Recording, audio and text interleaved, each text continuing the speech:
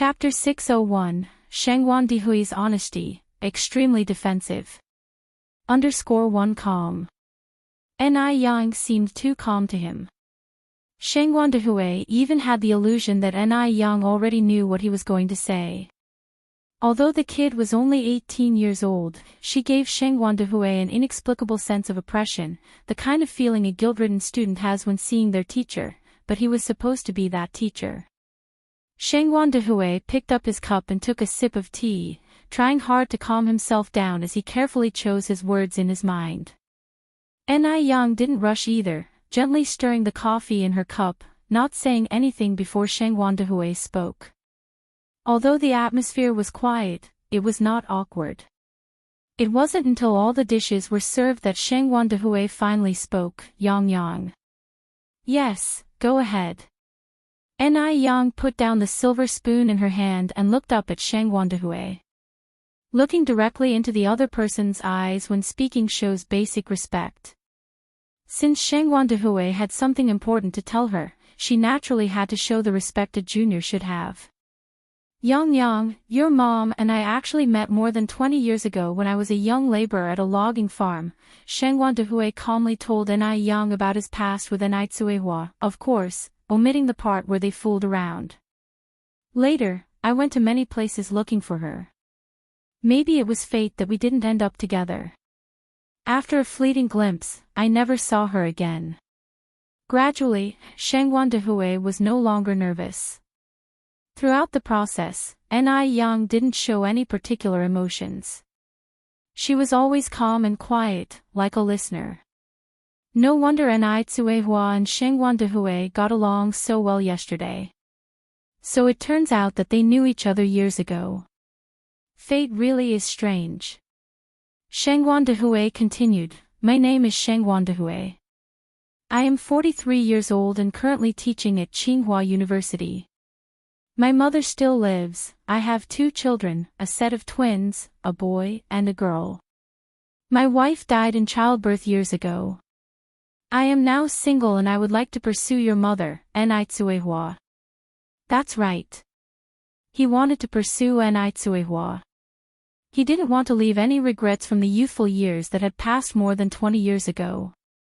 Ni Yang was taken aback. Even though she was prepared, she didn't expect Shangwan Dihui to be so direct. Love is between 2 people. As children, they have no right to interfere with their parents' love. The reason Shangwan Dihui told her all this was to seek the approval of this daughter, which shows that Shangwan Dihui respects Ni Tsuehua and values this relationship very much. The most important thing in love is respect. This also proves that Shangwan Dihui is not a selfish man. If he was selfish, he wouldn't have told her all this. Ni Yang gave a slight smile. Uncle Shangwan, the most important thing in a relationship is mutual consent. I'm not my mom, I can't speak for her, let alone make decisions for her. So, I think you're going to have to talk to her about this. Ni Yang was speaking from the heart. She won't interfere with Ni Tsuehua's emotional life. As long as the other person's character is good and has no ulterior motives, even if Ni Tsuehua falls in love with a beggar, Ni Yang won't object. Moreover, Ni Yang had a very good impression of Shangwan Dihui. Her intuition told her that Shangwan Dihui could give Ni Tsuehua happiness, so she didn't oppose Shangwan Dihui's pursuit of Ni Tsuehua. For a moment, Shangwan Dihui began to question his own hearing and vision. Isn't Ni Yang angry? He wants to pursue Ni Tsuehua, and Ni Yang isn't angry at all. He had seen many single-parent families, where the children would oppose when one parent wanted to find a new partner, including the time with Lin Fang, when Chang Yu even showed a little resistance. He originally thought that Shangwan Su and Shangwan Shi were already quite sensible children. However, it turned out that Ni Yang was even more sensible than them. Shangwan Dihui was even prepared for Ni Yang's opposition and had thought of what to say to persuade her. So, Yang, you're not against me pursuing your mother, are you? No, I'm not. Ni Yang continued, she's had a hard enough life in the former half, I hope the latter half could be a little sweeter for her. But there is one thing I want to say first. As she reached this point, Yang hesitated for a moment. Go ahead, Yang. Yang said, my mother is a person with a simple personality. Otherwise, she wouldn't have been cheated so horribly in the first half of her life. Uncle Shangwan, if you can win her heart, please make sure to treat her well. If not, I can do anything. This sentence carried a hint of warning. Chapter 602, Shangwan Dihui's Honesty, Extremely Defensive. _2. At that same moment, Yang bent the silver spoon in her hand with one hand. She was not joking. If Shangwan Dihui dares to bully Tsuehua, she will make him pay a price. Shangwan Dihui seemed not to have expected this from Yang, and he was taken aback for a moment. This child's behavior was increasingly unlike that of an 18-year-old. She was more like a weathered overseer, with an intimidating air that could make one shudder inadvertently. Even he, as a teacher, felt an unnamed pressure. Yang, don't worry. As long as your mother agrees, I promise to protect her for the rest of my life, without her suffering the slightest grievance. No one could understand Shangwan Dihui's feelings, having regained what he had missed in half his lifetime. Not to mention the least indignity, he would not even let Tsuehua suffer a tear. Yang nodded, then please remember what you said today, Uncle Shangwan. I swear. Shangwan Dihui raised 3 fingers, if I break my vow today, let the heavens strike me with 5 thunderbolts. After the meal was finished, Yang proposed to say goodbye. Shangwan Dihui, laughing, escorted Yang out of the restaurant. All the way back to the Shangwan family, Shangwan Dihui was all smiles. Dihui, you're in a good mood today. The Shangwan's old lady came out from the inner room. Mom.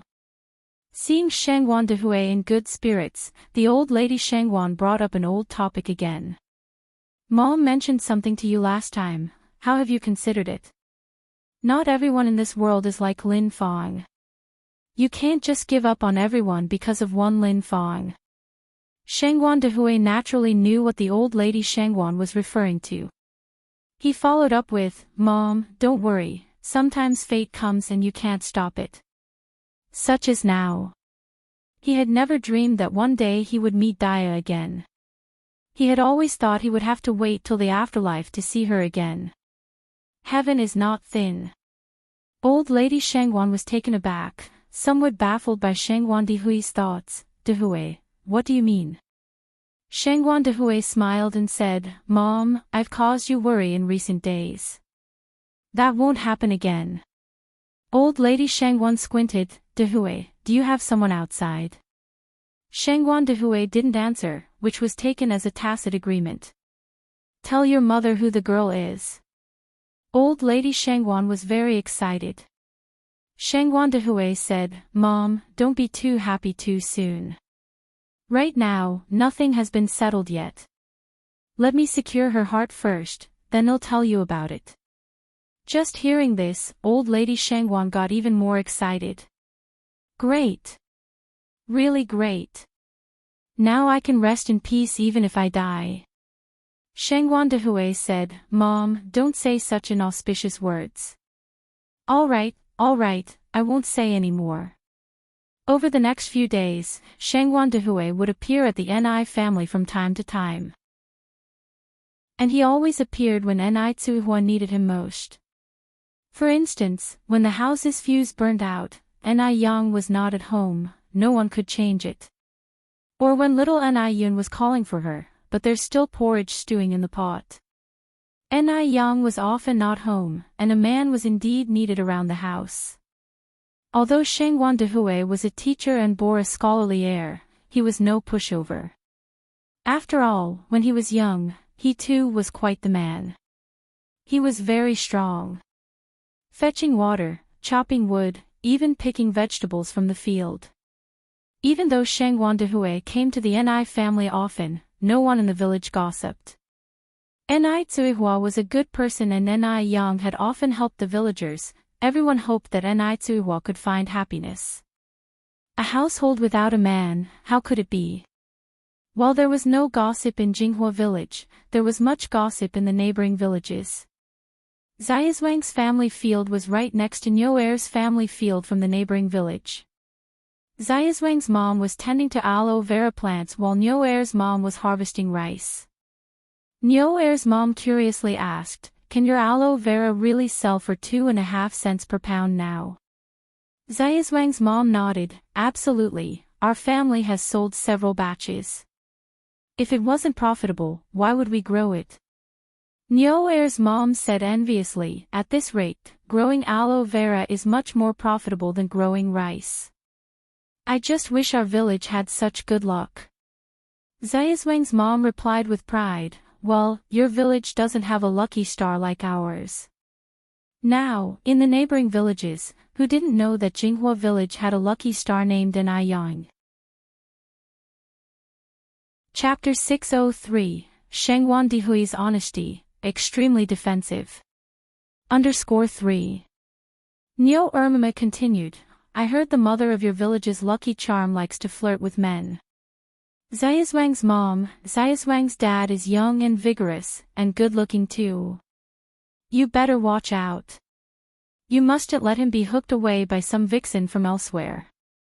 These words had a hint of instigation in them. If the person was gullible, they would be easily swayed. In fact, Neo Ermima came specifically to stir things up. Recently, Enai Tsuehua had been getting close with Shengwan Dihui, which she could use to her advantage. Now, everyone was making money in Jinghua village, who wouldn't be jealous? If the villagers of Jinghua village fell out with Enai Tsuehua, she would have to move out. At that time, they could step in and the lucky charm would become theirs. Neo Ermima was the village chief's daughter-in-law. Her plotting was ingenious. Xiaozwang's mom wasn't a fool either. She immediately retorted, "Pa! Zhang Yinfeng, don't think that I don't know what you're thinking. Before you even bend over, I know you're about to talk shit. Trying to trick her. No way." Zhang Yinfeng felt a bit embarrassed. "Xiaozwang's mom, don't speak in such an unpleasant way. I'm just looking out for you. Look at that woman, she's not good, a widow yet flirty and not following women's rules." Zhang Yinfeng.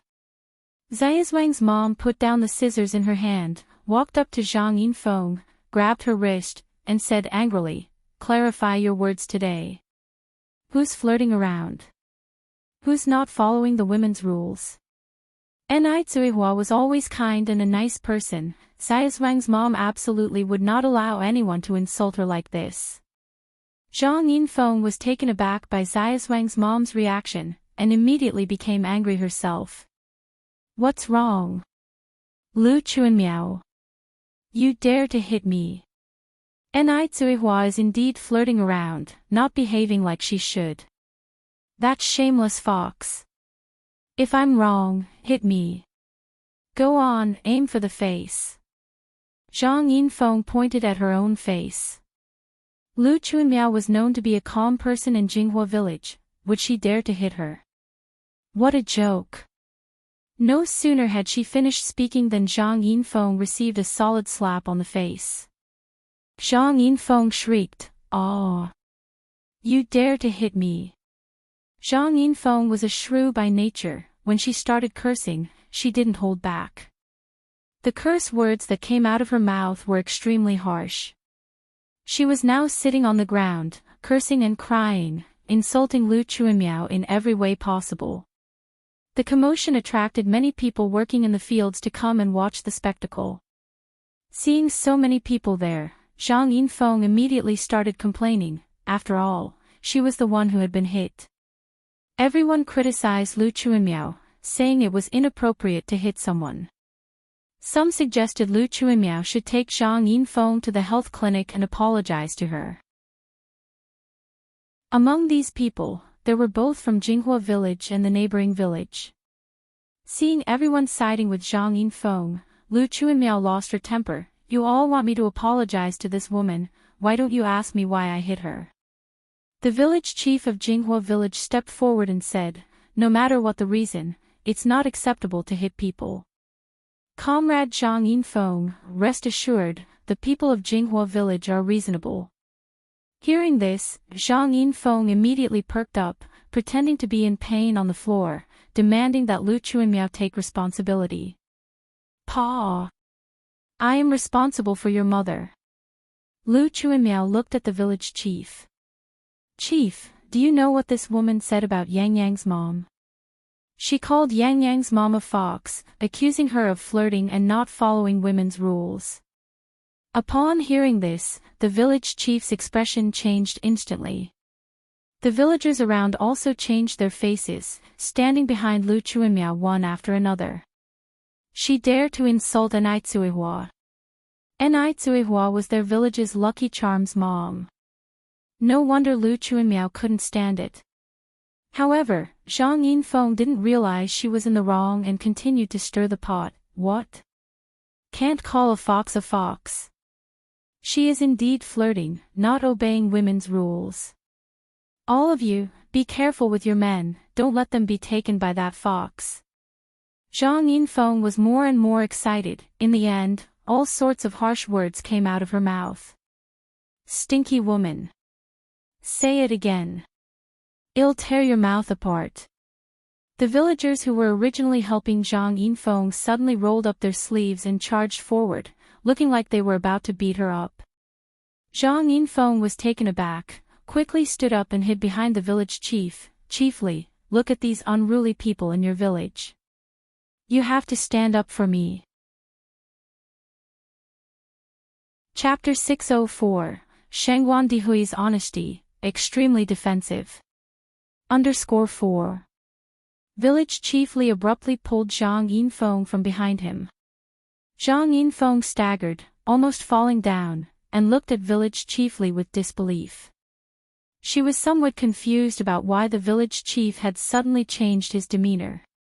Didn't he just promise to back her up with a righteous face?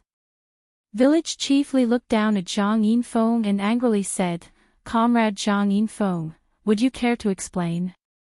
What do you mean by scheming and deviant behavior? What do you mean by not following woman's virtue? Comrade Enai Tsuihua is single now. As a single woman, she has every right to choose her own happiness. China has been liberated for decades. Do you still think we're living in the Qing dynasty where widows must live a life of chastity? If I recall correctly, your own younger sister just remarried a short while ago. So by your standards, she's a seductress, isn't she? If she's a seductress, what does that make you? A seductress sister. Comrade Zhang Yinfeng, do you know what you're doing is called? It's called slander. It carries legal consequences." When the village chief finished his speech, the rest of the villagers of Jinghua village echoed, "Exactly, what era are we living in? Male and female equality, freedom of love has long been established. Zhang Yinfeng only knows how to criticize others. She does not even see her own sister. I remember that her sister was being flirtatious with several men even when her husband was still alive. She was even caught in bed by her mother-in-law." "Really? Are you serious?" "Absolutely." Listening to these words, Zhang Yinfeng's face turned red with embarrassment. She originally planned to disrupt the harmony within the village, but she ended up embarrassing herself. But Zhang Yinfeng is not the kind of person who would easily admit defeat. Enai Tsuihua is indeed a seductress. Shameless. You all don't know a good person's heart. You will regret this one day.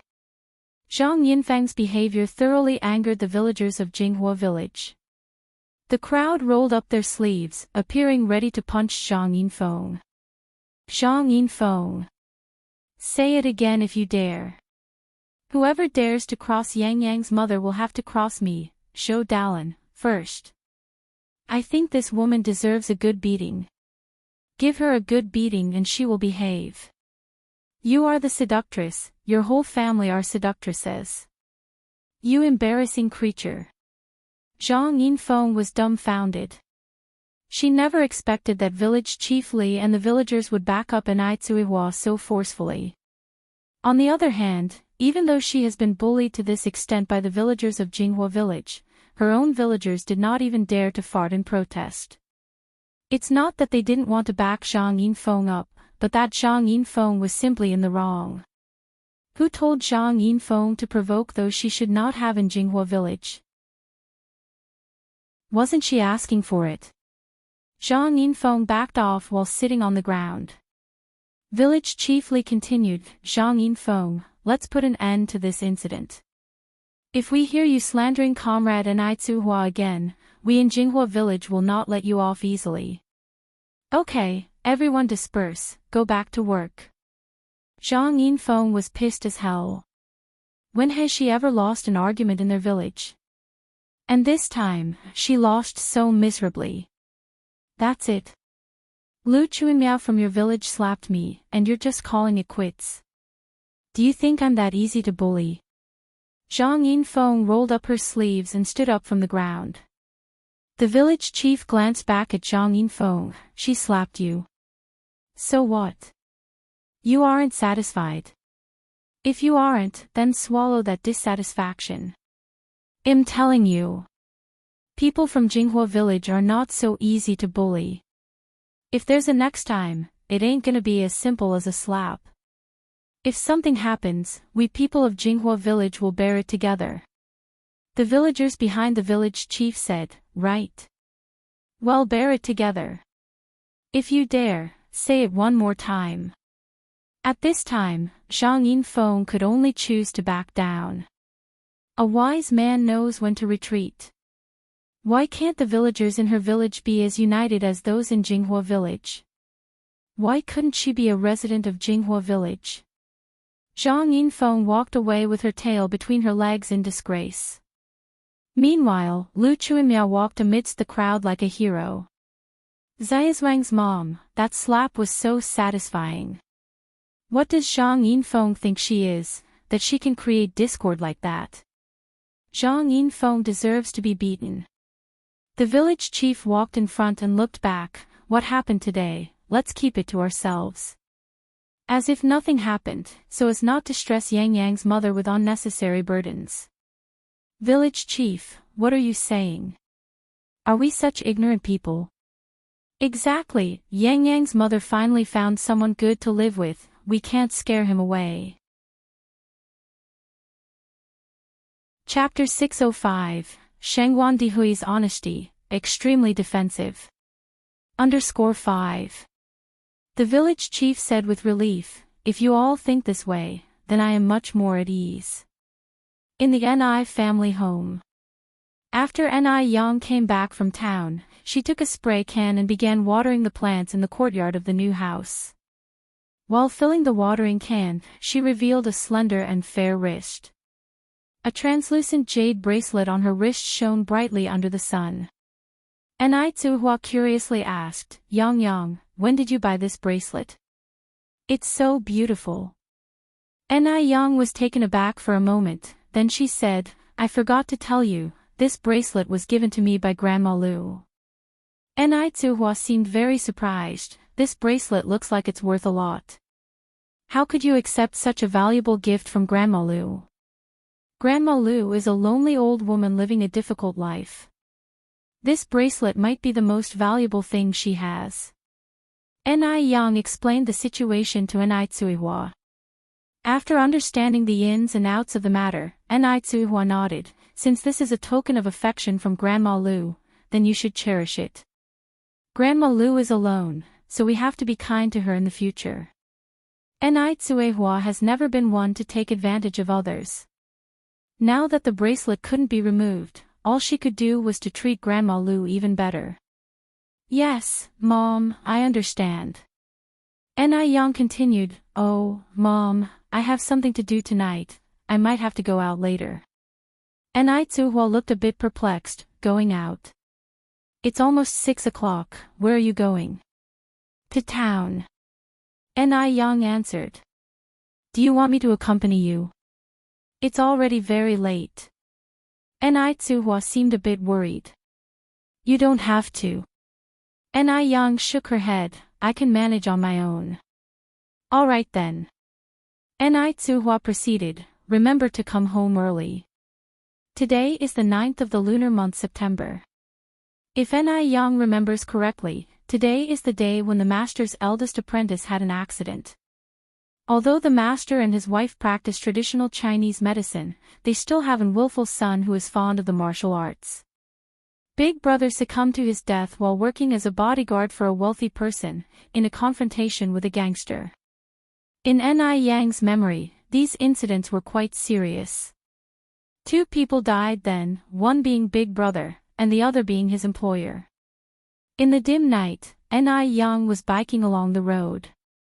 Stop the car. Jing Xianjing, who was in the back seat, suddenly told the driver to stop. Upon hearing this, the driver immediately halted the car. I have something to handle, you go back first. Jing Xianjing picked up the beige coat on the back seat, got out of the car, and looked back at the driver. Sure, miss, the driver nodded. Jing Xianjing asked the driver to stop because she saw Mo Baichuan. Having recognized Mo Baichuan as Mr. Mog, she would not miss any opportunity to interact with Mo Baichuan. Brother Baichuan. Jing Xianjing approached him and held Mo Baichuan's arm. Xianjing. Mo Baichuan's gaze shifted from the figure at the end of the street. Jing Xianjing squinted slightly and involuntarily looked in that direction. Upon looking, her pupils contracted slightly. It's her. Ni Yang. The same girl whose hair the dead wife had used for identification. Jing Xianjing hid her appearance well and asked softly, Brother Baichuan, what are you doing here so late? He's waiting for me. Just then, another woman's voice appeared in the air. When Jing Xianjing looked up, she saw a confident woman with heavy makeup. Xiao Jingrong. Why is Xiao Jingrong here too? Jing Xianjing suddenly had a bad feeling. Miss Xiao. With a high-handed attitude, Xiao Jingrong pulled Jing Xianjing's hand off Mo Baichuan's arm, put her own arm around Mo Baichuan's, and smiled a winner's smile. Baichuan, didn't you introduce Miss Xing to me? Mo Baichuan looked at Jing Xianjing and said, This is my girlfriend, Xiao Jingrong. What? What did she just hear? Jing Xianjing's face instantly turned pale. Xiao Jingrong is actually with Mo Baichuan. What the hell is going on? Compared to the slightly tainted Sun Dalian, Xiao Jingrong is much harder to deal with. After all, Xiao Jingrong is a legitimate high-class lady. Brother Baichuan. How could you be with her? Xiao Jingrong gave a slight smile. Excuse me, Miss Xing, why can't I be with Baichuan? Brother Baichuan.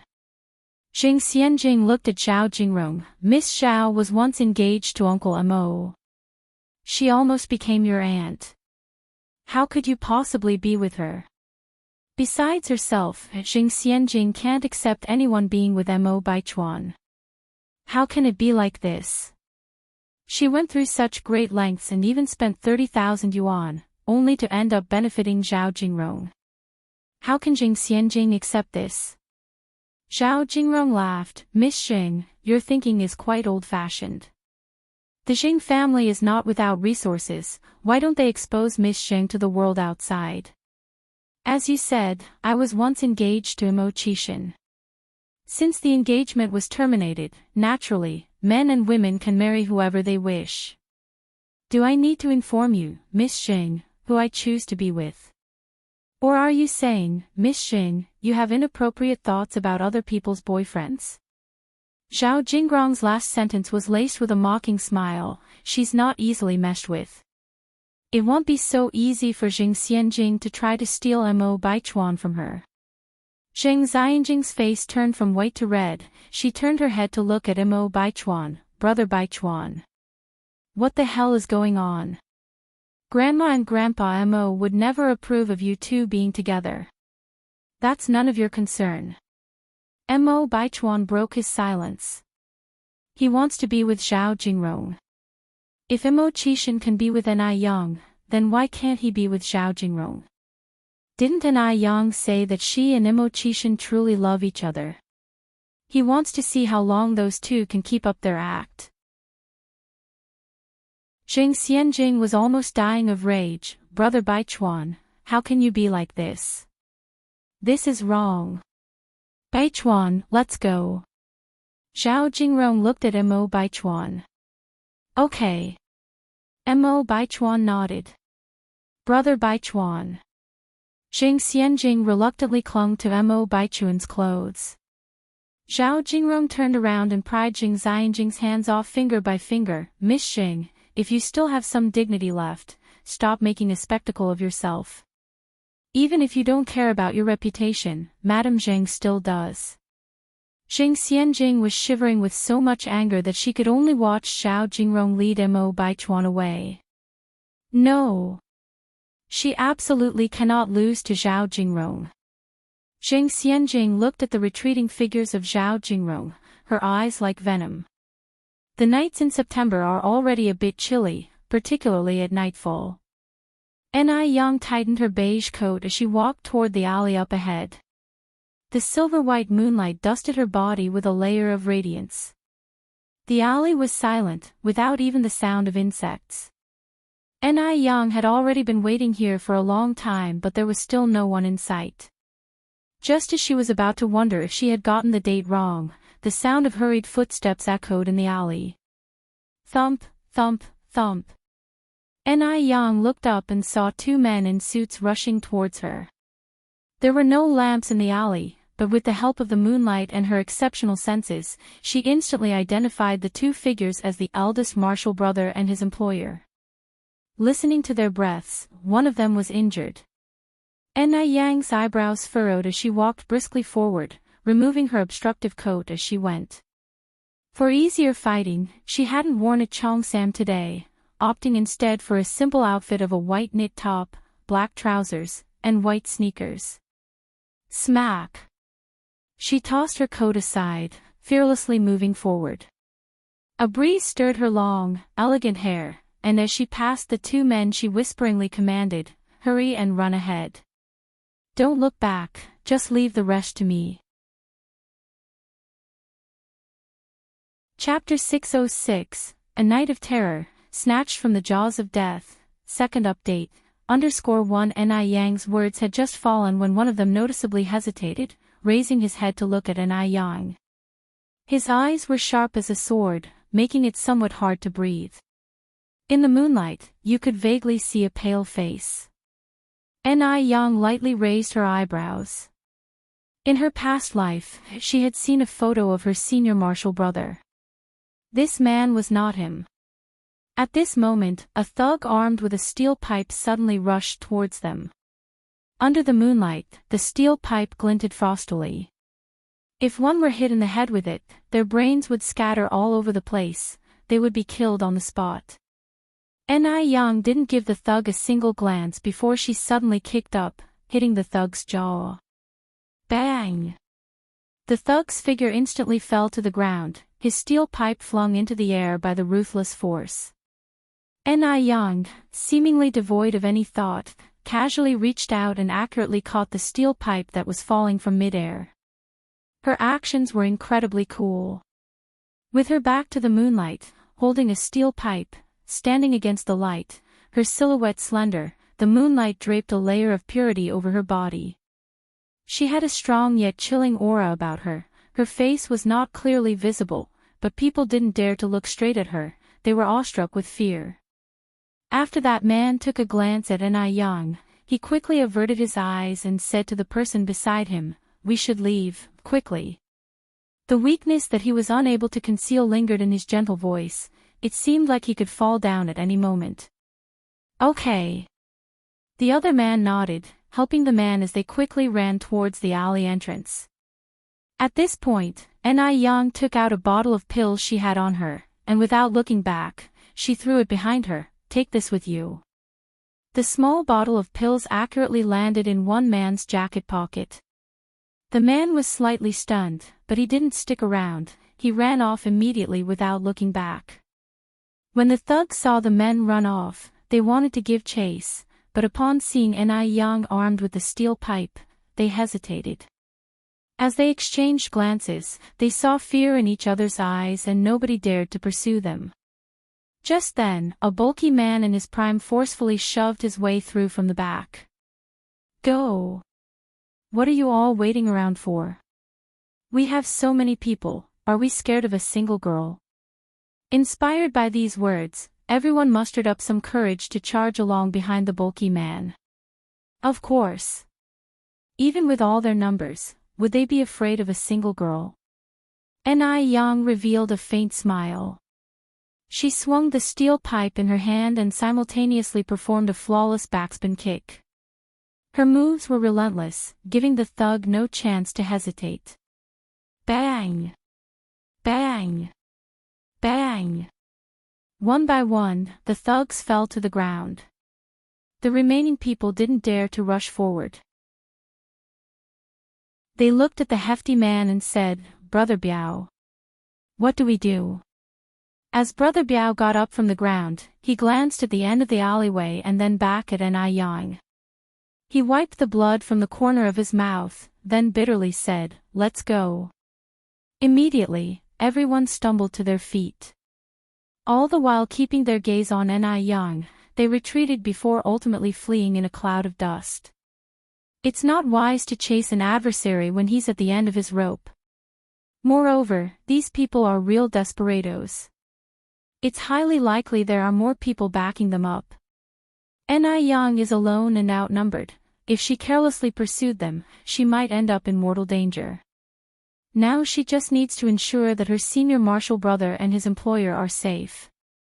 Ni Yang picked up the coat on the ground and casually put it on. She walked back unhurriedly, the moonlight cast her long shadow on the ground.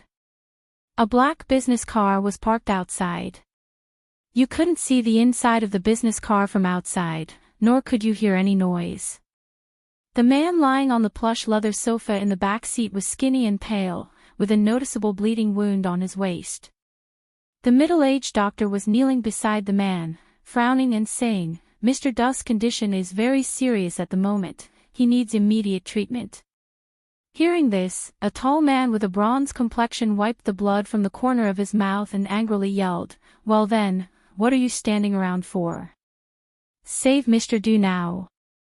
The driver in the front seat immediately started the engine, hurriedly heading towards the hospital. The doctor continued, "The hospital is 23 kilometers from here, and I'm not sure if Mr. Du can last that long." Damn! The man was furious, grabbing the doctor by the neck. "What use are you then, if Mr. Du keeps you around?" The doctor's face instantly turned pale. Someone immediately interceded for the doctor. "Brother Wang, calm down. Having a doctor is still better than not having one, considering the hospital is so far away." Right. The doctor immediately chimed in, "I can still perform emergency medical treatments for Mr. Du." Only then did Wang Ziki release the doctor. "If anything happens to Mr. Du, you're going down with him." The doctor was frightened, cold sweat was pouring from him and even his hands were shaking. At this moment, Wang Ziki looked as if he remembered something and squinted. "What did you say you didn't have?" No, medicine," the doctor gulped down. "Could you use this?" Wang Ziki pulled out a blue porcelain bottle from his pocket and threw it in front of the doctor. The doctor took the porcelain bottle, opened the lid and smelled it, his face lighting up. "It's Ninglu pill. Sir Du can be saved." With a squint, Wang Ziki asked, "Are you certain Sir Du can use this medicine?" Wang Ziki did not know Ni Yang. Therefore, he did not trust her completely. He dared not rashly use the medicine she gave to Sir Du. What if she was a mole sent by their rivals? Unexpectedly, the medicine she gave really worked. Who really is she? The doctor nodded, confidently stating, "Yes, I am certain. Ninglu pills have cooling, detoxifying and blood-stopping effects. It perfectly matches Sir Du's symptoms." Still unsure, Wang Ziki poured a pill from the bottle and handed it to the doctor. "You eat one first." The doctor hesitated. This Ninglu pill is very precious, priceless. There are only 2 left in this bottle, physician's kindness. To those without illness, this pill is not even as good as a sugar pill. But in front of those suffering from severe diseases, it could save lives. If I tell you to eat it, just eat. Wang Ziki forcibly opened the doctor's mouth and stuffed the Ninglu pill in it. Feeling helpless, the doctor swallowed the pill. Seeing that the doctor swallowed the pill without any reaction, Wang Ziki felt relieved, and then let Sir Du swallow the remaining pill. The effect of the Ninglu pill was very good. After Sir Du swallowed it, the blood from his waist slowly stopped. The doctor started some emergency measures, and in a little while, Sir Du opened his eyes. Ziki. Sir Du looked at Wang Ziki. Sir Du, Wang Ziki immediately propped up Sir Du, looking around at the environment and pinching his temples. Sir Du asked, "Was that person arranged by you?" "No." Wang Ziki shook his head. "I didn't expect those bastards would dare to make a move on you. This is not the way home." Sir Du looked out the window. Wang Ziki continued, "You are severely injured, we are going to the hospital now. Go back." "What?" Wang Ziki paused. Still a bit weak, Sir Du leaned against the car door. "Find her." "Who?" Wang Ziki asked, confused. Sir Du squinted his eyes, responded lazily, "The person who saved me tonight." "That person?" Sir Du interrupted Wang Ziki, "Don't worry, she's not from there." Wang Ziki squinted, "But don't you think her appearance was too coincidental? They had encountered danger, and she was just there. In the middle of the night, a young girl. How could she possibly be at such a place? It was clearly a well-prepared move. Her motives are not pure. I've met countless people in my life. She is indeed not simple, but she is not our enemy." After saying this, Sir Du looked towards the driver's seat. "Xiaohu, make a U-turn." "Yes." Xiaohu immediately turned around at the next intersection. Screech. With a harsh brake sound, the car stopped at the entrance of the alley. As it happened, a figure in a beige coat walked past the car. Her hanging black hair covered her features. Sir Du's pupils narrowed as he slowly straightened up. "Help me out of the car." Wang Ziki immediately assisted Sir Du out of the car. As soon as they got out of the car, the figure got into a black sedan, and its taillights quickly disappeared into the dark night. "Check whose car that is." Sir Du turned to Wang Ziki. "All right." Wang Ziki nodded as he looked in the direction where the taillights disappeared. Chapter 607, Not the Ordinary Grandfather, Shangwan Dehui who proposed. _1 Sizhou City isn't particularly large, but it isn't small either. If you're aiming to find out who owns a specific vehicle in just a fleeting glance, you wouldn't find it easy at all. Wang Ziki followed up, saying, "Leave the search to me. Master Du, you're still injured. How about we go back first?" This Master Du was not just any other master. He came from Shanghai. His father was once the big shot in the famed foreign concessions there, so intimidating that even the military officials of that time didn't dare to provoke him. This Master Du also inherited his father's cold-bloodedness and ruthlessness. But sadly, all good things must come to an end. He was born sick and frail. His health wasn't good, and even the doctors predicted he wouldn't live past 18. Against all odds, he survived past his 18th birthday and is now 30 years old. A wandering monk said that he must stay in Beijing for a year, and then he would be able to live a healthy life for the rest of his days. Unfortunately, he ran into this trouble soon after his arrival in Beijing. This night was inevitably going to be a sleepless one. By the time Ni Yang returned home, it was already past 2 in the morning, but the lights in the house were still on. As soon as she opened the courtyard door, Ni Tsuhua came out from inside. Yang Yang is back. Yang was surprised. Mom, why are you still awake? Tsuhua said with a smile, I wasn't sleepy, I was just studying English. Parents' love is a boundless sea. She wasn't not sleepy, she was worried about Yang. Yang closed the courtyard door, it's already past 2 o'clock.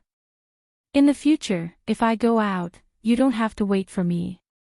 I am an adult and can take care of myself. Tsuhua nodded, then said, Yang, I've prepared the bath water for you. Go freshen up and sleep soon.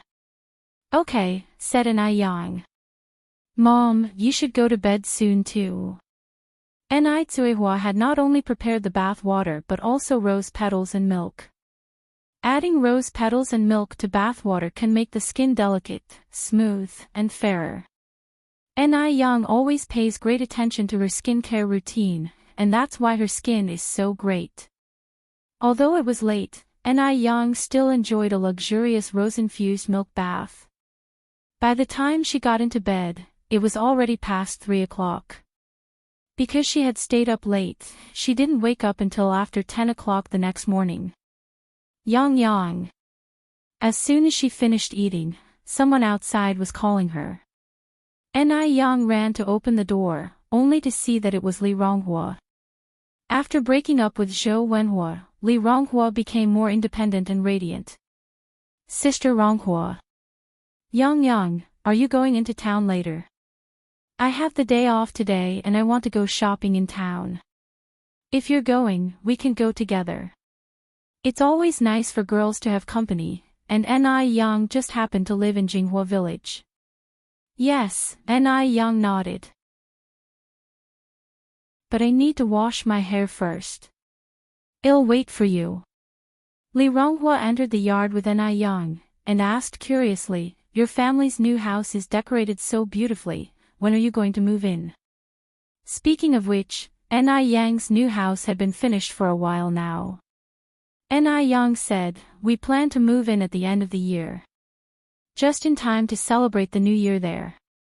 Now that it's just been renovated, the smell inside the house is too strong. It's not good for children.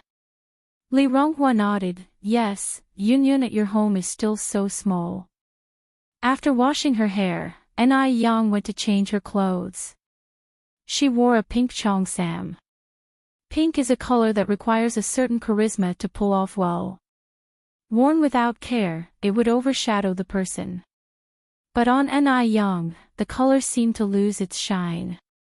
She matched it with a pair of beige high heels, which when walked in, exuded a great sense of vigor. The combination of pink and beige conveys a playful sophistication, balancing both vibrancy and innocence. Li Ronghua enviously said, Yang, every cheongsam of yours looks so good. Yang laughed, if you want, I have more in my wardrobe. You can pick any you like. 80% of her daily outfit was cheongsams. Li Ronghua replied, no, thanks. Cheongsam is not for everyone. It looks good on you but not necessarily on me. Cheongsam is indeed one of the most demanding outfits. It requires not only a good face but also a good figure and charisma. Although she was pretty, she felt unsophisticated when she wore a cheongsam, unlike Yang, who looked naturally graceful. The two took the tram to the city. Now, the business in the restaurant had basically stabilized, so Yang didn't go there often. She mainly managed the accounts on scheduled days, evaluated performance, and occasionally would disguise herself as a customer to test the staff's service attitude. Chapter 608, Shengwan Dehui, the Extraordinary Grandpa Proposing for Marriage. _2. So, upon arriving in the city, Yang immediately went to a newsstand to buy a newspaper. Having quickly scanned it, Yang quietly breathed a sigh of relief. There was no news on the paper about fatalities. It seemed that her eldest brother had successfully evaded a looming disaster. In her past life, after this incident, the entire news industry was in an uproar. The headlines of all major news outlets were about the murder that had taken place in Bottomless Lane. In her master's home, one such piece of news was kept, which Ni Young had glanced at unintentionally. Because it was the last photo left by her brother before he passed away, her master and his wife neither dared to bring it out to look at, nor had the heart to throw it away. Li Ronghua, standing next to Ni Young, remarked, Yang, I didn't expect you to like reading the news. Ni Young folded the newspaper and put it in her backpack. I'm just killing time, there's nothing else to do. By the way, Sister Ronghua, I need to go to the bank next, do you want to come? Li Ronghua nodded, sure, I don't have anything else to do either. The two of them went to the bank where Ni Young withdrew 100,000 yuan. At that time, if you were to withdraw more than 10,000, you needed to make an appointment 3 days in advance. Ni Young had made her appointment a few days earlier, so she got her cash quickly. Li Ronghua watched as Ni Young stuffed the cash into her canvas bag, astonished. Yang, why are you withdrawing so much money? 100,000 yuan. That's a whole bag of it. This was the first time Li Ronghua had ever seen so much money, and it felt surreal. She was even a bit worried about Ni Young carrying so much cash. What if she got mugged? To buy a house. Ni Young responded. Buy a house? Li Ronghua asked perplexedly, why would you want to buy a house? Doesn't your family already own one? Investment. Ni Young slung her backpack over her shoulder. Sister Ronghua, let me tell you, in the future, the real estate prices in Beijing will soar by 10, even 1,000 times, especially for the houses in the city center. Not to mention the city center, even the prices for the houses in Yanjiao, which is next to Beijing, will be speculatively high in the coming years. Unlike now, where buying a house is like buying cabbage. No one even wants to buy one. Really? Li Ronghua walked out with Ni Young. Yang, don't get conned. Isn't it enough to just own a house? What's the point of buying so many? Li Ronghua had seen people hoarding cabbages for winter, but she had never seen anyone hoarding houses. Ni Young laughed, it's true.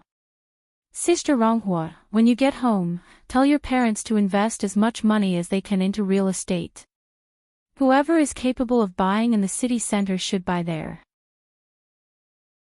If that's not feasible, buying in the suburbs is also a great bargain. Li Ronghua scratched her head, this seems a little far-fetched.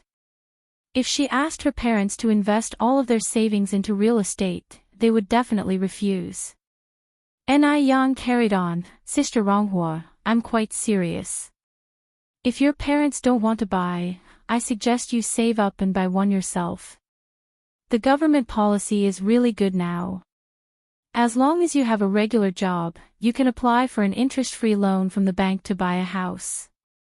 In early 1983, the government had a poverty alleviation policy that offered interest-free loans.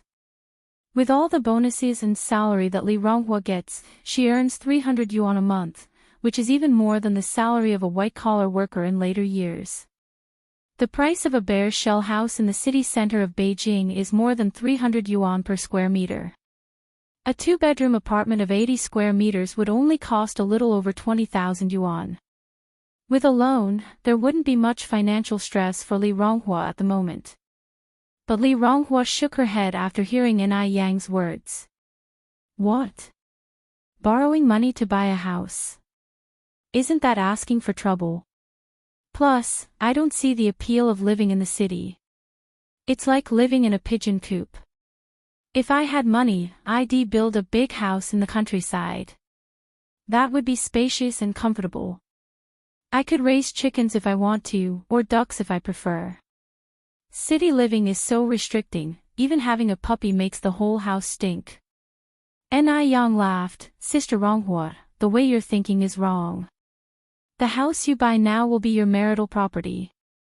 It'll offer you some security, at least providing you with some bargaining power at your in-laws' place. The most important thing for a woman is to have some premarital property, and to be financially independent. Premarital property. Li Ronghua asked, what's the difference between premarital and postmarital property? Although she recognized each individual word uttered by Ni Yang, she couldn't understand the meaning when they were combined. Chapter 609, Not the Usual Grandpa, Shengwan Dehui who proposed. _3. Ni Yang said, the difference is significant. Premarital property is your individual property, while postmarital property is shared between you and your spouse. If one day your marriage falls apart, you'll have to split the house you bought after marriage, as well as your salary, in half.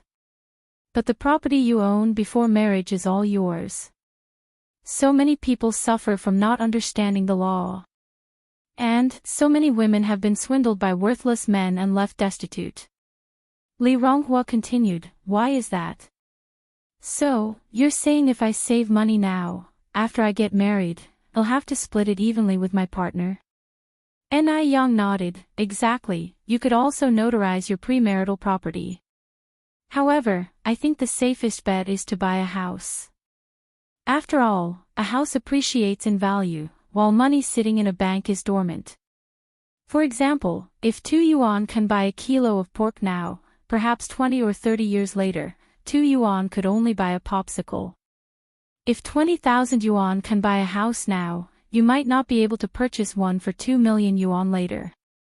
You spend 20,000 yuan on a house now, and in the future, it could be worth 2 million, or even more.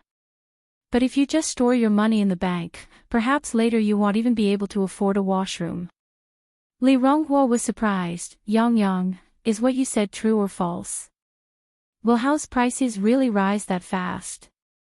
Ni Yen gave a faint smile, anything is possible. Anyway, Sister Ronghua, rather than keeping your money in the bank, it's better to buy a house. Li Ronghua responded, but I don't have that much money now. Get a loan. Ni Yang said, the current national policy is so good, and you don't even have to pay interest. But I still have to pay back the principal. Li Ronghua said, I just don't like to borrow money. And she always had a feeling that the whole idea of investing in a house seemed a bit far-fetched. People are not gods. Who can foresee what will happen in 20 or 30 years? Maybe in 30 years, the house can't be sold, is worthless, and she has wasted tens of thousands of yuan for nothing. Ni Yang smiled and said, that's something you'll need to decide for yourself. Yang, are you really going to use 100,000 yuan to buy a house? Li Ronghua continued to ask. Ni Yang nodded. Yang, aren't you afraid of losing money? It's not easy to earn money these days. Although Ni Yang had quite a bit of money, Li Ronghua knew that Ni Yang's money didn't come easily. Ni Yang said, Beijing is a first-tier city, and there will always be people in first-tier cities. Where there are people, there needs to be houses. So, Sister Ronghua, rest assured, this investment is guaranteed to turn a profit.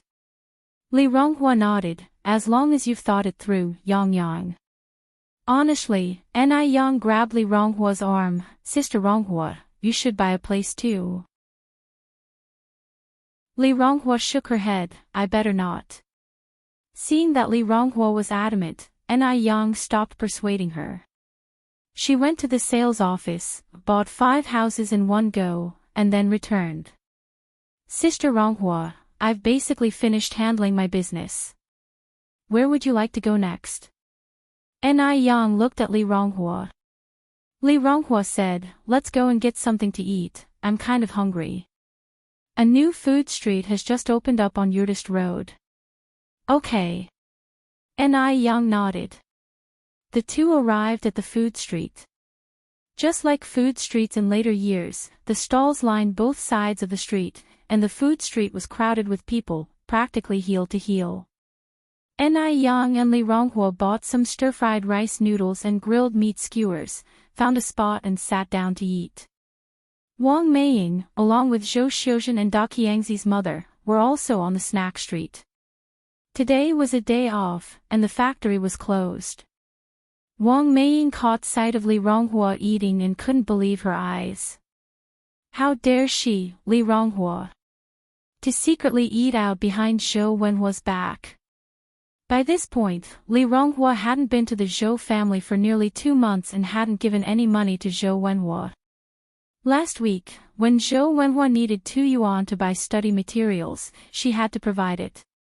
When she asked her to give Zhou Wenhua 1,000 yuan, she refused. This Li Ronghua, was she still considering marrying into the Zhou family or not? Wang Meiying hardened her face, putting on the demeanor a mother-in-law should have. Xiuzhen, call Li Ronghua over. Since Da Qiangzi's mother was there, she could see how she would reprimand Li Ronghua. Da Qiangzi has yet to marry a wife. But her son was sought after by others who wanted to marry into her family, giving Wang Meiying an air of superiority in front of Da Qiangzi's mother. Chapter 610, Not Your Average Grandpa, The Proposing Shengwan Dehui. _4. As soon as Zhou Xiuzhen heard the 3 words, Li Ronghua, her eyes immediately lit up. Li Ronghua, where is Li Ronghua? Although Zhou Xiuzhen didn't like Li Ronghua, she liked Li Ronghua's money. Every time she ran into Li Ronghua outside, he would buy her a bunch of food to please her, and then he would even give her spending money. Over there, Wang Meiying nodded with her chin. Zhou Xiuzhen immediately stood up. Wait a second, Wang Meiying continued. What's wrong? Zhou Xiuzhen asked, puzzled. Wang Meiying went on, there's a roasted chicken for sale over there, have Li Ronghua buy 2 roasted chickens. Eat 1 here, and take 1 back for your auntie. Your brother Da Qiangzi loves roasted chicken the most. After all, it was Li Ronghua's money being spent, but it was her face that grew long, so Wang Meiying didn't feel the slightest bit sorry. Zhou Xiuzhen nodded, okay mom, I got it. Da Qiangzi's mother asked curiously, who is this Li Ronghua? Wang Meiying said proudly, he's just the girl who's throwing herself at my son. I bet she's made my son angry, that's why she's come after me to ask me to persuade my son to forgive her. Go to Wuxia World. Sight Da Qiangzi's mother said in surprise, which one? Which one is she? I want to see what this girl who's throwing herself at someone looks like. Wang Meiying pointed toward one direction, look, that one over there. Da Qiangzi's mother stood up and looked in that direction, is it the one wearing the cheongsam? My. That girl is really beautiful. She's so pretty, what could you possibly be unsatisfied with? Hey, why do I feel like I've seen that girl somewhere before? Isn't she the one who was serving noodles in the noodle restaurant last time? Such a beautiful girl, why would she throw herself at Zhou Wenhua? What a waste. Wang Meiying glanced that way, not the one in the cheongsam, the one next to her in the cheongsam. Oh, her. Although Li Ronghua wasn't as pretty as the girl next to her, she was still presentable and stood out among the average maidens and young wives. What a shame she had thrown herself at someone. Da Qiangzi's mother was puzzled, then said, that girl in the cheongsam must be good friends with the one who's throwing herself at your son, right? Probably, Wang Meiying nodded, so young and dressed so flirtatiously, you can tell she's no good. Dressing up in a cheongsam. Does she think she's in a TV drama or something? Da Qiangzi's mother continued, a young girl looking good, with a nice figure, looks good in anything. Wang Meiying took a sip of tea, people's hearts are like their bellies, who knows what kind of person she really is. That Li Ronghua too, really. Hanging out with that kind of person, eating food together, isn't she afraid of losing Wenhua's face? When she comes over, I have to give her a good lecture. Da Qiangzi's mother said, by the way, wasn't there a rumor last time that your Wenhua had found a suitable girlfriend from a matching family? Why is this girl still clinging on to Wenhua? Wang Meiying snorted softly, shameless. Just watch, Da Qiangzi's mom, when she sees me later, just watch how she'll try to please me, asking me to persuade Wenhua to get back together with her. Qiangzi's mother nodded. The more Wang Meiying thought about it, the more smug she felt, and she quickly finished a glass of water. Zhou Xiuzhen approached the two sister-in-law. Yang was taken aback for a moment, then looked up at Li Ronghua. Seeing the Zhou family again made Li Ronghua's complexion change. Before she could speak, Zhou Xiuzhen reached for the roasted chicken leg on the plate. Li Ronghua was so stingy. Hiding here, eating roasted chicken legs all by herself. Was she not afraid of offending her future sister-in-law? She hadn't had meat in such a long time. She was really craving it. Luckily, she ran into Li Ronghua here. Just as Zhou Xiuzhen's hand was reaching for the roasted chicken leg, it was picked up by Li Ronghua, leaving Zhou Xiuzhen grabbing at nothing. She looked at Li Ronghua, puzzled. Sister-in-law, what are you doing? Li Ronghua said calmly, I'm not your sister-in-law. I've already broken up with Zhou Wenhua. If you want to eat a roasted chicken leg, let Su Ziqin buy it for you. Zhou Xiuzhen felt as if she had heard the biggest joke. Break up. Li Ronghua would break up with Zhou Wenhua. How could that be possible? Who didn't know how much Li Ronghua loved Zhou Wenhua, to the point of death and life? Li Ronghua, what kind of fit are you throwing? Zhou Xiuzhen couldn't even bother to pretend. Was it my brother who dumped you, and you're angry about it? Don't worry, as long as you have me, your future sister-in-law here, I will definitely persuade my brother to change his mind. Although you're uneducated, not as pretty as Zijin, and from a less distinguished family than Zijin. But after all, you've been with my brother for so many years, if not for contributions then for the hard work. Rest assured, I will definitely speak well of you to my brother and persuade him not to dump you. Now, hand over the roasted chicken leg, I want to eat it. Oh, and I'm out of money, give me some spending money.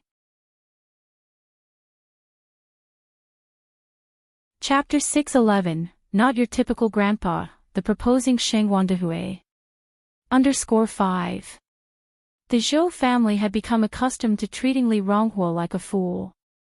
They also took Li Ronghua's contributions for granted. Li Ronghua sneered. So, the older could be bullied by even a 13-year-old child. Apparently, she was even more inferior to a 13-year-old. Li Ronghua's hands, holding the plate, were trembling. Besides anger, there was only anger in her heart. She wasn't sure how to react. Yang gave a slight smile, turning her eyes to Zhou Xiuzhen. Little girl, you're not young either, your understanding should be fine, right? Sister Ronghua has made it so clear, do you still want to bring shame on yourself here? Zhou Xiuzhen, although young, blurted out in her anger, Li Ronghua, of the type that throws herself at people and ends up owing them favors, how could she possibly decide to break up with my brother? My brother is a university graduate. She is just an illiterate who only graduated from elementary school. Yang couldn't figure out what kind of family could raise such a child. Though Zhou Xiuzhen was young, every word she uttered was cutting, and extremely unpleasant to hear. Yang wasn't a saint, and she certainly wouldn't hold back on pointing out Zhou Xiuzhen's flaws just because she was young. If you don't prune a young tree, it would not grow straight. A naughty child deserved to be disciplined. Go to Wuxia World. Sight Yang gave a slight smile, picked up the last chicken leg from the plate and threw it in front of the stray dog beside the table. Little girl, do you see that? Sister Ronghua would rather give this chicken leg to a stray dog than to you. Also, as for your brother, even if he begged Ronghua, she would not even spare him a glance. Watching her beloved chicken leg being thrown away and gulped down by a stray dog in a few bites, Xiuzhen couldn't stand it anymore and burst into tears. If Zhou Xiuzhen had started crying in the past, Li Ronghua would have been terrified and hurried to comfort her immediately. Zhou Xiuzhen exactly had this in mind. As Li Ronghua's future sister-in-law, would Li Ronghua bear to see her cry? Seeing Zhou Xiuzhen crying so sadly, Li Ronghua couldn't help but give her a sympathetic look. When she first met Zhou Shuzhen, she was only 8 or 9 years old. She had watched Zhou Shuzhen grow up. Ni Yang patted Li Ronghua's hand. Li Ronghua immediately put away her sympathy. That's right. The Zhou family did not deserve her sympathy at all. Zhou Shuzhen, crying and looking at Li Ronghua and seeing that she had no reaction, angrily said, Li Ronghua, you're done for. My mom is here today. I'm going to tell her. I'll make her hate you. I'll make sure you never step foot into our Zhou family's door again. You just wait, you wait and see. Kids are like that. They love to tattle, and they always say, you just wait. Zhou Shuzhen ran towards Wang Meiying while wiping her tears. Li Ronghua looked at Ni Yang, Yang, let's go. In the end, she still lacked the courage to face the Zhou family. Ni Yang held Li Rongyang's hand, Sister Ronghua, don't run away from what you need to face. Moreover, you are not the one in the wrong in this matter. Zhou Shuzhen actually ran back crying, which was something Wang Meiying had not expected at all. In her imagination, Li Ronghua should have come to apologize to her humbly, with 2 roasted ducks in her hands. Unexpectedly, Li Ronghua dared to upset Zhou Shuzhen. Did she still respect her, her future mother-in-law? Zhou Shuzhen vilified Li Ronghua while sobbing, Mom, that bad woman is too much. She threw the chicken leg to a stray dog, not even giving me a bite. Wang Meiying was busy comforting Zhou Shuzhen, Shuzhen, don't cry. I will take you to that wretched girl. I will make her buy 10 roasted chicken legs for you. I will make her apologize to you. Really? Zhou Xiaoshen's eyes lit up. Wang Meiying said, of course it's true. Would that wretched girl dare not listen to me? Let's go. Then I won't get involved. Daqiang's mother chose to avoid it, as this was someone else's family affair, and it wasn't appropriate for her to intervene. But Wang Meiying, intent on showing Daqiang's mother how she hustles, how awesome her son was, wouldn't let her leave at this point. Wang Meiying pulled Daqiang's mother, don't leave. Come with me. Let's see how I discipline that wretched girl. You are about to have a future daughter-in-law yourself, you can learn from me how to be a mother-in-law. Okay then. Daqiang's mother had no choice but to trail after Wang Meiying. The 3 of them walked towards Li Ronghua. Wang Meiying said with satisfaction, Daqiang's mother, in a while, you can see what a bootlicker that wretched girl is. She'll do anything to be with my cultured son. Even if she were asked to eat shit, she would do it without hesitation. Chapter 612, Not Just Any Grandpa, The Proposing Shengwandahue. _6. Li Ronghua is just that low. Who asked for their son to be so capable? Wang Meiying, striding confidently while leading Zhou Shuzhen, arrived in front of Li Ronghua. She didn't speak. Because she knew, Li Ronghua would definitely have his face set in a frown, take the initiative to call her auntie, and then she would give her a good scolding. Let Daqiangzi's mom see just how graceful she really is. But what Wang Meiying didn't expect was, Li Ronghua acted as if he didn't see her coming, still chatting and laughing with Ni Yang at his side. So bold. This Li Ronghua is really so bold. How dare he ignore her like this? But Li Ronghua probably wasn't that bold, maybe he just didn't see her coming. Wang Meiying straightened her back and coughed loudly. Now Li Ronghua should have heard, right? Go to Wuxia World. Sight next, she would see Li Ronghua's submissive demeanor. Wang Meiying held her head high, extremely proud of herself. After waiting a little while, Daqiangzi's mom was starting to feel a bit awkward, but Li Ronghua still had no reaction. Daqiangzi's mom glanced at Wang Meiying, her eyes extremely complex, making Wang Meiying's face feel a little difficult to sustain. What exactly is going on with Li Ronghua today? Wang Meiying didn't wait any longer and spoke up directly. Li Ronghua, what's with you? Didn't you see Shujin and I coming? Sitting there like a statue. And what's this about not giving Shujin chicken legs to eat? You better hurry up and apologize to Shujin, and then go buy 10 chicken legs for her. Wang Meiying spoke righteously as if Li Ronghua owed her something. Only then did Li Ronghua stop talking, turning his head to look at Wang Meiying. Lady, do you have any manners at all? Am I familiar with you? You're shouting here like no one else is around. At your age, I would expect better. How can you act so uneducated? Also, the chicken legs I bought, if I want to feed them to a dog, I'll feed them to a dog. Why should I feed them to someone who's worse than a dog? Wang Meiying was dumbfounded. She never expected Li Ronghua to talk to her like this. Is this an illusion? Shouldn't Li Ronghua be apologizing to her on his knees, admitting his fault? What on earth is going on? Daqiangzi's mom was also a bit baffled. This was not what Wang Meiying had described. This girl had spirit and character, how could she seem so desperate? Li Ronghua. Look carefully at who I am. How dare you speak to me like that? Do you still want to be with my son or not? Wang Meiying brought out her last trump card, knowing Li Ronghua couldn't live without Zhou Wenhua. When it comes to Zhou Wenhua, Li Ronghua would do anything shameless. Your son. Li Ronghua scoffed, that freeloader of a son you have, even if he throws himself at me, I wouldn't want him. Since I've bumped into you today, please go back and pass the message to your son, tell him to repay the money as soon as possible. Save me the trouble of finding him at his school, and sparing him some embarrassment. At the last sentence, Li Ronghua glanced nervously at Ni Yang. He saw Ni Yang giving him an encouraging look.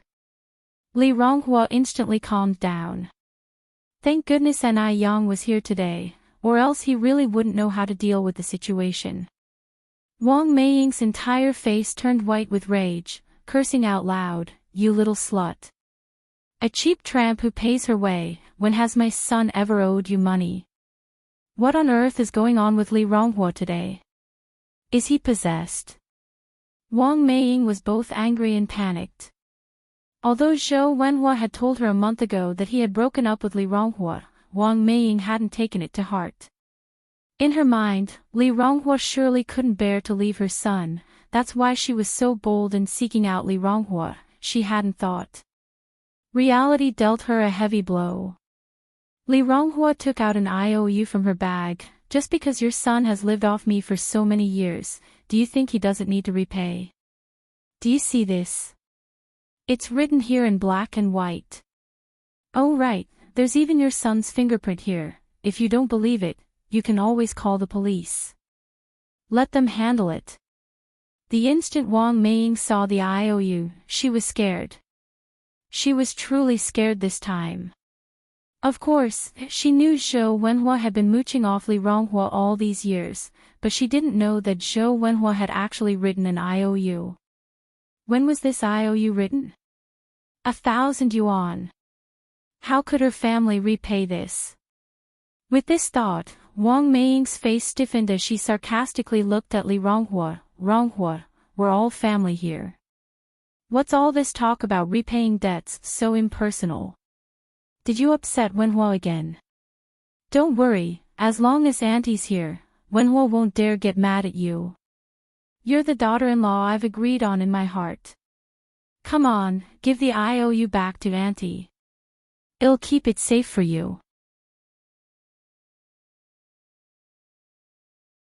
Chapter 613, Not the Common Grandpa, Shengwan Dehui who proposed. _7 Wang Meiying's face changed as quickly as turning a page in a book. She gave off completely different vibes at the start and at the end. This time, Li Ronghua wouldn't be fooled again, hell no. Who said we're a family? Go back and tell your son, if he doesn't pay back the money, the whole school will know he is a freeloader. Daqiang's mom's face looked particularly interesting. She had thought that Zhou Wenhua was a capable man. That he could even attract young girls to take care of his expenses. Turned out he's just a scam artist. A college student at that. So embarrassing. Daqiang's mom glances at Wang Meiying. When was mom? I have something else to attend to, so I'll take my leave and go back first. The surrounding crowd looked interestingly at Wang Meiying while chattering about her. A freeloading man. What a disturbing reputation. Wang Meiying is a face-conscious person, and under this circumstance, all her face was lost. She immediately grabbed onto Zhou Xiuzhen and made their way through the crowd to leave. Go to Wuxia World. Sight looking just like a lost dog. Zhou Xiuzhen was still insisting on having roasted chicken legs and had no intention of leaving. Mom, you lied to me. Didn't you say that Li Ronghua would buy me 10 roasted chicken legs? She still didn't understand what was going on. How could Li Ronghua turn hostile just like that? Eat, eat, eat. All you know is to eat. Will eating lead you to death? You lazy bum.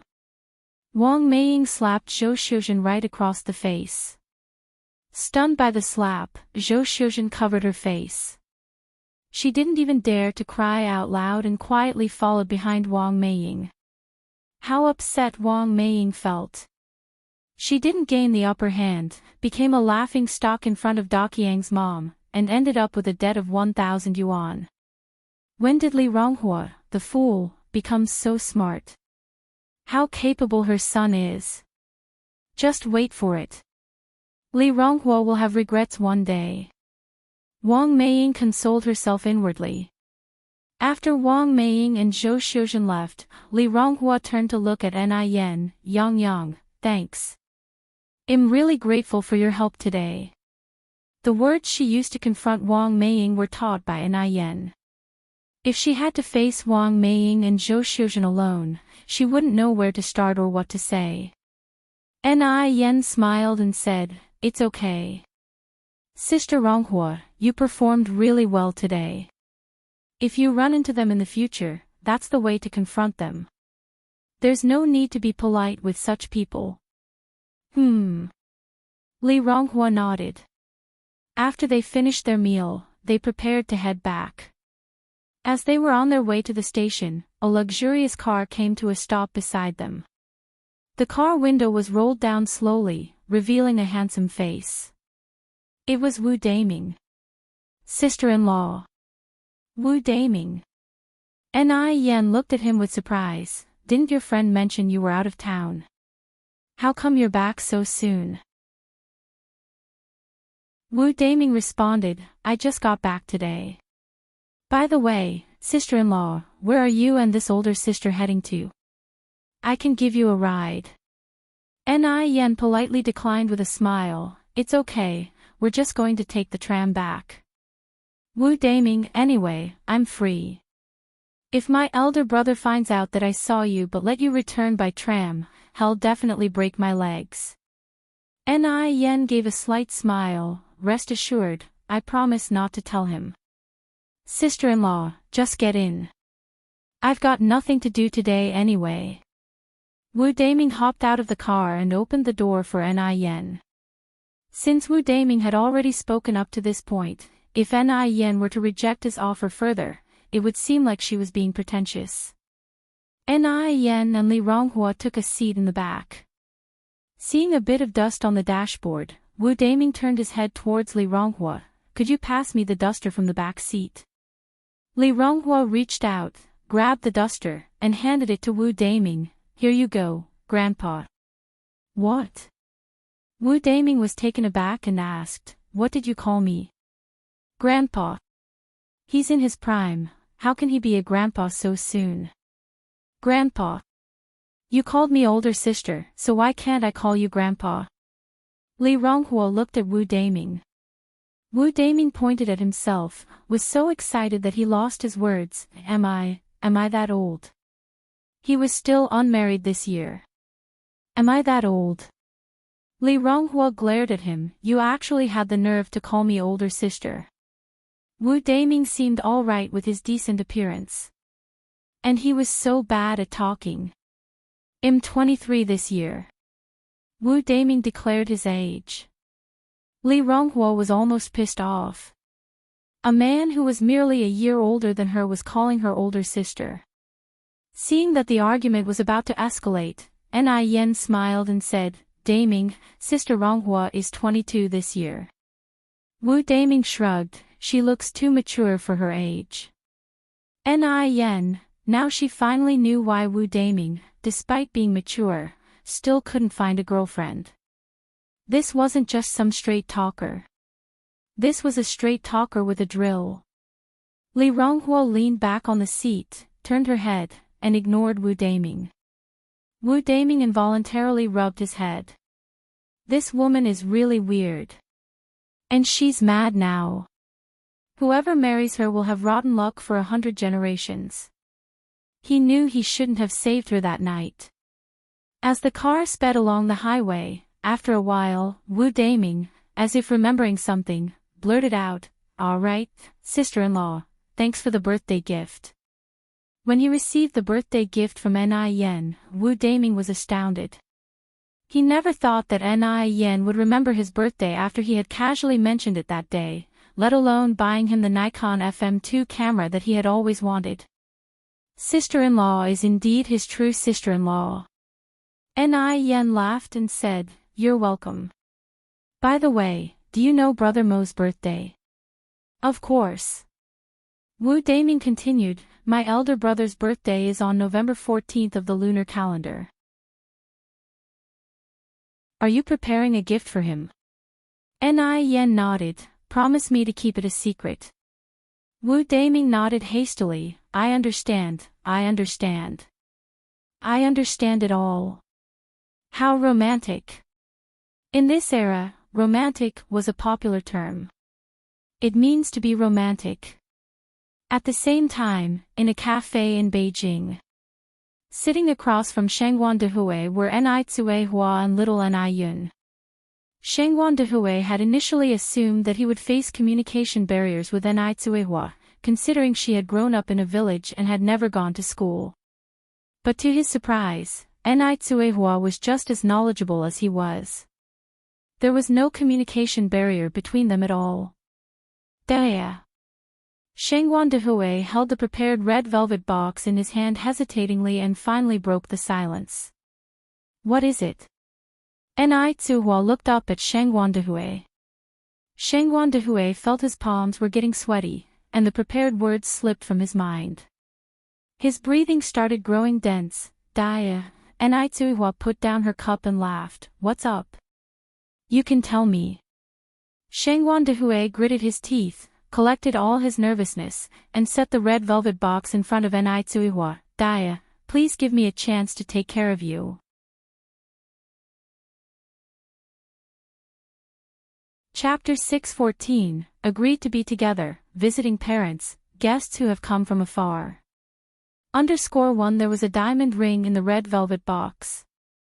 Under the light, the diamond ring dazzled with blinding brilliance. Gathering his courage, Shengguan Dehui stood up from the chair and knelt on one knee. "Comrade Daya, Chairman Mao said that any courtship which doesn't lead to marriage is hooliganism. I heard that young people nowadays propose on their knees, so please allow me the opportunity to take care of you." Shengguan Dehui was very nervous, holding the diamond ring, his hand was trembling. Ni Tsuehua was stunned, her mind blank. She had not expected Shengguan Dehui to make such a move. Was he proposing marriage?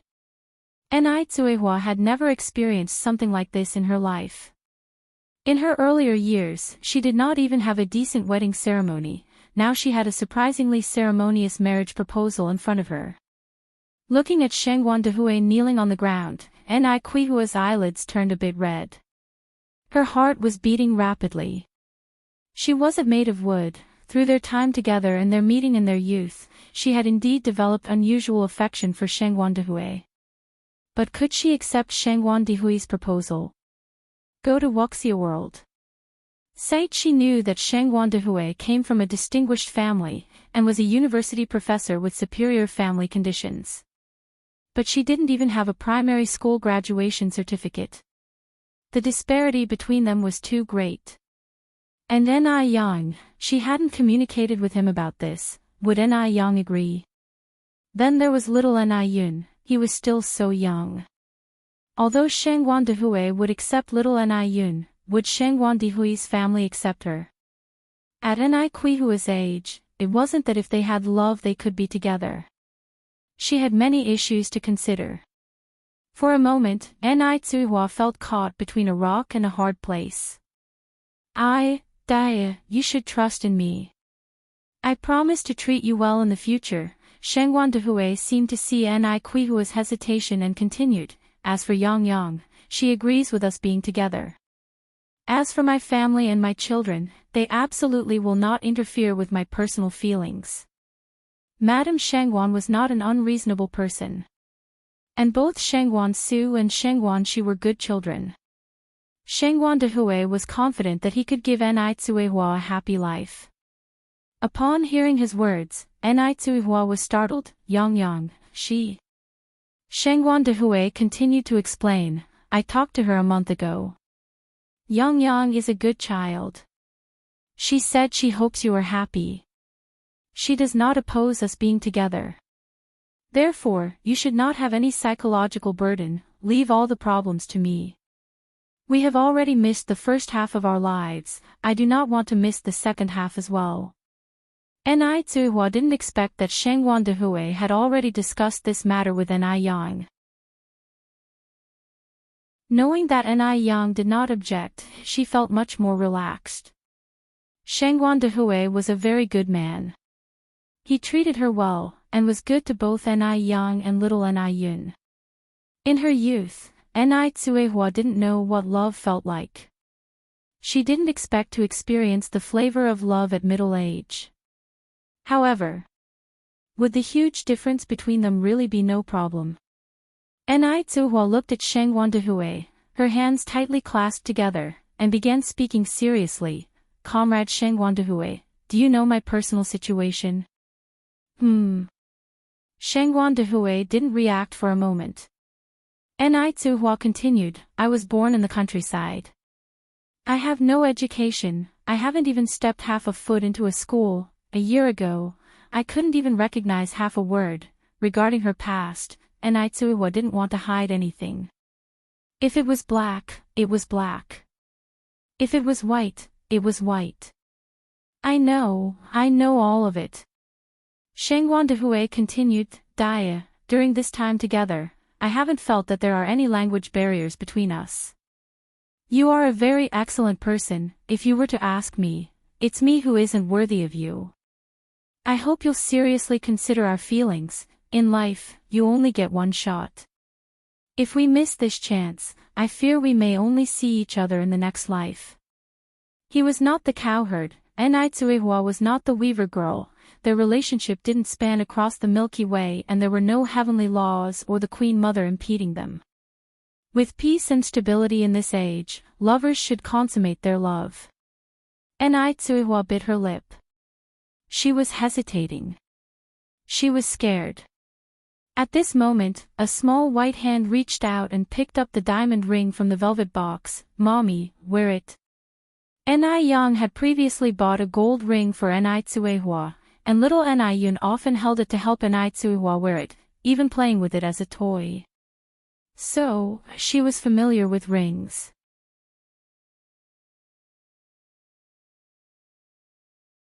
Chapter 6:15, Agreed to be together, visit parents, guests from afar.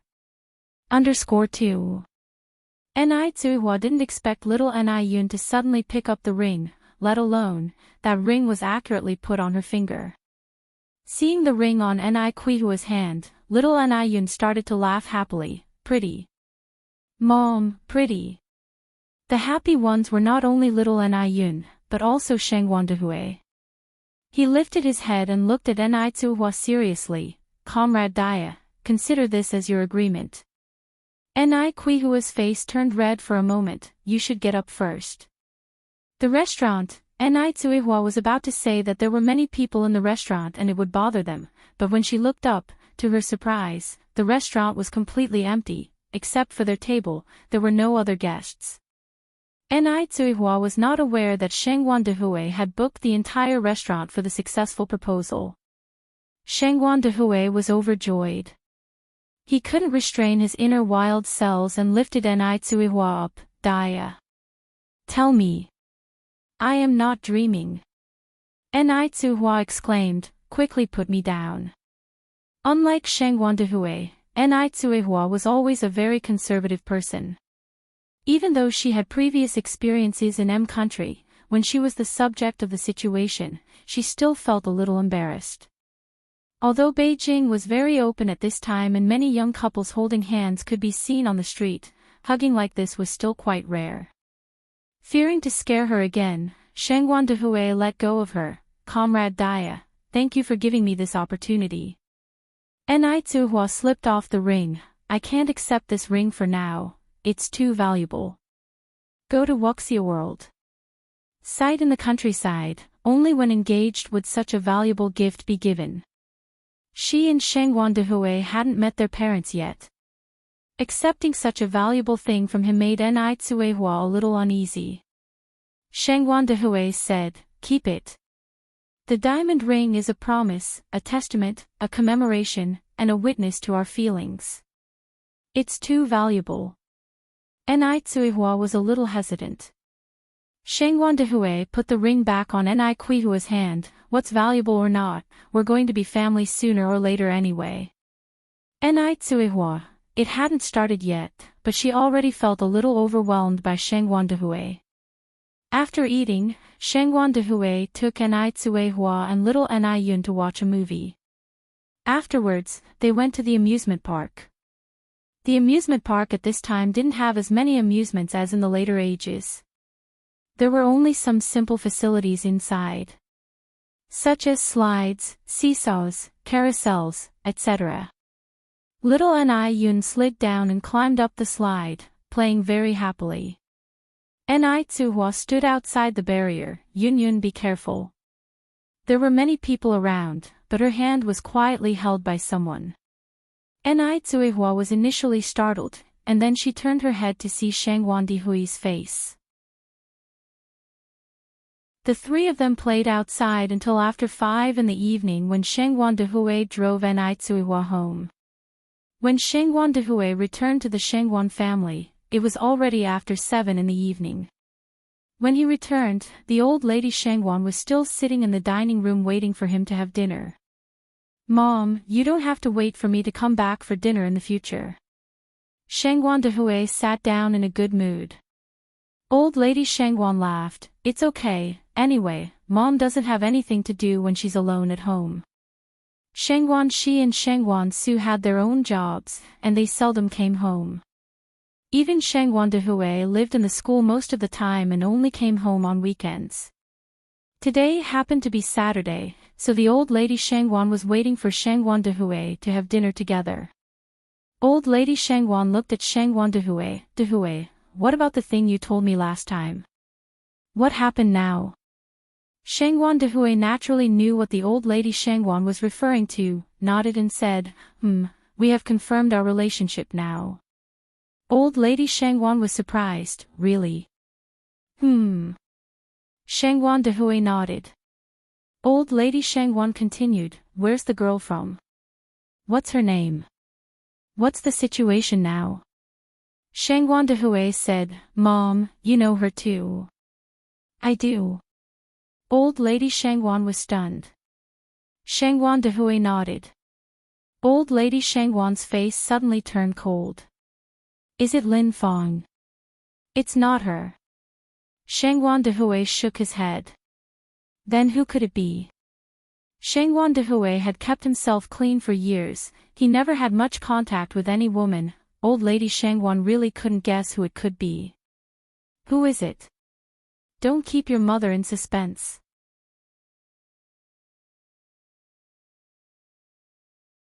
Chapter 6:16, Agreed to be together, meet the parents, guests from afar.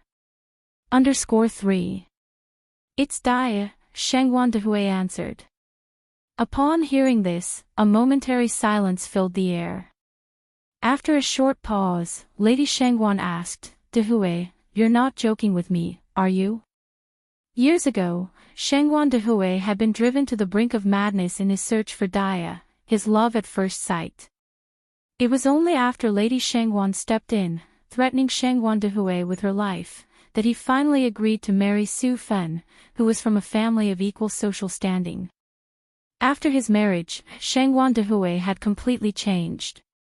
Withdrawing his wild habits, he devoted himself to his studies, and successfully completed his postgraduate and doctoral studies, even becoming a professor. So, Lady Shangwan had no particular fondness for Daya, whom she had never met. If it hadn't been for Daya, they, mother and son, might have been driven to a complete break. For a moment, Lady Shangwan even believed that Shangwan Dehui was purposely trying to provoke her. I have indeed found Daya, Shangwan Dehui said with a serious expression. Lady Shangwan put down her chopsticks. Even if you have found Daya, so many years have passed. She's probably married by now. You're not considering breaking up her family, are you? Absolutely not. I won't allow it. The Shangwan family is prestigious. Shangwan Dehui is the head of the family, and he can't possibly consider breaking up someone else's family. Mother, don't worry. Like me, Daya is currently single, Shangwan Dehui replied. Go to Wuxia World. Sight really? Lady Shangwan expressed her doubt. Really, Shangwan Dehui nodded. So what's her current situation? Shangwan Dehui went on to say, her name's Enlightenment. She's 37 this year. She divorced her husband a year ago and is now raising 2 children. The elder daughter is 18 years old, the younger is 1 year and 5 months. The younger daughter is that young. So, does she have any connection left with her husband? Lady Shangwan continued to question. You don't need to worry about that. There is no contact between them at all, Shangwan Dehui replied. Lady Shangwan kept her opinions to herself for the time being. What about her family? What do they do? Their background is very clean. They are farmers by birth, and are now running their own business in the city. In this era, being a farmer is the most transparent background. And Lady Shangwan doesn't have any prejudice towards those who run their own business.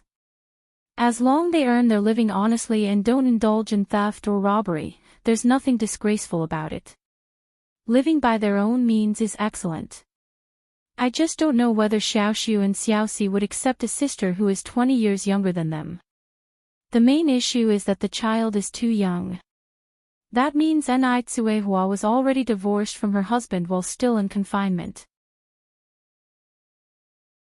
What on earth must have happened in a family to make a woman decide to divorce while she was still in confinement? And Enlightenment is a woman from the countryside. Shangwan Dehui added, Xiaoxiu and Xiaoxi are good children. You don't have to worry about them. When did you meet Daya? Lady Shangwan continued her inquiry. A little over a month ago, on the mountain trip. Daya was the one who saved me. What? The words took Lady Shangwan by surprise. Yes, she was the one who saved me, Shangwan Dehui nodded and confirmed. Lady Shangwan said, if that's the case, I won't interfere with your relationship anymore. When you have the time, bring her home so that we can all have a look at her. If she's suitable, you should set the wedding date as soon as possible. Both of you are not getting any younger. Children and grandchildren have their own karma. If she interfered too much, she would only become annoying. As long as the woman's character is better than Lin Fang's, that's good enough. She had already had a fight with Shangwan Dehui over Daya once before. If she made a fuss about it again, she was afraid she might completely lose this son of hers. Shangwan Dehui nodded, all right. I'll discuss it with her. After Enlightenment returned, she immediately told Enai Yang about the proposal. Upon hearing this, Enai Yang hugged Enlightenment. Mom, I want you to be happy. If Uncle Shangwan can bring you happiness, then I will support your relationship. Yang Yang, Ni Tsuihua hugged Ni Yang, choking with emotion, thank you. It must have been the good deeds of her past life that allowed her to have such an understanding daughter like Ni Yang. At dinner, Ni Chingue, who was sitting beside Ni Tsuihua, was the first to notice the diamond ring on her hand. Mother Ni, are you going to have a good news soon? A blush crawled onto Ni Quihua's face. Sister Chingue. Ni Chingue laughed and said, what's so embarrassing about getting married? It's a normal thing. When are you planning to hold the wedding banquet?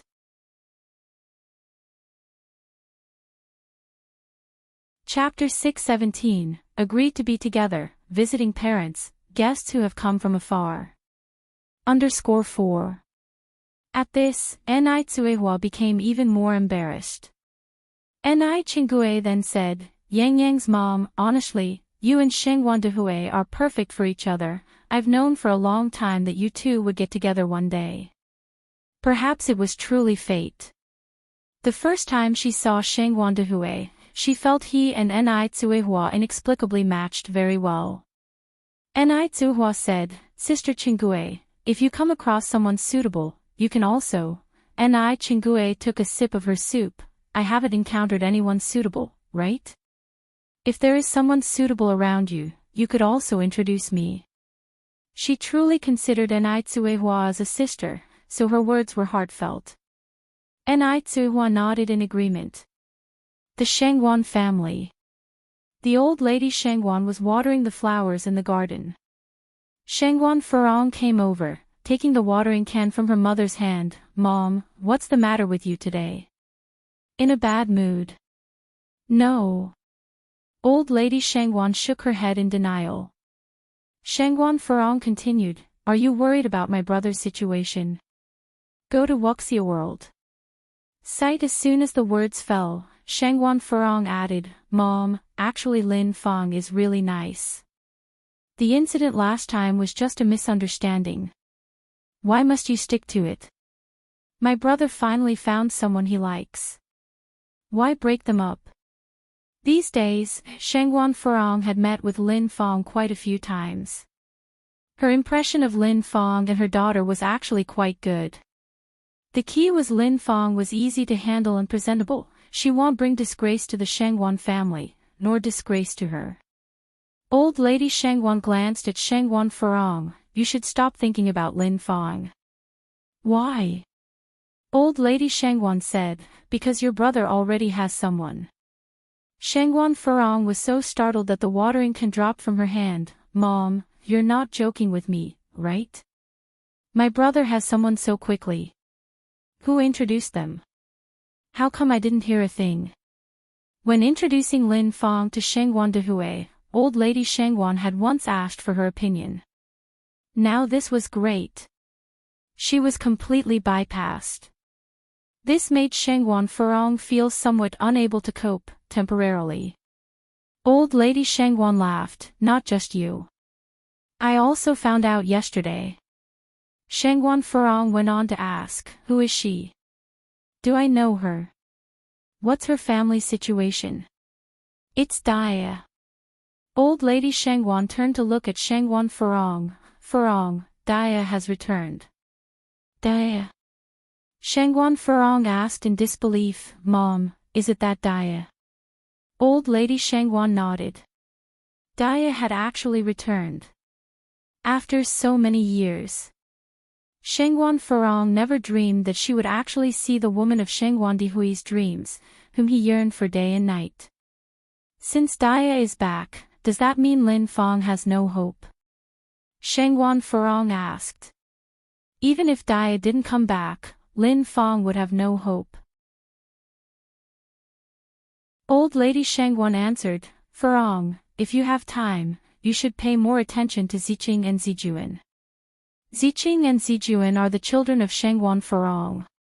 Old lady Shengwan's words were hinting that Shengwan Furong had overstepped her boundaries, but Shengwan Furong was too overwhelmed by the surprise to detect the secondary meaning in old lady Shengwan's words.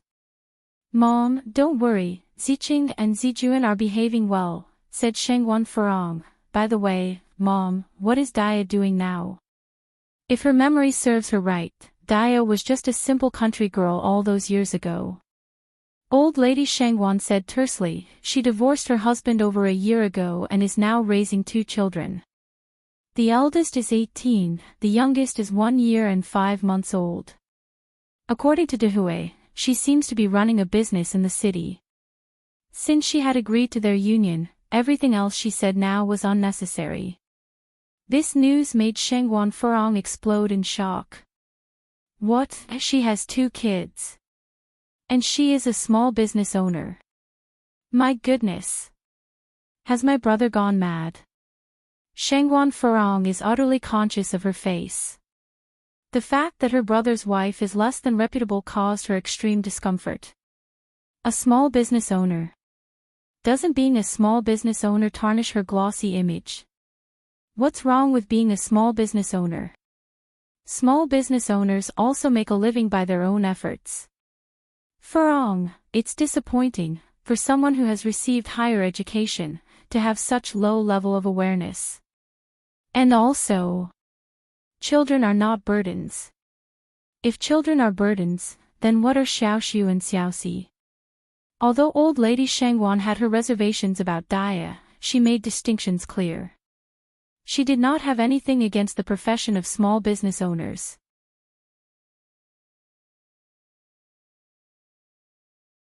Chapter 618, Agreed to be together, visiting parents, guests who have come from afar. _5. Self-employed people earn their living with their own skills, they should not be underestimated. When it came to this point, old lady Shangwan continued, the last time your brother went on a mountain trip and encountered danger, it was Daya who saved him. Furong, we Shangwan family members should learn to repay kindness. Repaying kindness means pushing my brother out, Shangwan Furong retorted. This is your brother's own decision, retorted old lady Shangwan. Mom, don't you dislike Daya either? Why suddenly agree to this? Shangwan Furong continued to question. Old lady Shangwan had never met Daya before. But considering the big fuss back then, it would be strange if old lady Shangwan actually liked Daya. She remembered a phrase that old lady Shangwan used to utter, a pretty woman often makes trouble. Old lady Shangwan said, forget the past. Moreover, it's Daya who will live with your brother, not me. Why should I step in? She's already in her later years, how many more can she live? Let the young handle their own affairs. Shangwan Furong continued, but we can't leave matters at that. My brother is your own son, how can you watch him sink into a quagmire? I think Daya is not a good woman. A good woman wouldn't casually divorce her husband. And she even wants us to support her 2 burdens, how calculating she is. And besides, nothing is as simple as it seems. When my brother went mountain traveling, how could Daya just happen to rescue him? This could be a trap set up by her. Go to Wuxia World. Sight, she's so scheming. Shangwan Furong's teeth itched from hatred. She had seen too many shameless, scheming women. From Daya's actions, it was clear to her that Daya was one of them. Old lady Shangwan remained calm, your brother isn't a fool, he can distinguish good from bad. Don't interfere in this matter. It will only upset your brother. Shangwan Dehui wasn't a fool. She hadn't met Daya in person yet and couldn't make assumptions. Just because she disliked Daya a little, it didn't mean she could simply speculate that Daya was a bad person. Shangwan Furong's face darkened, my brother is bewitched by that woman, there's no way he can see clearly. Old lady Shangwan said, hold your tongue. Other family sisters-in-law promote harmony, but you love stirring up trouble. Can't you behave a little? Your brother is determined to bring her over. Be careful with your words and actions then. The last sentence carried a hint of a warning. When are they coming over? Shangwan Furong's eyes flickered. Probably next Sunday. Shangwan Furong held on to old lady Shangwan's arm, Mom, at your age and with distinguished guests on the way, let me handle the arrangements. Furong, what are you up to now? Old lady Shangwan looked at Shangwan Farong. Smiling, Shangwan Farong said, "Mom, what can I do?" "What else can I do? I just want to receive the guests properly. We just hired some chefs from F country recently. Let them prepare authentic dishes from F country. Dia is just a country bumpkin who hasn't seen the world, she probably wouldn't even know how to use a knife and fork. Even if Shangwan Farong doesn't lift a finger, she can make that yokel retreat. As long as Shangwan Farong doesn't go too far, old lady Shangwan won't intervene." The next day, old lady Shangwan came for noodles as usual. Though she was preoccupied, the noodles were still delicious. In fact, she came not only for the noodles but also to see Ni Yang and chat with him. She truly likes Ni Yang. Unfortunately, Ni Yang didn't come to the shop today. In fact, Ni Yang hadn't been in the shop for a long time, when she was finished with the noodles and aimlessly walking on the street. Just then, a bicycle pulled up next to her, old lady. "Yang Yang." Old lady Shangwan's face lit up. "Yang Yang, where are you going?" Ni Yang gave a slight smile. "I just came back from the bank and am going to window shop. I plan to buy a dress for my mom." Since he was about to visit the Shangwan family, Ni Yang decided to buy a nice dress for Ni Tsuehua.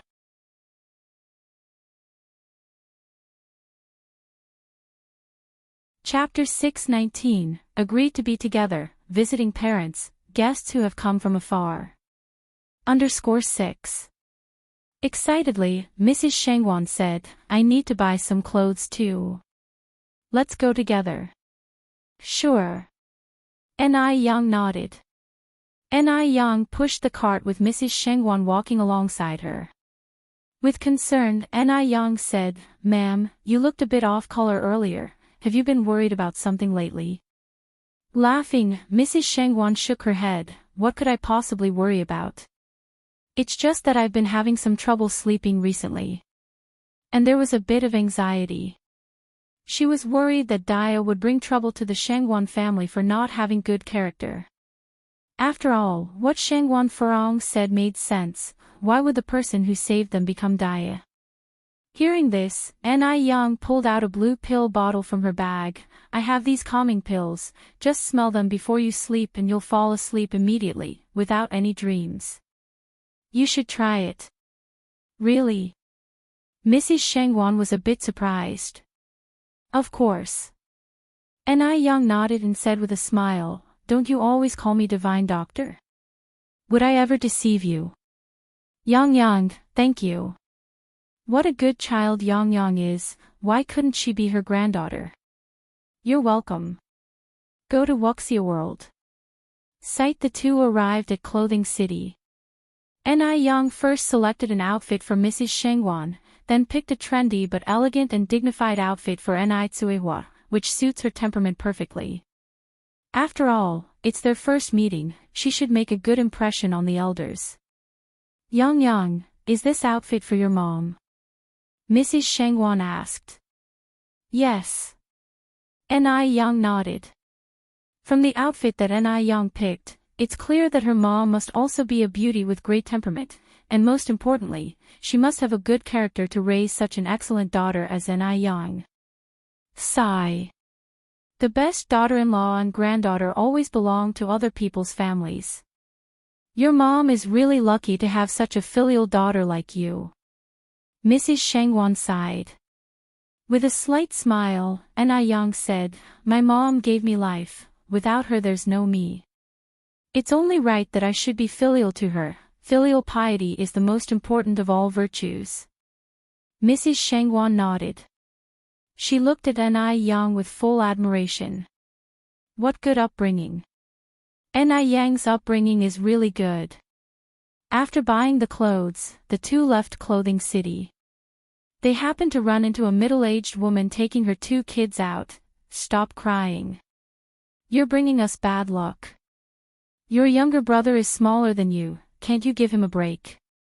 The girl was probably around 10 years old, and the boy was around 7 or 8. "I want new clothes too." The middle-aged woman said, when your sister can't wear her clothes anymore, then you can. While rubbing her eyes, the little girl said, why does my brother get new clothes? Why doesn't my brother have to wear other people's old clothes? Because he's your younger brother. And you're his elder sister. The middle-aged woman said fiercely, you're so big now and still don't understand anything. If you keep this up, watch out, I will hit you. Mom, I want to eat candied hawthorn. The little boy tugged at the middle-aged woman's hand. The woman's expression softened instantly, all right. Mom will buy it for you. The little girl looked at the boy enviously, but her mother didn't spare her another glance in the end. Watching this scene, Mrs. Shengwan slightly furrowed her brows. Dia wouldn't be that kind of person, would she? Last time when she came to Clothing City, she saw Lin Fang's true colors. Could what she's seeing now be Dia? Mrs. Shengwan was a bit frightened. She had even forgotten that Dia had 2 daughters. With a heavy heart, Mrs. Shengwan returned home. The Ni family. As soon as Ni Yang left, a blonde blue-eyed foreigner arrived at their home. Due to the language barrier, she took quite some time to find Ni Yang's house. The villagers had never seen a foreigner, so now they all gathered in front of the courtyard of Ni's house to watch the excitement. Yang Yang's mom. Yang Yang's mom. Come out. Someone's looking for your daughter Yang Yang. The visitor was none other than Emily's mother, Annie. Although Annie could not speak Chinese, she had the note given to her by Ni Yang. By showing the note to everyone, they all understood. Here we are. Ni Tsuhua came out from the inner room with Xiaoni. Seeing that it was the blonde-haired, blue-eyed Annie, she was a little taken aback. Hello, is Ni Yang at home? Ni Tsuhua was startled at first, then she realized that she could actually understand what Annie was saying. It seemed that her recent study of English was not for nothing. Although Ni Tsuhua could understand, the villagers couldn't, so they were all guessing what Annie was saying.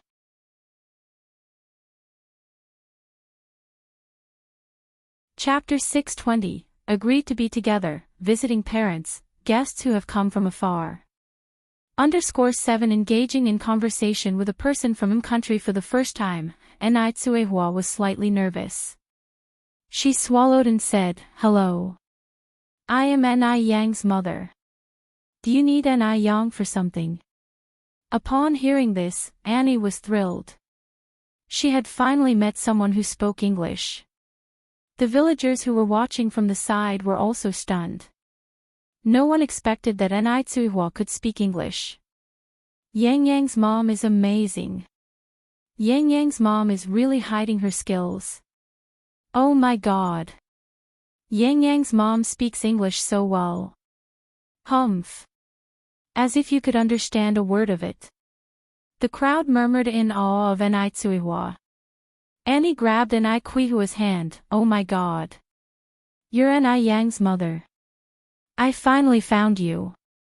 Is Ni Yang at home? Ni Yang is not at home right now. Why don't you come in and have a seat? As she finished, Ni Tsuehua looked around at the other people and switched back to Chinese, all of you come in and have a seat. The crowd declined politely with laughter. They still had work at home. Go to Wuxia World. Site they were just there to join in the fun, they didn't dare to stay too long. Accompanied by Ni Tsuehua, Annie entered the confines of the Ni family household, exclaiming, what a beautiful yard. Does Ni Yang live here? Although they had not moved to the new place next door yet. Ni Yang kept Ni Chenghui's yard tidy and looking very nice. Flowers were planted in the yard, and there were stone tables and seats under the osmanthus tree, painting a picturesque scene.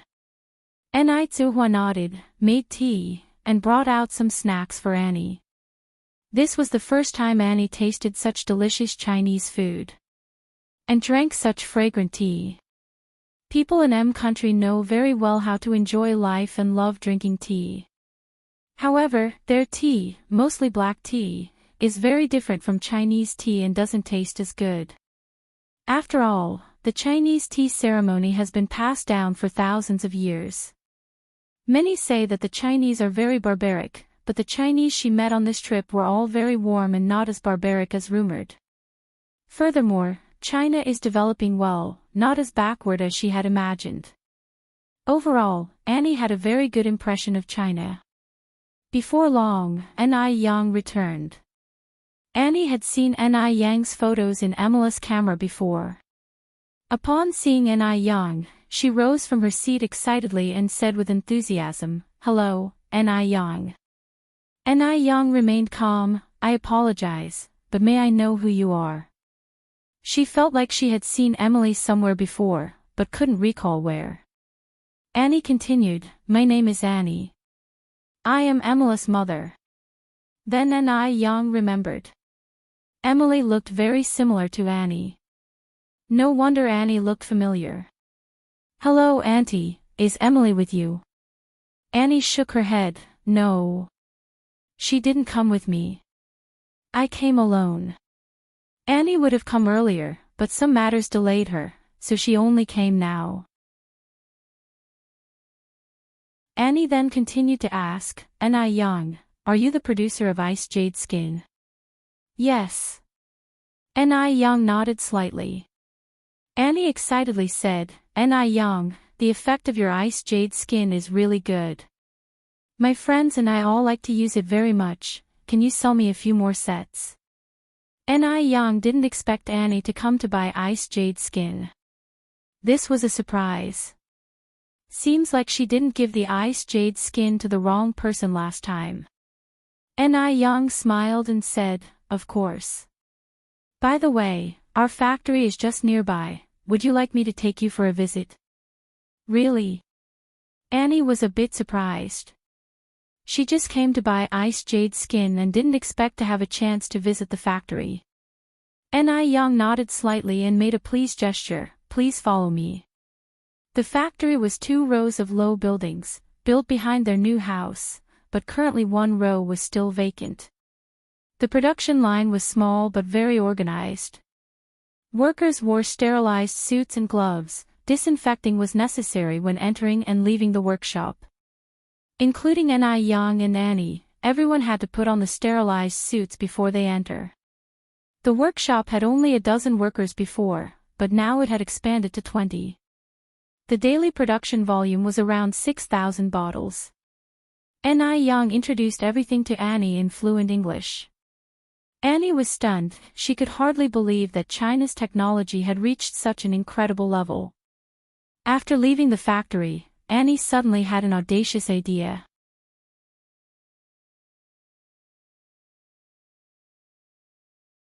Chapter 621, Agreed to be together, visiting parents, guests who have come from afar. _8 She wants to distribute Ni Yang's products. She plans to introduce Bing Jiu Fu to M country. Such an excellent product would surely be welcomed with open arms in M country. Yet, she still needs to test the market back home. If successful, she would discuss possible cooperation with Ni Yang. With this in mind, Annie proposed, "Ni Yang, could you sell me 30 of these gift box sets?" Upon arriving in China, Annie conducted a small survey and found out that the gift box version of Bing Jiu Fu was a limited edition. Each store could only have a maximum of 200 boxes per month, far below the demand. Therefore, she felt somewhat apprehensive when suggesting buying 30 boxes. Though Bing Jiu Fu was a limited edition, it wouldn't impact the domestic market as Annie intended to introduce it to M country. Additionally, Ni Yang intended to bring Bing Jiu Fu to an overseas market, so he agreed and said, "Sure. That's wonderful." Annie excitedly embraced Ni Yang, "Thank you." The gift box version of Bing Jiu Fu was priced at 268 yuan, about $40, per set. 30 of these sets would cost 8,040 yuan, about $1,220. Because Annie had traveled from afar, Ni Yang even gave her a 10% discount, assuring her that all her future purchases would come with this discount. Of course, Annie was thrilled to enjoy these savings, considering even money couldn't guarantee you this part. Having received her 30 Bing Gu Fu sets, Annie returned to her country on the overnight flight. Sunday. Source, updated on Wuxia World. Site. C0 Ni Yang had a free day today and got up early to accompany Ni Tsuhua to visit the Shengwan family. Soon after they finished breakfast, Shengwan Dehui came to pick them up. Although Ni Tsuhua had already been married once, she couldn't help but feel nervous. She had all sorts of worries. Worrying about meeting a terrible mother-in-law like Mrs. Mu. Furthermore, Shengwan Dehui had a son and a daughter. Would his kids accept her? Could they peacefully coexist with Ni Yang and little Ni Yun? Ni Yang held Ni Kuihua's hand and whispered, "Mom, don't worry. Uncle Shengwan is a good man, his family can't be too bad." Ni Tsuhua nodded. Reassured by Ni Yang, Ni Tsuhua immediately felt more relaxed. At the Shengwan residence. Shengwan Su and Shengwan Shi were sitting on the couch. Su Lian and Mrs. Shengwan were chatting. Shengwan Furong was teasing her pet pug. Shengwan Shi looked curiously at Shengwan Furong. "Aunt, have you met Aunt Dia? How is she?" Shengwan Furong smiled. "If your father has taken a liking to her, she can't be bad." She was ready for anything, even if it meant becoming a laughingstock. How absurd, a country bumpkin also thinks she can join the Shengwan family. Shengwan Shi nodded. "Oh." Shengwan Furong continued, "I heard that your Aunt Dia has a 1-year-old child. Are you excited or not, about having a little sister? A 1-year-old baby must be cute." Shengwan Shi loved children. "My good friend has a 1-year-old sister too, and she's so adorable."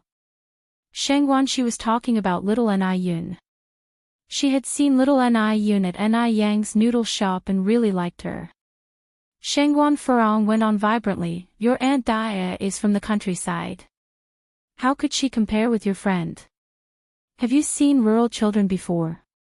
Dark and crying frequently, always drooling, with bubbly snot on their noses. How many rural kids can be good-looking?" Shengwan Shi felt shivers down her spine listening to this. "Aw. Really? Of course, aren't all rural children like that?"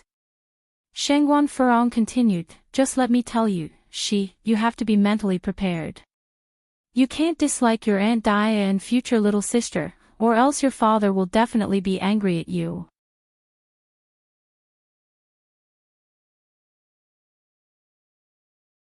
Chapter 622. Slapping Shengwan Furong _1 Shengwan Shi initially held great expectations for Dia, whom she had not yet met, and her future little sister.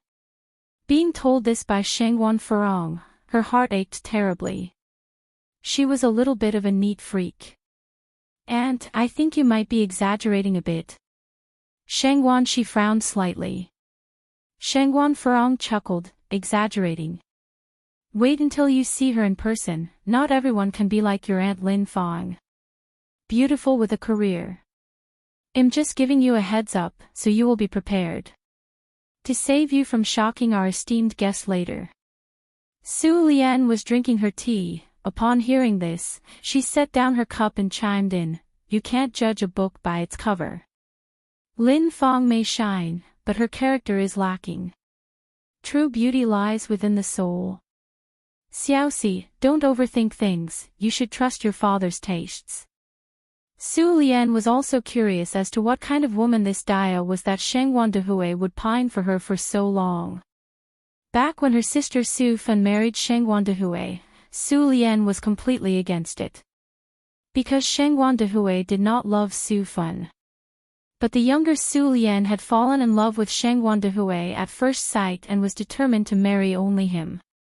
Because of pressure from Lady Shengwan, Shengwan Dehui was reluctantly forced to marry Su Fan. Fortunately, after their marriage, Shengwan Dehui changed for the better, their marital life was harmonious. Sadly, Su Fen was not fortunate. 2 years after being married to Sheng Wan Dehui, she passed away. Since then Sheng Wan Dehui never remarried. Source, updated on Wuxia World. Site. S0 Su Lian knows that Sheng Wan Dehui still had Daya in his heart. But she never blamed Sheng Wan Dehui. Because Sheng Wan Dehui had fulfilled his responsibility towards Su Fen and raised their 2 children to adulthood. It was about time he found his own happiness. After so many years, it was fate that Sheng Wan Dehui and Daya could meet again. If not, it would imply that Daya was a rather scheming person. Otherwise, they wouldn't have encountered each other again after so many years. As aunt of Sheng Wan Su and Sheng Wan Shi, Su Lian would never allow a cunning woman to become their stepmother. But she has not met Daya yet, so it wasn't right to jump to conclusions. Hearing Su Lian speak like this, Sheng Wan Shi felt a little better, but she was still nervous. If her little sister turned out to be a sloppy kid with a runny nose hanging from her face, she really couldn't stand it. Sheng Wan Furong laughed and said, "Sister Su Lian, you are right, inner beauty is the most beautiful. Daya's heart must be beautiful, otherwise, my brother would not have liked her. After all, my brother is a college professor, and Daya is an illiterate peasant woman who's been herding cattle since she was a child, yet has 2 children of her own. The youngest one had been divorced while she was still in her confinement period after childbirth. Such a person must have a beautiful soul." These words seemed to praise Daya. In fact, they were derogatory. How could a good woman be divorced from her husband during her confinement period? How could an illiterate rural woman be worthy of her brother? After speaking, Sheng Wan Furong turned to Sheng Wan Shi, "Xiaoxi, you young people always value common language, don't you? I think your dad and your Aunt Daya must have a lot in common." Sheng Wan Shi opened her mouth, not knowing how to respond to Sheng Wan Furong. The gap between Aunt Daya and her dad was too big. How could these 2 people possibly have a common language? That was terrifying. "Brother." Sheng Wan Shi nudged Sheng Wan Su. He put down the newspaper in his hand. "What is it? What's your take on this?" "As long as Dad is happy." Of course, a good match is also important. He is a bank president. How could his mother be an illiterate who cannot appear in public? It wouldn't sound good if word got out. If Aunt Daya was really uncouth, he wouldn't mind if his father kept her on the side. At this the worry in Sheng Wan Furong's heart subsided. It seemed that Sheng Wan Su also was not satisfied with this Daya. That was great. Lady Sheng Wan glanced at everyone. She had a plan in mind. The car was fast and soon arrived at the Sheng Wan residence. The Sheng Wan mansion was very luxurious, but it was nothing to Enai Tsuehua, who had seen private jets and castles in M country. If Enai Tsuehua were still the Enai Tsuehua who had just arrived in the city a year ago, she would have been stunned by now.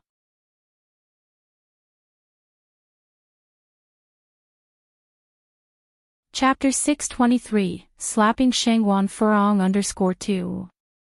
But now, Enai Tsuehua, beautiful and gracious, her whole body exuding a confident aura, stood with Sheng Wan Dehui, making Sheng Wan Dehui seem somewhat mature in comparison. So, broadening one's horizons is indeed a very important thing. Sheng Wan Dehui, with little Enai Yun in his arms, led Enai Tsuehua and Enai Yang towards the inside. They encountered many servants greeting them along the way. Although Enai Yang knew that Sheng Wan Dehui was not an ordinary person, she never thought that the Sheng Wan family was that rich. They crossed the magnificent front hall and arrived in the living room. As soon as they heard footsteps, the others in the living room seemed somewhat impatient. However, Sheng Wan Furong was exceptionally calm, petting the pug in her arms with a smile at the corner of her mouth. That Daya is a coarse and vulgar rural woman, wasn't she? Why should they have any expectations for her? Sheng Wan Su was also calm, flipping through the newspaper in his hand with a half-hearted expression on his face. This way, Shangguan Dehui motioned with one hand while holding little Ni Yun. Ni Tsuihua and Ni Yang followed him in. Seeing Ni Yang enter, both Madame Shangguan and Shangguan Shi were stunned. Source, updated on Wuxia World. Site. So was Ni Yang here too? They were taken aback for a moment. Until Shangguan Dehui said, Mom. Sister, Furong, Xiaoxiu, Xiaoxi, this is Daya. This is Daya's daughter Ni Yang, and this is Daya's youngest daughter Ni Yun. Upon hearing the name Ni Yang, Shangguan Su froze. Was he hallucinating? He looked up and was even more astonished. He never expected that Ni Yang was Daya's daughter. Was he dreaming? Similarly, Madame Shangguan and Shangguan Shi were stunned too. Oh my God! Oh my God! What was going on? Yang, you are Aunt Daya's daughter. Shangguan Shi stood up, walked over to Ni Yang and held her hand. Cici. Ni Yang was also very surprised. Shangguan Shi laughed and said, He's my dad. Ni Yang had never imagined that Shangguan Dehui and Shangguan Shi were father and daughter. By this logic, Madame Shangguan and Shangguan Dehui were mother and son. This was too much of a coincidence. Madame Shangguan also stood up from her surprise, Yang. Madam. Ni Yang greeted with a smile. Madame Shangguan laughed and said, What madam? Too formal. You should call me grandma. She had always wanted a granddaughter as sensible and capable as Ni Yang, and she hadn't expected her dream to become a reality today. Shangguan Dehui looked at Shangguan Shi and Madame Shangguan, then at Ni Yang, and said incredulously, Mom, Cici, you know Yang. Madame Shangguan nodded repeatedly, We do know each other. Not only that, but Yang also saved me. Shangguan Dehui was somewhat confused about what was going on. Madame Shangguan explained what happened the day she fainted on the streets of Beijing. So the person who saved my mom was you, Yang.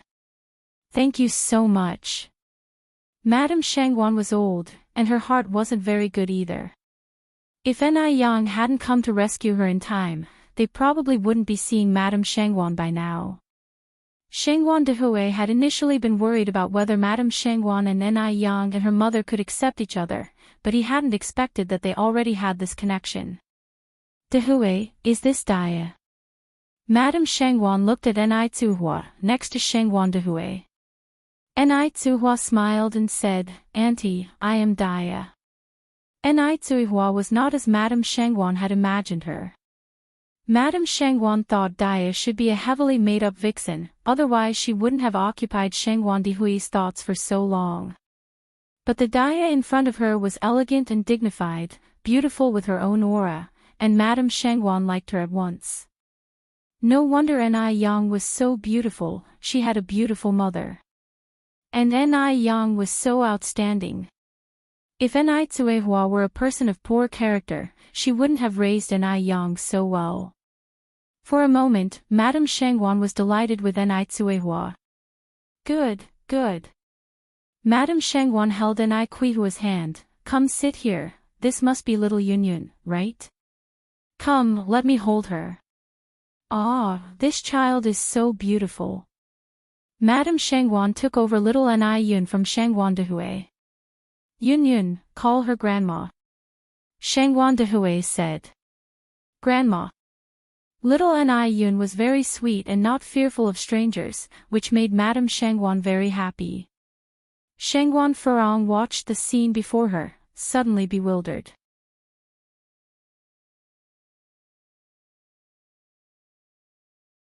Chapter 624, Slapping Shangguan Furong _3. What just happened? Isn't it that Madame Shangguan doesn't like Daya? Why is she so warm toward Daya?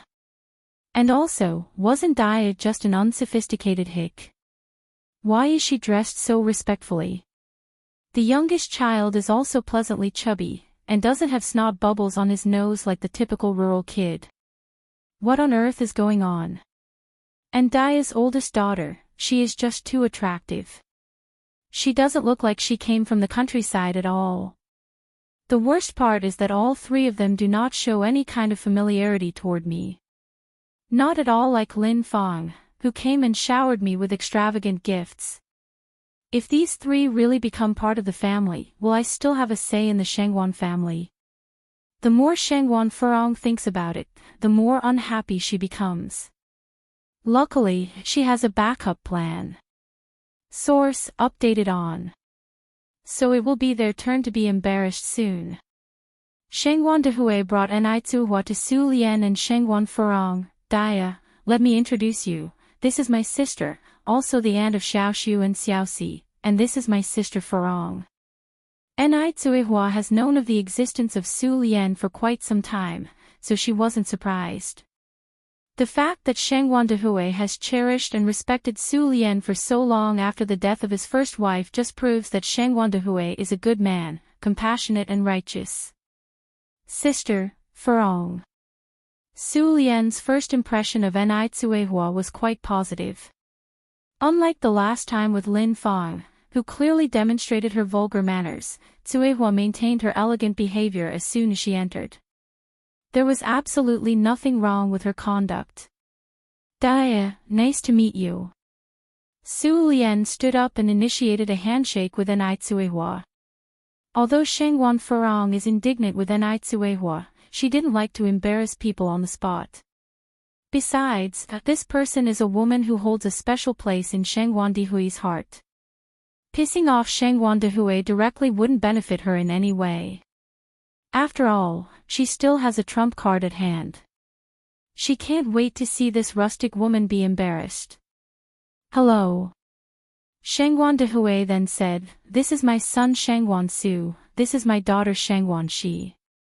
You can call them Xiaoxiu and Xiaoxi. Shangwan Su and Shangwan Shi stood up from the sofa and greeted her proactively, hello, Aunt Daya. Hello. Looking at Shangwan Su and Shangwan Shi, Shangwan Dehui said, no need to introduce Yang Yang to you two, you already know each other. No need, no need. Shangwan Shi interlaced her arm with Nai Yang's, laughing, Yang Yang and I are already acquainted. Yang Yang, may I give you a tour around our house now? Shangwan Shi was absolutely thrilled. She never thought that her future sister would be Nai Yang and little Nai Yun. This is a perfect example of birds of a feather flocking together. Sure. Nai Yang nodded. Brother, would you like to join us? Shangwan Shi casually asked Shangwan Su. Unexpectedly, Shangwan Su actually put down the newspaper, saying, okay. Shangwan Shi was taken aback for a moment, but didn't say anything further. Want sister? Little Nai Yun reached out towards Nai Yang. Would it be fine if sis Shi holds you? Shangwan Shi reached out for little Nai Yun. Little Nai Yun seriously considered this, then nodded, okay. Yun Yun is such a good child. Shangwan Shi picked him up and planted a big kiss on his cheek. The group started to head towards the garden, and Madame Shangwan warned, be careful when you play and don't let Yun Yun get hurt. Got it, Grandma. Shangwan Furong, with an iron face, watched Shangwan Su and Shangwan Shi, her nephew and niece. Are they still her own flesh and blood? Being so kind to a stranger. Especially Shangwan Su, initially, he was discontented with Daya and her family, but then his attitude changed just like that. Shangwan Su disappointed her big time. While the group was chatting, Su Lian laughed and said, Daya, your skin is so well maintained. What skincare products do you use? Nai Tsuhua said, I use Bing Ji Yu Fu at home. Oh, I also brought a set for you and Furong. Nai Tsuhua took out the gift boxes of Bing Ji Yu Fu products and handed them to Su Lian and Shangwan Furong. Thank you. Su Lian accepted the gift box with both hands and gave Ni Tsuehua a red envelope in return. Ni Tsuehua immediately refused. Shengguan Dehui intervened at the side. Since it's a gift from sister, you should accept it. It's not just a red envelope. It's also Su Lian's validation of Ni Tsuehua. Seeing Su Lian's satisfaction with Ni Tsuehua made Shengguan Dehui very happy. Thank you, sister. Ni Tsuehua accepted the red envelope.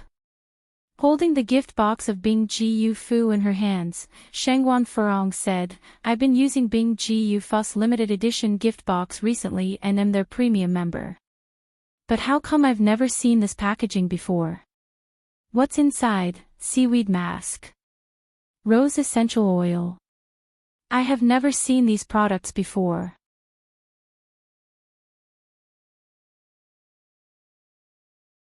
Chapter 625. Slapping Shengguan Furong _4. Is this the genuine product? Can someone like Ni Tsuehua, a rural woman, afford ice skin jade complexion? Keep in mind, a set of genuine ice skin jade complexion costs over 200 yuan. I am not sure if Ni Tsuehua can even earn that much in a year. Ni Tsuehua explained with a smile, this is a new model that was just released in September. It hasn't hit the market yet, and probably will be officially on sale in about 3 days. It's also a limited edition. Since it's a gift, it's natural to give something that people can't buy on the market, especially since their family is the manufacturer of ice skin jade complexion. To give common products as gifts wouldn't show sincerity. So, Ni Tsuehua chose the newly launched model. This new model contains high-grade rose essential oil, which is extremely valuable. Only 125 grams of rose essential oil can be extracted from a ton of roses. Therefore, this limited edition of ice skin jade complexion in new packaging is super expensive. Ni Yang's price is 580 yuan per set, and each store is limited to 30 sets per month. A new model released in September. Upon hearing this, Shengguan Furong had a mocking look in her eyes. This rural woman certainly knows how to boast. Source, updated on Wuxia World. Site. She even tries to fool her with this counterfeit product. Does she think Shengguan Furong is some poor, gullible relative from the countryside? That's hilarious. Shengguan Furong placed the gift box on the coffee table. I dare not accept such a valuable gift. Moreover, my skin is very sensitive. I've heard that there are many counterfeits on the market now, and my skin is particularly prone to allergies, so please keep this ice skin jade complexion for yourself. Ni Tsuehua responded with a faint smile, don't worry, Furong, this is definitely the genuine product. Shengguan Furong replied, Dia, don't be offended by my frankness, but there are many swindlers these days. You are a country woman who just came to the city, so I'm worried you might have been conned. Furong. Madame Shengguan warned Furong with a look, then turned to Ni Tsuehua. Dia, don't listen to her nonsense. She's just not recognizing the value of a golden jade. If she doesn't want it, I'll take it. My skin could use some maintenance too. Dia, you wouldn't mind giving it to me, would you? Ni Tsuehua isn't silly, she knew that Shengguan Furong didn't like her. If Shengguan Furong chose to be ungrateful, then she shouldn't bother to be so eager to please her. Of course not, if Auntie likes it, then it's yours. Dehui brings out another red gift box. Mom, Dia also prepared a gift for you. What is it? Madame Shengguan took the box. Ni Tsuehua said, it's a wild ginseng. Yang found it while picking herbs on the mountain. Yang said that stewed soup with this wild ginseng can soothe the mind, calm the spirit, stop palpitations, exorcise evil, brighten eyes, and improve wisdom. It's particularly good for the elderly.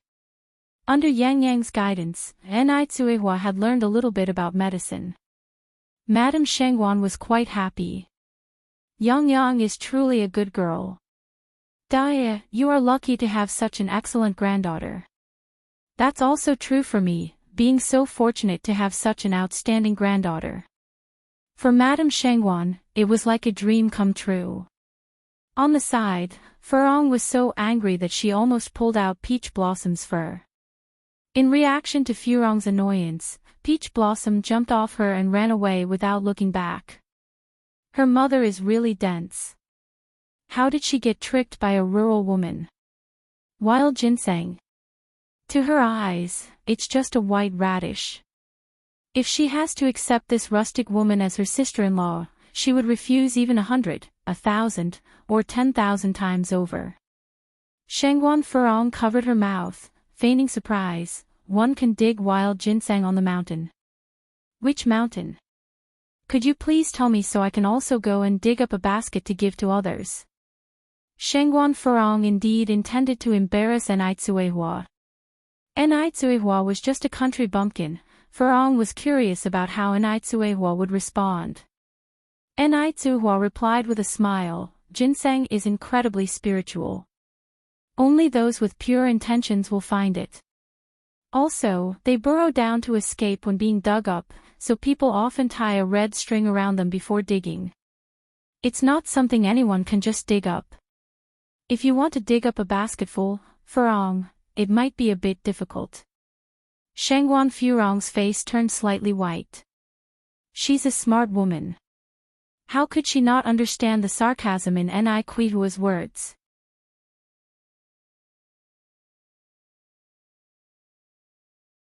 Chapter 626, Slapping Shangwan Furong _5. She underestimated this rural woman. What angered Shangwan Furong more was the attitude of Shangwan Dehui and the Shangwan matriarch. One was her real mother, and one was her real brother. They did nothing as they watched her being mocked. The Shangwan matriarch wasn't angry at all, in fact, she was delighted with Ni Kuihua's response. As a daughter-in-law of the Shangwan family, she should indeed be more dominating. A submissive attitude was not in line with the Shangwan family style. This was how she could shoulder the heavy responsibility of a household's matriarch. Excellent. Excellent. She had misunderstood Daya before. Su Lian was also very pleased with Enlightenment. Seeing that no one was coming to her aid, Shangwan Furong stood up from the couch. You guys chat, I'll check on the kitchen. Upon reaching the kitchen, Shangwan Furong specifically ordered the chef to change all of today's dining procedures to Western style. Source updated on. Ko in the living room, Enlightenment, the Shangwan matriarch, and Su Lian were chatting harmoniously. Their exchanges were barrier-free. Shangwan she took Ni Yang and little Ni Yun around the house. She had even figured out that she wanted to leave that room for Ni Yang and little Ni Yun as their bedroom. Although little Ni Yun was only 1 year old, she weighed 30 pounds because of her sufficient nutrition and was so chubby that her arms were ringed. Shangwan she couldn't carry her after a while, so she let Shangwan Su hold her. Luckily, little Ni Yun also liked this big brother very much.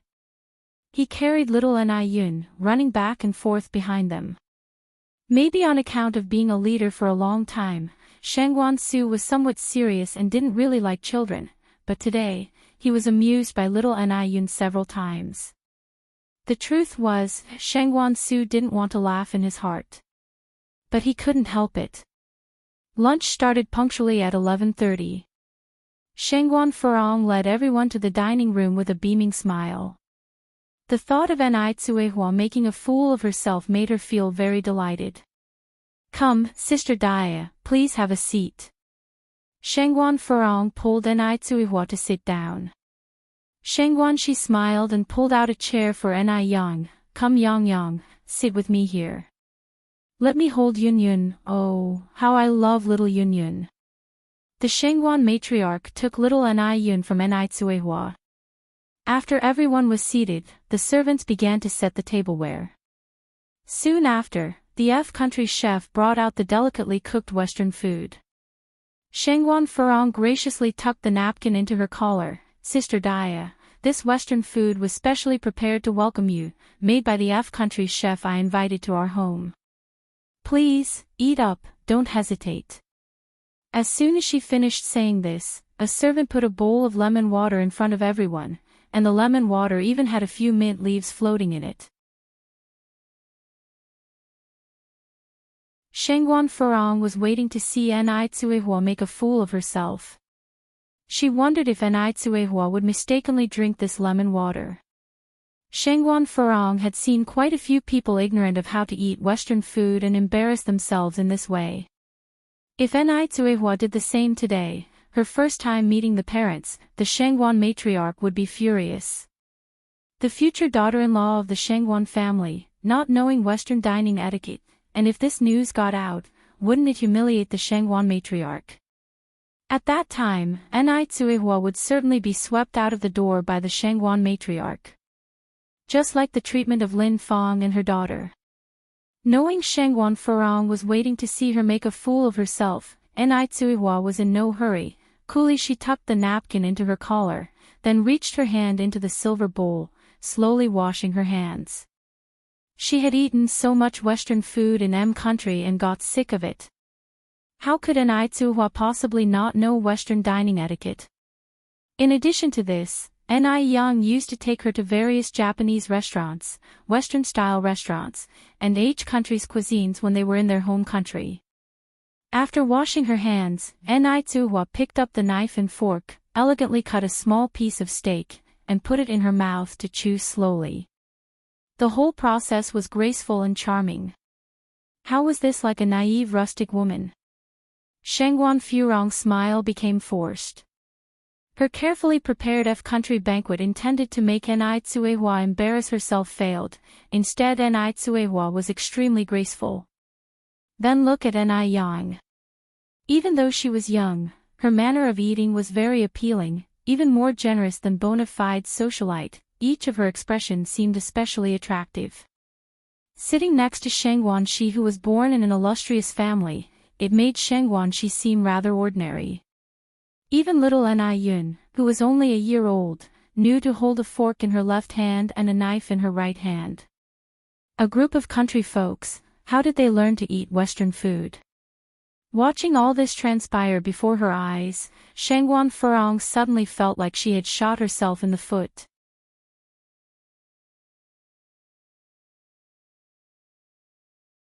Chapter 627, Slapping Shengguan Furong _6. It's so unbearable. It's just too unbearable. Shengguan Furong squinted her eyes. No, this won't do. She couldn't just give up this easily, so what if Ni Tsuehua has had Western food? Has she ever eaten snails? Snails require special tools to eat, you can't just take the meat out with a fork and knife. Shengguan Furong composed herself and pushed the plate of agate snails towards Ni Tsuehua. This steak is not seasoned well enough, Dia, try these snails. Generally, country folks haven't eaten snails, perhaps Ni Tsuehua will be taken aback. Ni Tsuehua smiled slightly, put down her fork and knife, picked up the special utensil for eating snails, elegantly picked up a snail, removed the meat from the shell, cut it piece by piece, dipped a tiny bit of wasabi on it, and put it in her mouth. The taste is quite good. Shengguan Furong was completely defeated this time. She sat in the chair, face pale as a sheet. After finishing the meal and staying at the Shengguan family's house for a while, Ni Tsuehua proposed to leave in the afternoon. It wasn't good to stay too long on the first day of visiting the Shengguan family. Source, updated on NOVG 0. C0, aw. You are leaving already. Shengguan's old madam, holding little Ni Yun, said unwillingly. Ni Tsuehua said, Auntie, it's getting late. We should go home. Don't forget to bring Xiaoxiu and Xiaoxi to our house when you have time. Shengguan's old madam nodded repeatedly, of course. Ni Tsuehua continued, and Sister Su Lian and Sister Furong, you must remember to visit too. Even though Ni Tsuehua didn't like Shengguan Furong much, she had to be courteous at appropriate times. In the end, apart from Shangwan Furong, everyone in the Shangwan family was very nice. Su Lian nodded with a smile. We will definitely disturb you at that time. Shangwan Dehui escorted Ni Tsuehua home. Watching their retreating figures, a gratified smile appeared on Shangwan's old madam's face. Shangwan Furong said, "Mother, it seems you are quite satisfied with Daya." Shangwan's old madam replied with a beaming smile, "Daya is beautiful, well-tempered, and filial. Of course, I am satisfied. I can't wait for your brother to marry her immediately." Shangwan Furong took a deep breath. "Mother, don't you think Daya is very cunning?" Shangwan's old madam shook her head. "Furong, it's you who has a problem, so it seems to you that others have problems when you look at them. Daya is good, she's precisely the daughter-in-law I want. No, she's even better than that." The old lady now has no complaints about Ni Tsuehua. She even felt very fortunate that Shangwan Dehui could meet Ni Tsuehua within his lifetime. "What about you? Xiaoxiu, Xiaoxi, do you like Daya too?"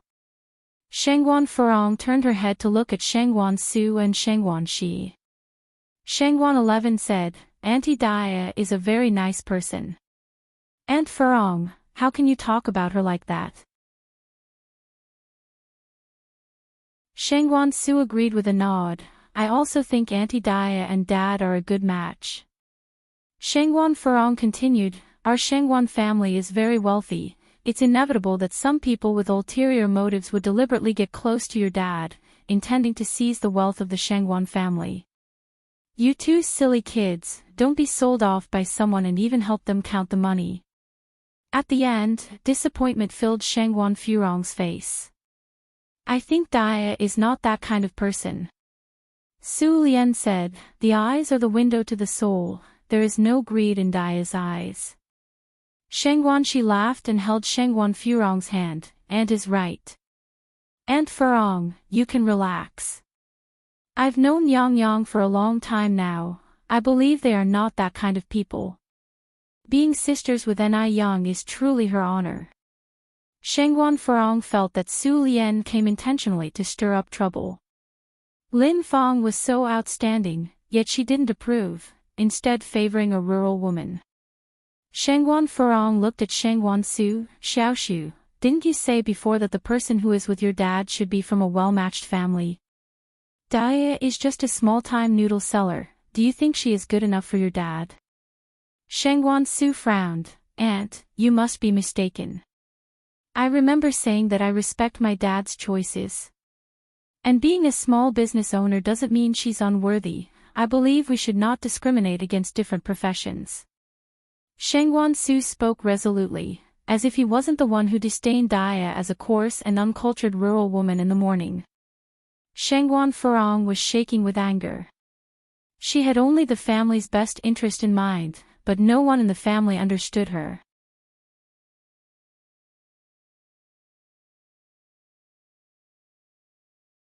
Chapter 628, Slapping Shangwan Furong _7 Even good intentions are treated with contempt. Lady Shangwan looked at Shangwan Furong. "Furong, come with me for a moment." A light flickered in Shangwan Furong's eyes. It was clear that Lady Shangwan had something to say to her, but the presence of many people made it difficult for her to speak. Perhaps she too dislikes Daya. Her behavior just now was probably just a pretense. Shangwan Furong followed Lady Shangwan's footsteps, filled with joy. The two of them entered the study. "Furong, you dislike Daya, don't you? You feel that she doesn't take you seriously." Lady Shangwan was her mother and knew her better than anyone else. Shangwan Furong was simply too dominant, wanting to take charge of everything herself. Even after her marriage, she still wanted to meddle with her family's affairs. If her sister-in-law were sharper and more capable than she, then she would become uncomfortable and feel as though she had lost her place at home. Not only did Shangwan Furong wish to control the affairs of her family, but she had also taken complete control of her husband's family. For instance, if she wanted her husband to wear a blue outfit that day, then he could not wear red. Source, updated on Wuxia World. Site. So he must also like whatever food she enjoyed. If he liked a particular food and she didn't, she wouldn't even let him touch it. Both inside and outside the house, everything was well organized under her arrangement. Anyone who dared to defy her would immediately be met with a change of her face. She had a good heart, but was too domineering in dealing with matters, sometimes to an extreme extent. Shangguan Furong declared, "She has never taken me seriously in the first place. Respect is mutual. You have never shown her respect, so how can you expect her to respect you?" Lady Shangguan retorted. Shangguan Furong retorted, "Mom, after all, am I your daughter or is she your daughter?" Enai Tsuihua was nothing more than a village woman. The fact that she dignified herself to sit at the same table with Enai Tsuihua for dinner was more than enough to give Enai Tsuihua face. Lady Shangguan continued, "Furong, if you continue with this attitude, I'm going to say something unpleasant. You are a married woman. If you continue to stretch your hands this long, how can your brother live peacefully?" Shangguan Furong fell silent. "I just feel Dia is not good enough for my brother. She's also not good enough for our Shangguan family." Lady Shangguan persisted, "I think it is your brother who is not good enough for Dia." Shangguan Furong exclaimed in surprise, "Mother, have you gone mad? How could Shangguan Dehui be unworthy of a village woman?" Lady Shangguan replied, "I'm not mad. I'm clear-headed. Dia, including her daughter Yang Yang, are not ordinary people. They will certainly achieve great things in the future. Furong, sometimes, birth doesn't mean everything. The fact that you are living this life today is simply because you were born in a better condition than Dia. If your birth conditions had been the same, you might not even be as good as Dia is now." Lady Shangguan was a person who could see far into the future. Through today's interaction with Enai Tsuehua, she realized that Enai Tsuehua was an outstanding person, whose progress had been hindered by the painful experiences of her early life. Now that she had moved out of that quagmire, her future would undoubtedly be bright. The fact that Shangguan Dehui could be with her was the fortune of both him and the Shangguan family. What a joke! How could I possibly be inferior to her? She had a postgraduate degree, after all. Enai Tsuihua, on the other hand, was illiterate. They were incomparable in terms of educational level alone. Seeing that her daughter was not open to communication, Lady Shangguan helplessly said, "Fine, you can go. The reason I called you here separately was to tell you that I have accepted Dia as my daughter-in-law. If you continue to give her trouble in the future, don't blame me for being ruthless." This was one of the few times Lady Shangguan spoke harshly to her, and it was for an outsider. Shangguan Furong felt a little uncomfortable. She murmured, "Then, I'll leave first. How does she manage to be even worse than a country village woman?" "Wait a moment." The old Madame Shangguan called out to the retreating figure of Shangguan Furong. "What is it? Take this with you." The old Madame Shangguan pointed to the gift box of ice skin jade texture on the table. It's Dia's heartfelt gesture after all. Shangguan Furong said, "Mom, do you still not understand why I don't like Dia? It's not only because of her lineage. It's also her behavior. It would have been fine if she had brought the real ice skin jade texture. But she dared to try to trick me with counterfeit goods. Does she think I'm their poor rural relative?" The old Madame Shangguan laughed. "Dia is not the kind of person who would present false goods. Didn't she say it? This is Ice Skin Jade Texture's new product, which hasn't been released to the market yet." "A new product?" Shangguan Furong sneered. "Can an ignorant village woman even get a hold of such an unreleased new product?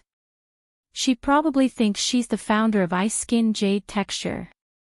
This kind of trick can only fool you and Su Lian." Indeed, Shangguan Furong did not believe that the ice skin jade texture brought by Enai Tsuehua was authentic. The old Madame Shangguan slightly frowned. "That's enough.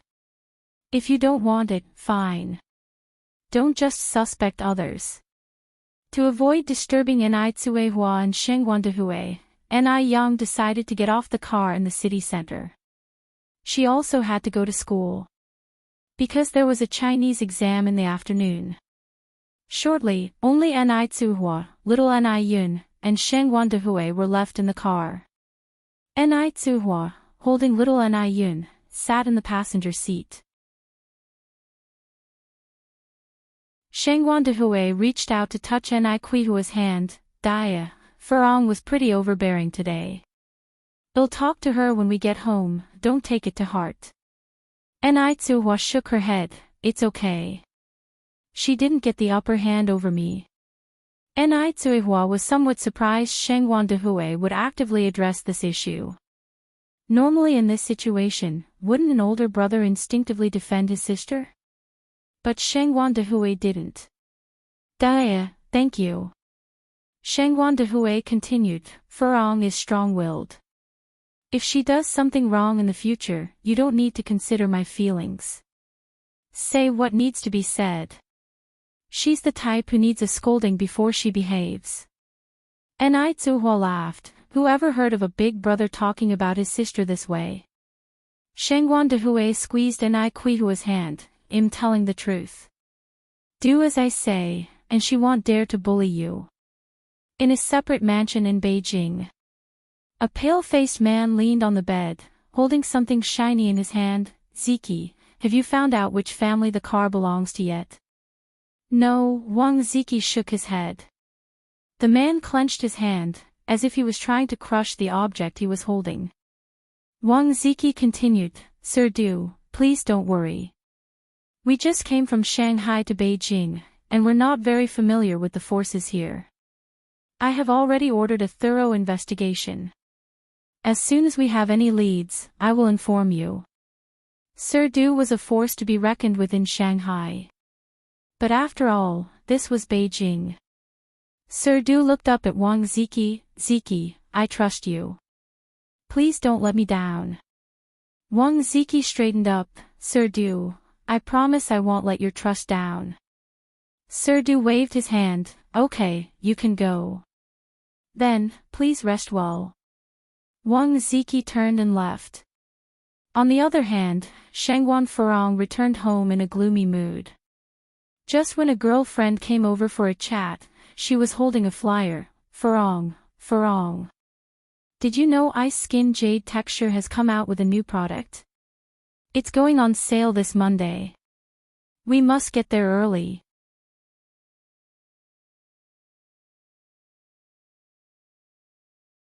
Chapter 629, Regret It Now. _1 Shengwan Furong is a big fan of Ice Skin Jade beauty products.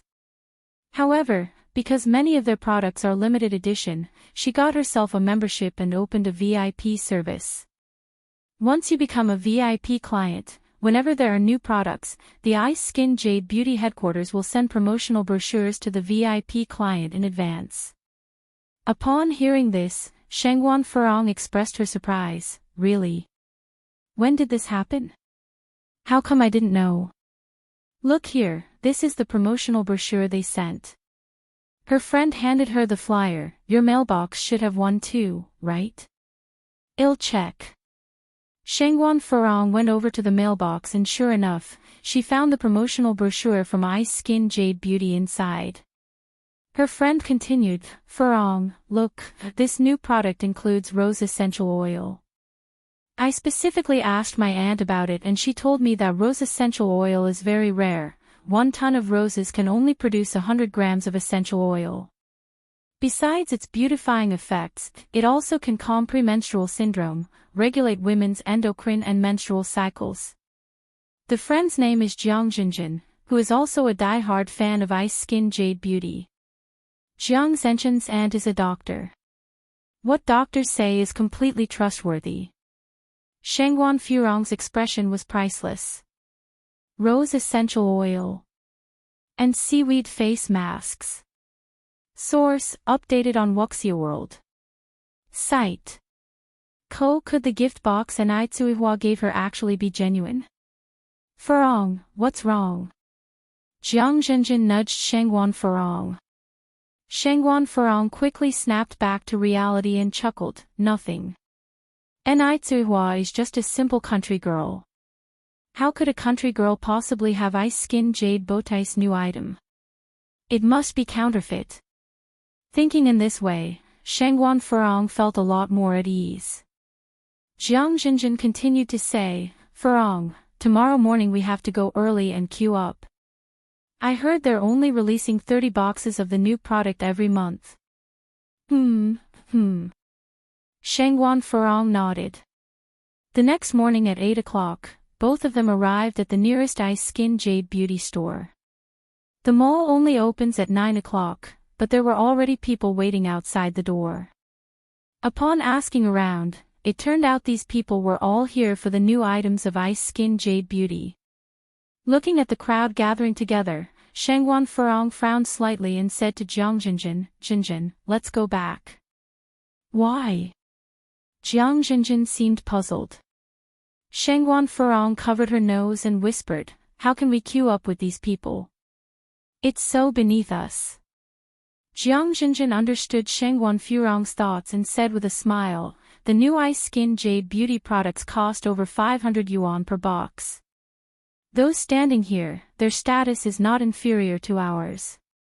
Who would want to show their faces in a queue at ordinary times? But who would refuse when their products are so good? If they asked their housemaids to buy it for them, they might not trust them as people are willing to offer multiples of the original price to buy it. Thinking about it, Shangguan Furong decided to wait with the crowd for the mall to open. Ultimately, they managed to wait until 9 o'clock, the mall opened, and the crowd surged in, more crazily than the old men and women scrambling for discounted items in the supermarket. Through the eyes of people who were oblivious to the situation, they would think that the Ice Skin Jade beauty products were cheap. Shangguan Furong cares greatly about her image, she did not wish to follow the crowd. Walking gracefully, she moved step by step towards the store. Seeing that Shangguan Furong would not let loose, Jiang Zhenjin couldn't wait any longer. Furong, you come along at your own pace. I'll go queue up in the front. As soon as the sentence finished, Jiang Zhenjin ran into the crowd, completely without any airs of an upper-class family. When Shangguan Furong arrived, the queue had become quite long. The new Ice Skin Jade beauty products were only limited to 30 boxes, not enough for everyone in such a large crowd. Therefore, the salesperson suggested that the remaining customers did not need to queue anymore. Jiang Zhenjin was lucky, as she got the last spot in the queue.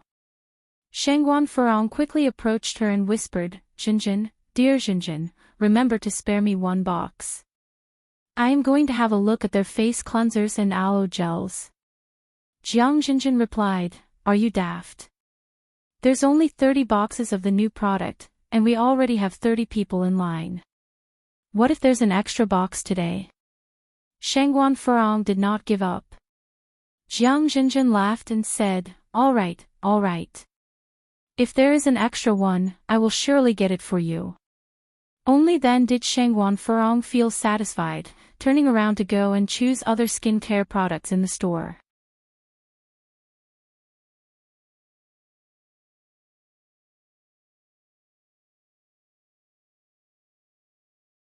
Chapter 630, Regret. _2. The booming business led to the increase of the store staff from the initial 4 to 8. Furong, have you made your purchase?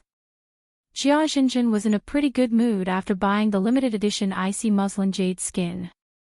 Zhenjin, did you buy any extra? Asked Shangguan Furong. Jia Zhenjin shook her head. No. Shangguan Furong sighed, show me what you bought. Although she didn't score any, a feast for the eyes is always nice.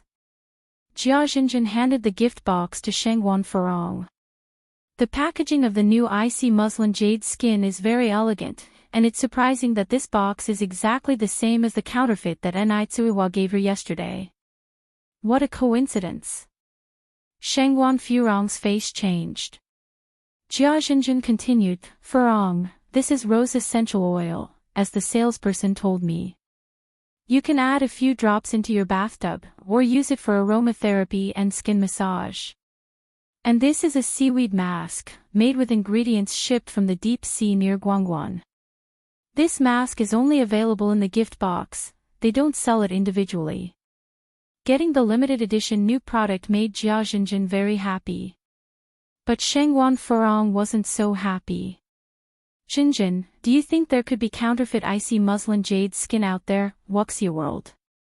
Site, counterfeit. I doubt there is any. Jia Jinjin opened up the gift box and continued, look, all their product boxes have anti-fake labels. Where? Asked Shengwan Furong. Right here, look. You can only see it under the light. Do you see the letters New York? That's the anti-fake label. The founder of the icy muslin jade skin line was very smart. They made it so that the label disappears once the box is opened to prevent reuse. You can only see it when it's brand new. The New York letter sparkled under the light. With this explanation, Shengwan Furong felt somewhat relieved. She handed the box back to Jia Jinjin. Jinjin, I just remembered something I need to do. I'll leave first. I won't be going back with you. Jia Jinjin didn't have time to say anything before Shengwan Furong disappeared. Shengwan Furong rushed to the Shengwan family's house. Old lady Shengwan was sitting on the sofa reading a newspaper. Mom! Why are you in such a hurry? Old lady Shengwan put down the newspaper. Shengwan Furong asked immediately, where is that counterfeit product that Dia brought? What counterfeit product? Old lady Shengwan frowned in displeasure. Just then, a middle-aged woman walked in from outside. Sister. Yushu is here. Old lady Shengwan stood up, smiling. Aunt. Though Zhao Yushu was not much older than Shengwan Furong, she still had to properly address her as aunt. This was because she was old lady Shengwan's sister-in-law. Zhao Yushu nodded. Sister, you said you had something nice for me over the phone. You wouldn't tell me what it was unless we met in person. Old lady Shengwan smiled. It's definitely a good thing for you young people. Stop beating around the bush. Zhao Yushu sat down next to old lady Shengwan. Old lady Shengwan took a beautifully wrapped gift box from under the coffee table. Here, this is for you. Zhao Yushu covered her mouth in disbelief. New icy muslin jade skin. Oh my goodness. I had my maid queue for it early this morning, but she arrived too late and couldn't get any. Sister, you really are my dear sister. Zhao Yushu was so excited that she was almost incoherent. Sister, where did you get this? You're incredible. Old lady Shengwan laughed. This was brought by Dihui's daughter-in-law, Dia. She originally intended to give it to Furong, but she didn't want it. Hope you won't mind. Since they're all family, old lady Shengwan decided to tell the truth. Zhao Yushu excitedly chimed in, what's there to mind? I'm more than delighted. I've been using icy muslin jade skin products for the last 6 months. When I heard from my maid that she failed to buy the new product, I was so upset. If Shengwan Furong didn't want it, it was her loss. And, the icy muslin jade skin might be a fake. If you end up ruining your face, don't say I didn't warn you. Old lady Shengwan sighed and shook her head. This child is just too suspicious. Zhao Yushu knew Shengwan Furong's personality well. She laughed and said, what's there to be afraid of? Doesn't icy muslin jade skin carry an anti-fake label? We can just open the package and check whether it's real or fake.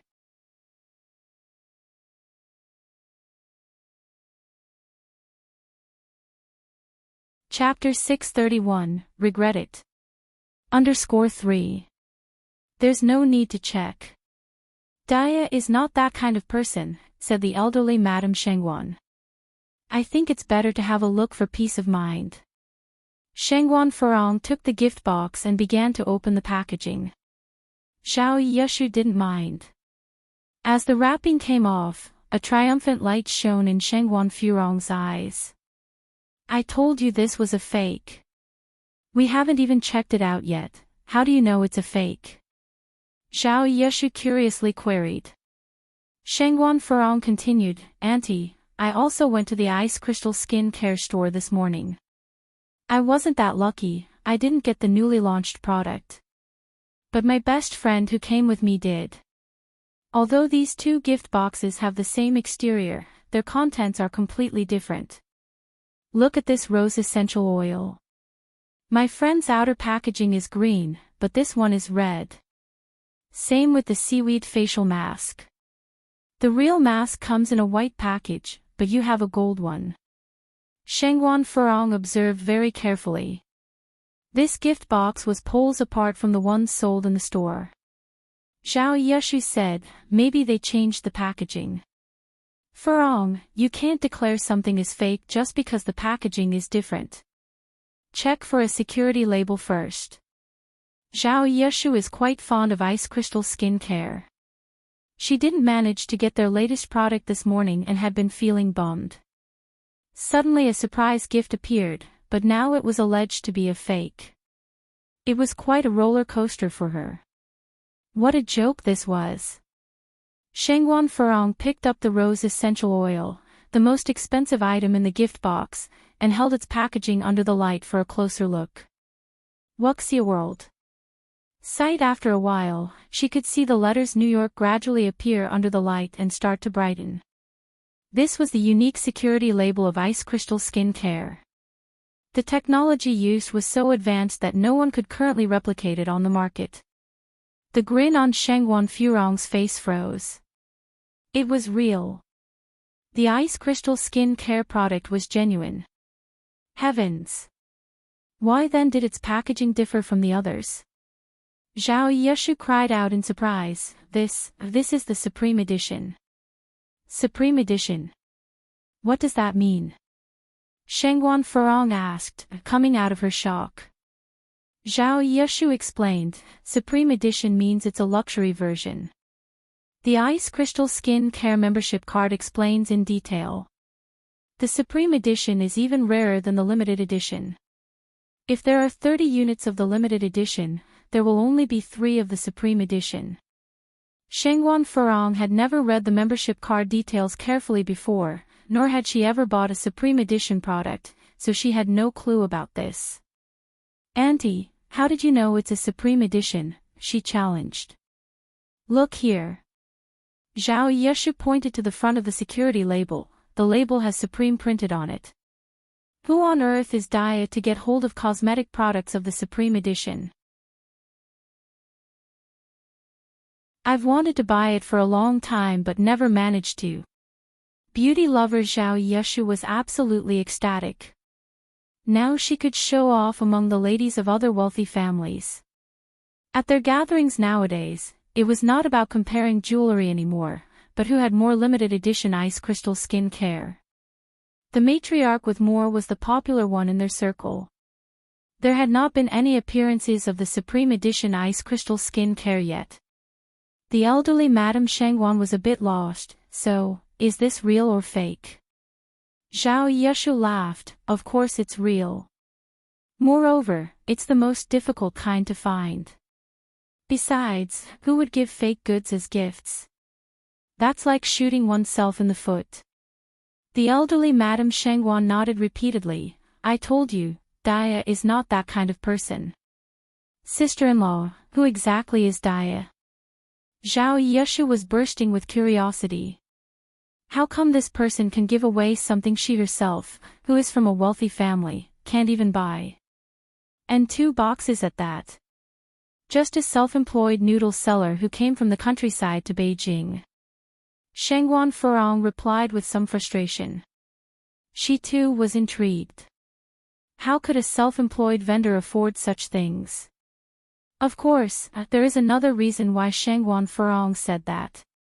She hoped Zhao Yushu would reject the ice crystal skin care. With Zhao Yushu's status, she would look down on a gift from a self-employed vendor, wouldn't she? If Xiao Yeshu were to refuse, the skincare would return to her.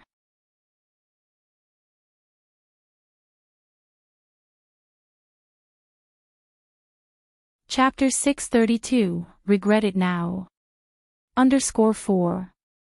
If Jia Xinjin was happy with getting the standard version of Ice Skin Jade Complexion, she would surely die of envy knowing that I have the Supreme Edition. Though Shengguan Furong could be a bit dominant, she did have some smarts. However, Xiao Yeshu completely ignored Shengguan Furong's implied intent and looked at the old Shengguan lady, saying, I feel you must be quite satisfied with Daya, aren't you? If she had followed Shengguan Furong's lead, that would have been foolish. Who wouldn't want such an excellent product like Ice Skin Jade Complexion? Satisfied. The old Shengguan lady nodded her head repeatedly, very satisfied. Then when are you planning to settle this matter? It's not easy to find a good woman these days. Since Dehui and her have such good karma, it's better to settle things down earlier for peace of mind, Xiao Yeshu continued. Though she had never met Daya in person, her impression of Daya was quite good.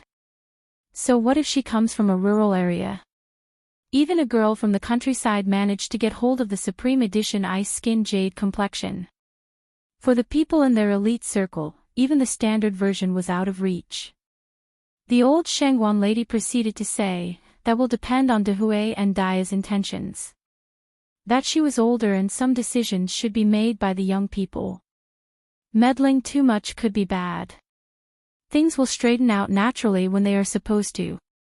Moreover, Shengguan Dehui is probably quite in a rush for this matter even if she isn't. Wuxia World. Site Zhao Yeshu nodded, that's right, this matter depends on the two main characters. I must stop imposing now, sister-in-law.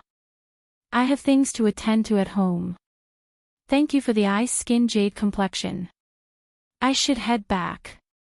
With that, Xiao Yeshu took the gift box from Shengguan Furong's hands. Furong, visit me when you got the time. Looking at Shengguan Furong, it seemed that she didn't want to part with the Supreme Edition of Ice Skin Jade Complexion. If she didn't leave now, she might not get the chance till later. Xiao Yeshu wasn't a fool. When the box left Shengguan Furong's hands, her heart also went empty. The Supreme Edition Ice Skin Jade Complexion. It was originally hers. In just the blink of an eye, it became someone else's. And Shengguan Furong stood up, staring at the Ice Skin Jade Complexion in Zhao Yeshu's hand. Furong, is there something else? Zhao Yeshu turned to look at Shengguan Furong, pretending not to understand the implication in Shengguan Furong's eyes. And that Ice Skin Jade Complexion, Xiao Yeshu smiled and said, Furong, don't worry, I will use it well. I won't stay to bother you. I need to leave now. With that, she quickly left the Shengguan's home, afraid that Shengguan Furong might snatch the Ice Skin Jade Complexion from her hand. Shengguan Furong fell despondently onto the sofa, her face extremely unpleasant. The old Shengguan woman asked in confusion, what happened? Shengguan Furong turned to the old Shengguan woman, complaining, how could you give the Ice Skin Jade Complexion to my aunt? Do you know how much effort it took me to get the Supreme Edition? I woke up at 7 this morning, arrived at the mall at 8, and couldn't get even a standard version. You even gave away my thing without telling me. Shengguan Furong was upset. How could it be like this? That was her thing. Old Lady Shengguan looked up at Shengguan Furong. Didn't you say that the Ice Skin Jade Complexion was fake? What? You regret it now? Shengguan Furong was taken aback. Even if it is a fake, you can't just give it to someone else. The old Shengguan woman calmly turned a page of her newspaper. It doesn't matter since the one whose face will be ruined isn't you. Why are you so worried? Old Lady Shengguan did this on purpose. She wanted to irritate Shengguan Furong. Otherwise, she would forever remain ungrateful. Shengguan Furong started to argue. I said it would ruin her face, but I didn't say I don't want it. I may be old, but my memory isn't failing. If I remember correctly, you directly refused Dai yesterday morning, didn't you? Ah. Shangguan Furong's regret made her want to retch. Old Madame Shangguan continued, Furong, I have told you many times not to judge people by their appearance and background. You never break this habit. Also, you really need to change your domineering attitude, or else who will be able to tolerate you in the future? As long as Xiaoshan can tolerate me, it's enough. Shangguan Furong was vexed. Why do you care so much? I'm leaving now. Xiaoshan was Shangguan Furong's husband, normally under her tight control. In private, Xiaoshan had complained to the old Shangguan woman countless times.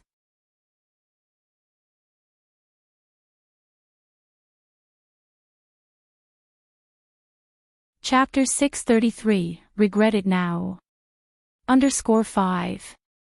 Lady Shangguan felt deep sympathy for her honest and obedient son-in-law. She intended to aid Xiaoshan, but she had no control over her daughter at all. Lady Shangguan watched Shangguan Furong's retreating figure, shaking her head helplessly. Shangguan Furong returned to the Zhao house, fuming with rage. Furong, you're back. Xiaoshan immediately rose from the sofa. Pour me a cup of tea. Oh, all right. Xiaoshan immediately poured Shangguan Furong a cup of tea. After taking one sip, Shangguan Furong immediately spat the tea back out. Xiaoshan. Are you deliberately trying to irritate me? Didn't I tell you already, I don't like pure tea. I want Biluakun tea. Biluakun tea. What part of that do you not understand? Shangguan Furong was already seething with anger, and Xiaoshan, the perennial scapegoat, was an easy target. Xiaoshan immediately trembled with fear, and quickly fetched a tissue to wipe Shangguan Furong's mouth. I'm sorry. I'm sorry. I was going to drink this pure tea myself. I poured the wrong pot. I'll pour you another one. Xiaoshan, exclaimed Shangguan Furong. She slammed her teacup onto the tea table. How many times have I told you? You are not allowed to drink pure tea either. There shouldn't be any pure tea in this house. Who allowed you to buy it? Who gave you the permission? Are you trying to rebel? Furong, I'm sorry, I won't dare to do it again next time. Xiaoshan, the strange man, preferred black and red teas like pure, but Shangguan Furong only liked green tea, and only drank green tea. And so, the conflict escalated. Wuxia World. Site Wuxia World. Site. Ko Shangguan Furong, too furious to speak, picked up the teapot and smashed it to the ground, pointing at the shards. Kneel down. Xiaoshan, I've finally realized. Unless I make you suffer a bit, you will never remember my rules. Xiaoshan's mother emerged from the inner room, looking at her dominating and overbearing daughter-in-law, too stunned to speak. Xiaoshan was a pushover, and he knelt down when Shangguan Furong ordered him to do so. Those were sharp shards. How could anyone kneel on them without getting hurt? Xiaoshan's mother frowned out of concern.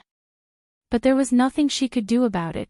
Who could be blamed when her son was so spineless? Just then, the butler came to inform, Madam, Miss Jia is here. Shangguan Furong turned to Xiaoshan, go kneel in the room. All right, Furong, don't be angry. You know what the books say, anger can make you age faster. Xiaoshan quickly made his way toward the bedroom. Soon after, Jia Xinjin entered from outside. Furong. Xinjin. Shangguan Furong greeted, smiling. Furong, what happened to you at the mall?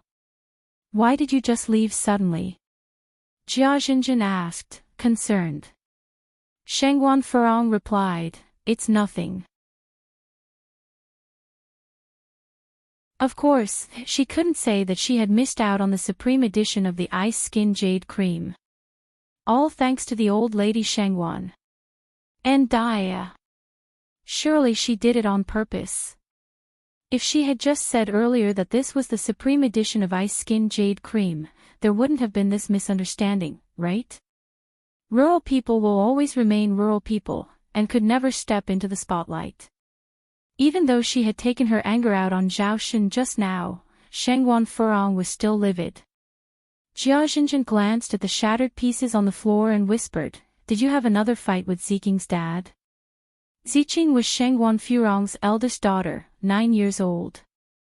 Shangguan Furong grumbled, "He's as useless as trash. He's not even comparable to Mo Qixin." Jia Xinjin tugged at Shangguan Furong's sleeve, signaling for her to lower her voice. Shangguan Furong retorted, "What's there to be afraid of?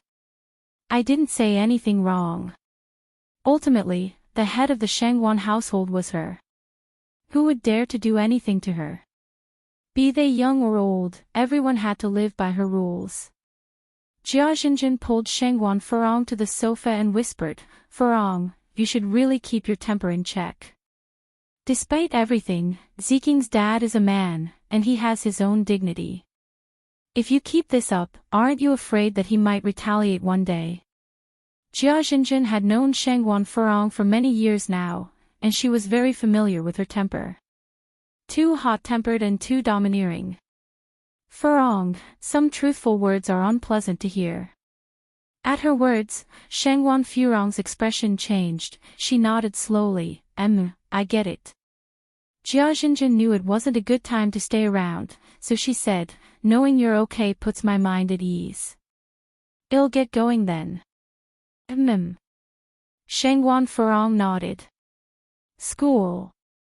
Ni Yang had an exam in Chinese yesterday afternoon. Today, she was scheduled for math and English exams. She arrived at the campus right when the classes had just been dismissed. Ni Yang was dressed in a blue and white school uniform, holding a few books. As she strolled down the path shaded by camphor trees, she attracted the attention of quite a few students who stopped to watch.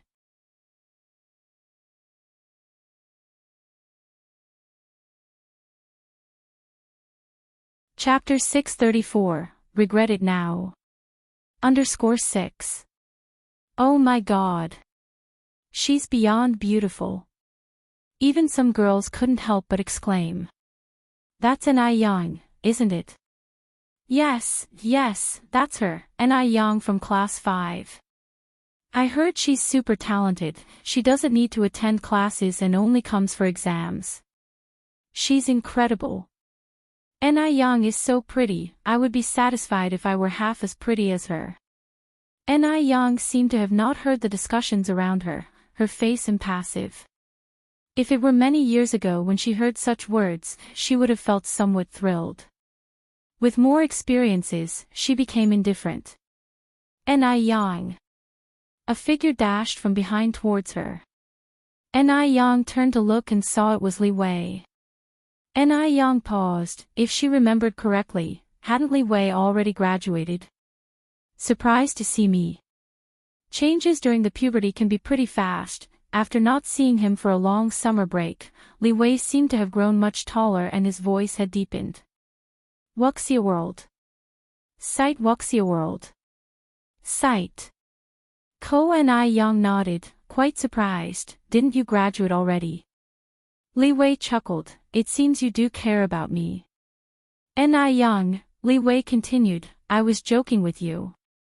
I didn't do well in college entrance exam, so I chose to repeat a year. I'm now in class 8. Oh. Ni Yang nodded, I see. Brother away. Zhou Xiumei caught up from behind. Li Wei seemed somewhat reluctant to let Ni Yang see how close he was with Zhou Xiumei. He just nodded coolly. Zhou Xuimei's expression darkened slightly. Li Wei continued, the exam is about to begin. How's your preparation, Ni Yang?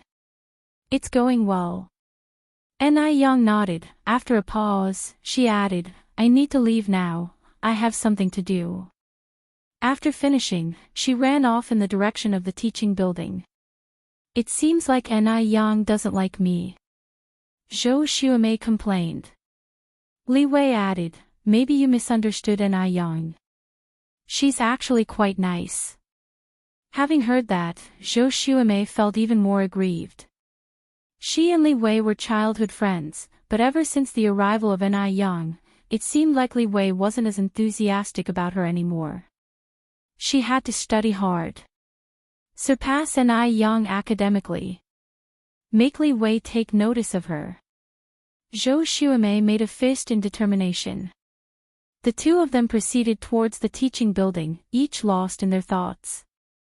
At 1:30 in the afternoon, the monthly exam officially began. As soon as Ni Yang started her math paper, she felt a familiar pain in her abdomen. Could this be happening? Ni Yang frowned slightly.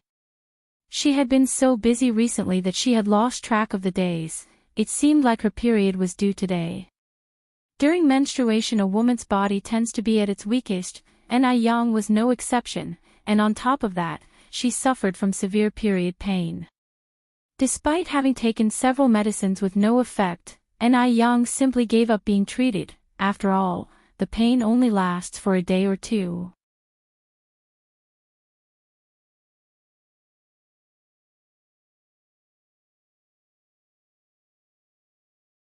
Chapter 635, Regret It Now. _7 in the lunar month of October, Ni Yang was only wearing a white knit sweater.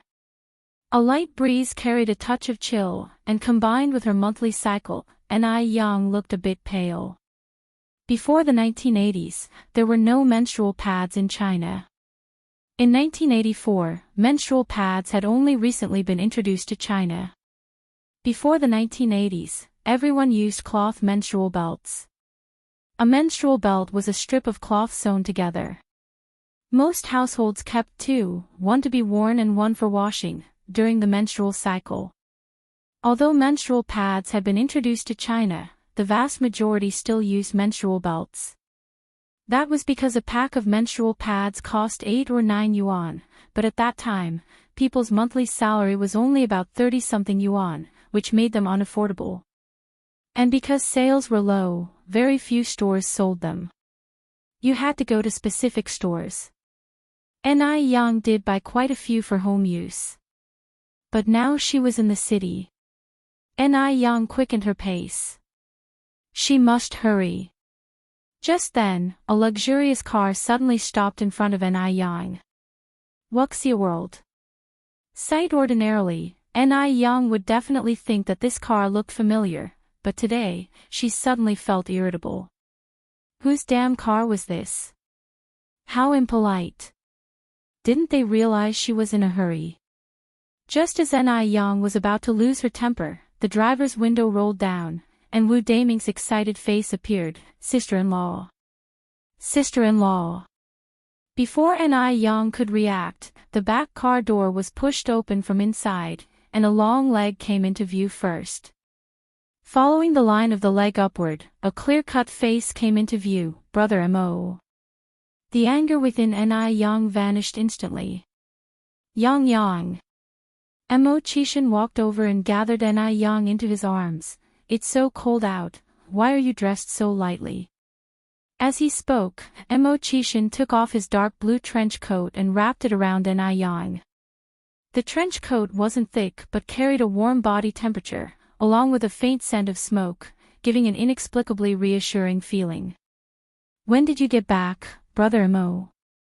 Ni Yang looked up at Mo Qishan. Mo Qishan was bending over, busily buttoning the coat. Just got off the plane. He had originally planned to surprise Ni Yang, but after bumping into her on the street, Mo Qishan couldn't control himself anymore. Just then, Ni Yang felt another wave of pain from within her body. She grasped Mo Qishan's arm. Brother Mo, I gotta go. I need to make a trip to the store. What if she really bled profusely? I'll have Wu Daming drive you there. It's too cold to ride a bike. Look how pale your face is. Mo Qishan reached out to pinch her face. Not only pale but also icy cold. Ni Yang hesitated for a second and then nodded, all right. Wu Daming efficiently shoved the bike into the trunk.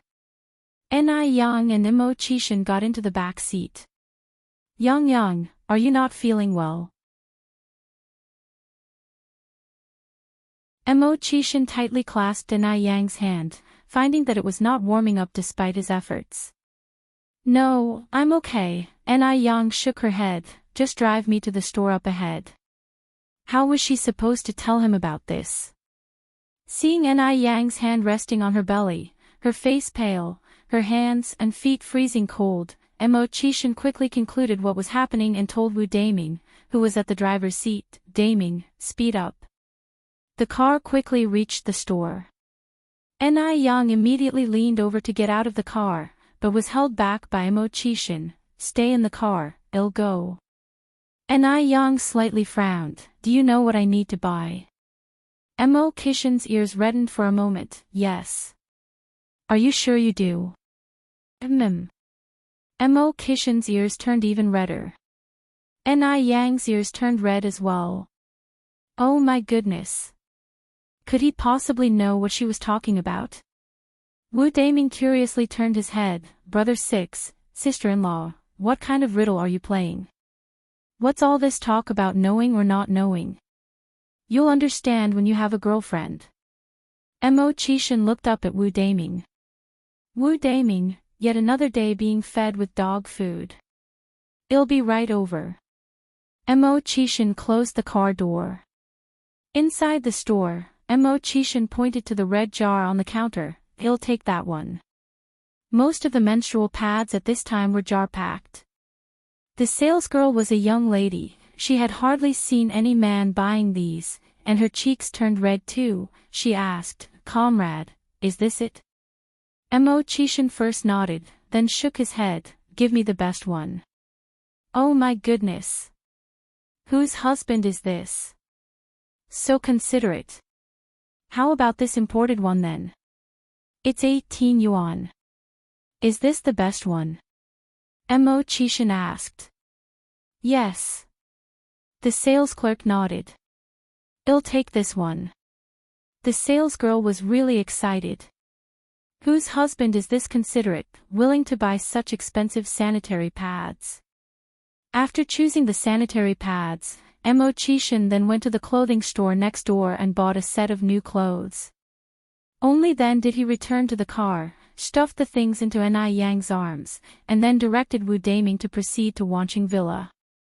Ni Yang blushed as she glanced at the stuff in the bag. He didn't buy the wrong one. How did he figure it out? Ni Yang tugged at Imo sleeve, whispering, I need to go to the bathroom. Imo nodded, I know. Don't worry, we'll be there soon.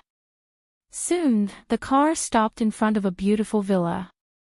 Imo got out of the car first and opened the door for Ni Yang.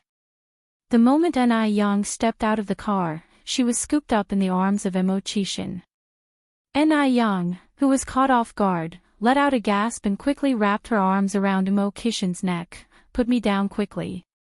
No. Imo turned to Wu Daming, Daming, you can leave first. Okay, Brother 6, remember to call me if you need anything. Wu Daming pointed to the pager in his pocket. Imo nodded, then carried Ni Yang into the villa. Brother Imo, I can walk on my own.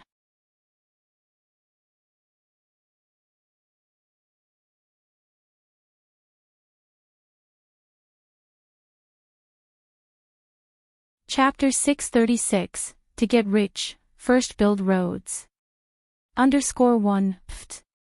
Ni Yang couldn't help but burst into laughter. Brother Imo, are you genuinely clueless or are you pretending? Imo said, I genuinely don't have a little sister. Ni Yang explained, the little sister I'm referring to is different from the one you're imagining. In this context, it's someone you're fond of, someone you yearn for when you don't see them for just a day. Men from the 80s had a bit of chauvinistic mindset, and sex education hadn't been popularized yet. It was rare for a man to understand a woman's needs so well. Yet Imo knew to buy sanitary pads, laundry items, and even knew about Angelica Brown's sugar water. It was clear he had experience doing such things. There is a beauty, unforgettable at first sight. If I don't see her for a day, I'll be consumed by thoughts of her. Chishan casually placed the bowl on the side table, taking the initiative by pulling Yang into his arms. Yang, you are my little sister. Yang froze for a moment but then leaned into his embrace. The simple hug lasted for about 2 minutes. Then Chishan let go of Yang and nudged her onto the sofa. Hurry up and drink the sweet soup before it cools down. Yang took the porcelain bowl. And to think you claimed you hadn't courted other little sisters before, Wuxia World. Sight Wuxia World. Sight. My sense of smell is naturally sharper than others, Chishan explained, and this. I asked Aunt Lisa, our cleaning lady. His face turned red as he spoke. It was his first time ever asking such questions. Even Aunt Lisa was taken aback. While Yang was bathing, Aunt Lisa kept stealing glances, curious to see what the girl who had charmed their master looked like. Really? Yang was skeptical. Really? Chishan held up 3 fingers. Boss, I swear, you're the only little sister I've ever had. Yang took a sip of the Angelica brown sugar water. Then I guess I'll reluctantly believe you this time. Yang, do you want to rest a bit on the bed? Chishan asked next. No need. Perhaps because of the Angelica brown sugar water, Yang didn't feel any abdominal pain today. It's getting late, I should head back. She had been in the bathroom for an hour, combined with the time she spent on the road, it was already after 5 in the afternoon. The sunset streamed in through the window, bathing the room in a golden glow. It was beautiful and peaceful. Leaving so early. Chishan reached for the empty bowl. It's already past 5. Yang pointed to the clock on the wall. Chishan picked up his coat, casually draping it over his body. Then I'll escort you home. No need, I can take a taxi back. You should go home and check in, I'm sure your parents are waiting for you. Yang said. Chishan laughed. They don't know I'm back today. Come on, I'll take you. All right. Yang nodded. Just as they were about to leave, Aunt Lisa came in to pick up the empty bowl. Aunt Lisa, this is Miss Ni. Chishan introduced. Aunt Lisa, a blonde, blue-eyed woman from country.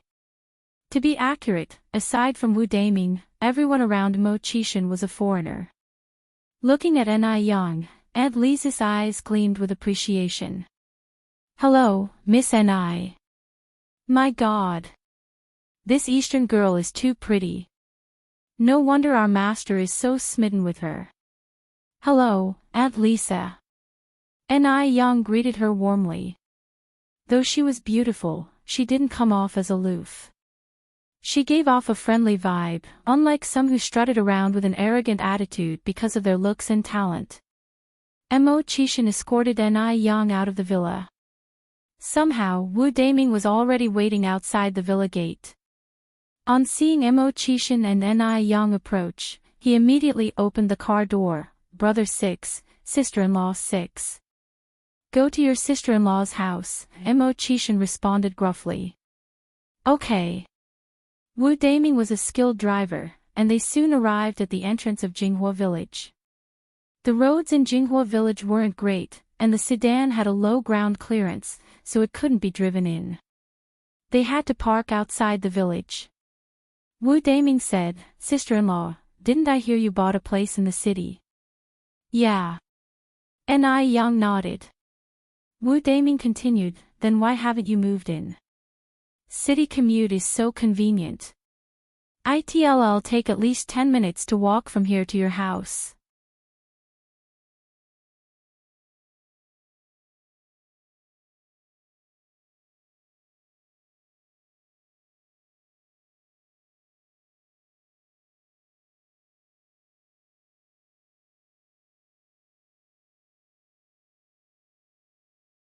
Chapter 638, To Get Rich, First Build Roads. _3. Ni Yang stood up, took the teacup handed over by the village chief, and said, "You really don't have to be so polite, village chief. I'm only here to discuss something with you. After that, I'll be leaving." Village chiefly responded with a smile, "That's perfect, we can chat while enjoying our tea." Ni Yang sipped her tea and continued, "Village chiefly, the roads in our village become muddy every time it rains. It is very inconvenient for the elderly and children to walk on them. Yang, are you thinking about fixing the road?" Village chiefly inferred from Ni Yang's words. Yes, Ni Yang nodded in confirmation. Village chiefly took a puff of his cigarette. Yang, you know the situation in our village. Before you came back, everyone couldn't even afford meat. At the moment, there is no supportive policy from the government. Talking about road construction is easy, but it requires a substantial amount of money.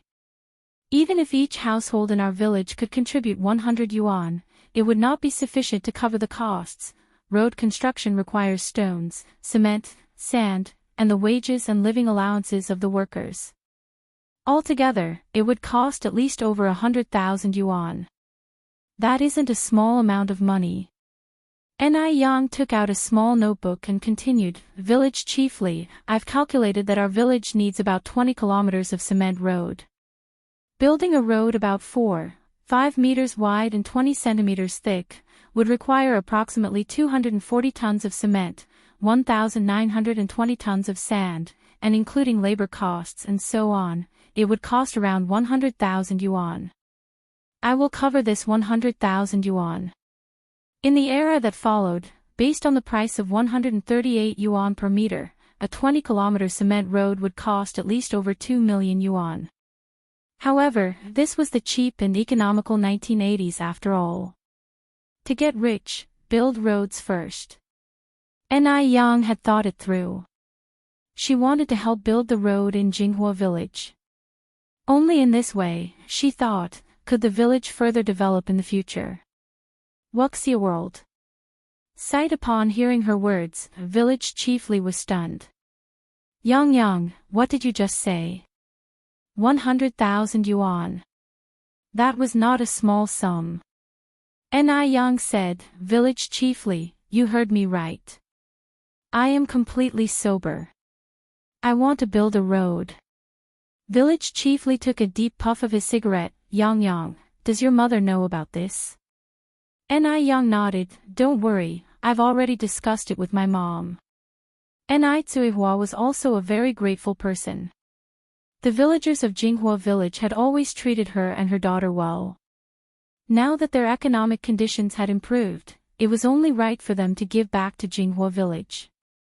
Helping others can be a form of self-help too. Yang, are you really not joking with me? Village chiefly still found it hard to believe. Ni Yang said very seriously, "Village chiefly, you don't have to worry. I am not joking with you. If you agree to construct the road, we can start implementing it tomorrow. Then the construction team can come to me for reimbursement." Yang, on behalf of all the villagers, thank you. Village chiefly stood up and bowed to Ni Yang.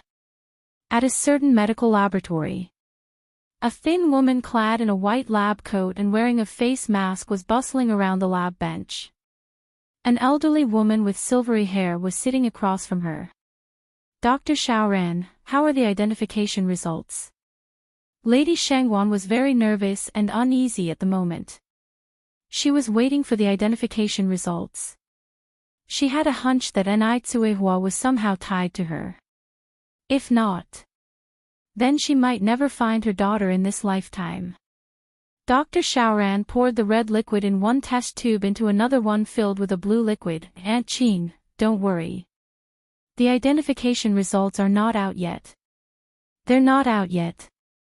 Lady Shangwan became anxious. "Didn't they say the results would be out in 3 months? How come there are still no results yet?" Dr. Xiaoran apologized. there is a problem with the identification machine, so it may take a while longer. Aunt Qing, I'm really sorry to have kept you waiting all this time. Hearing this made Lady Shangwan sigh. Dr. Xiaoran looked up at Lady Shangwan and noticed her complexion seemed off. Aunt Qing, has your coughing gotten worse recently? Lady Shangwan responded, it hasn't gotten much worse, it's still the same. Dr. Xiaoran's brow furrowed. What did Dr. Jiang say? Lady Shangwan avoided directly answering Dr. Xiaoran's question. Instead she asked, how much longer do we have to wait? Dr. Xiaoran replied, the new machine is still being shipped. Adding the time needed for the identification process, I'm afraid we need to wait until after the new year. After saying this, she added, if you are in a hurry, I can recommend a trustworthy doctor for you. Lady Shangwan shook her head, I only trust you now.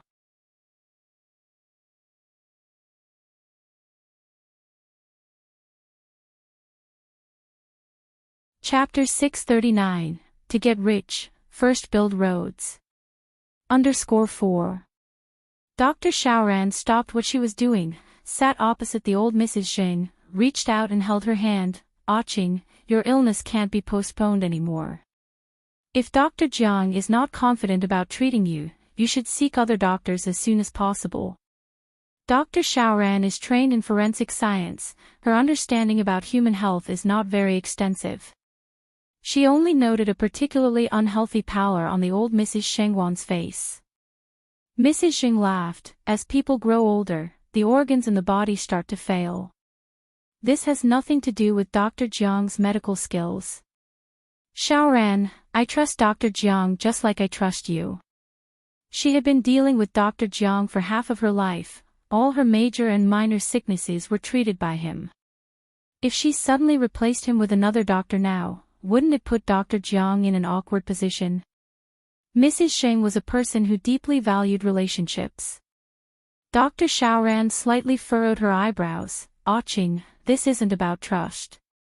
Dr. Jiang is old, his education is old-fashioned, some young doctors are actually more professional than him. Dr. Xiaoran had met Dr. Jiang before. He was a very kind old man.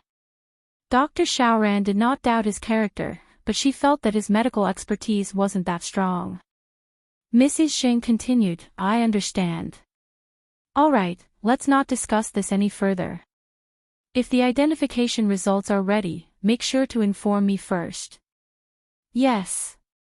Dr. Xiaoran nodded, and escorted Mrs. Xing out. Butler Liu was standing by the laboratory door. Wuxia World. Site Wuxia World. Site. Upon seeing Dr. Xiaoran helping Mrs. Xing out, he immediately stepped forward and took Mrs. Xing's arm. Madam. Mrs. Xing seemed taken aback. Butler Liu, why are you here? She did not inform anyone that she was coming. Madam, let's get in the car first. Butler Liu did not answer Mrs. Xing's question directly, and opened the rear door of the car. As soon as the car door closed, an old voice echoed in the air, Qing, how are the identification results? Mrs. Xing turned her head to see Mr. Xing Jun sitting beside her. Over the years, Mr. Xing Jun indulged himself in opera and gardening, he hardly cared about what happened in the outside world, or within the Xing family. All these matters were handled by Mrs. Xing alone. Previously, when Mrs. Xing was busy searching for their daughter, Mr. Xing didn't poke his nose into it. But this time, Mr. Xing even followed her here, which surprised Mrs. Xing. Mrs. Xing shook her head. Xiaoran said the machine had some problems. We have to wait for a new one to arrive, the identification results may not come out until after the new year. Hearing this, Mr. Xing sighed. There was silence in the car. After a long while, Mr. Xing spoke again. Is that child really similar to Artingting?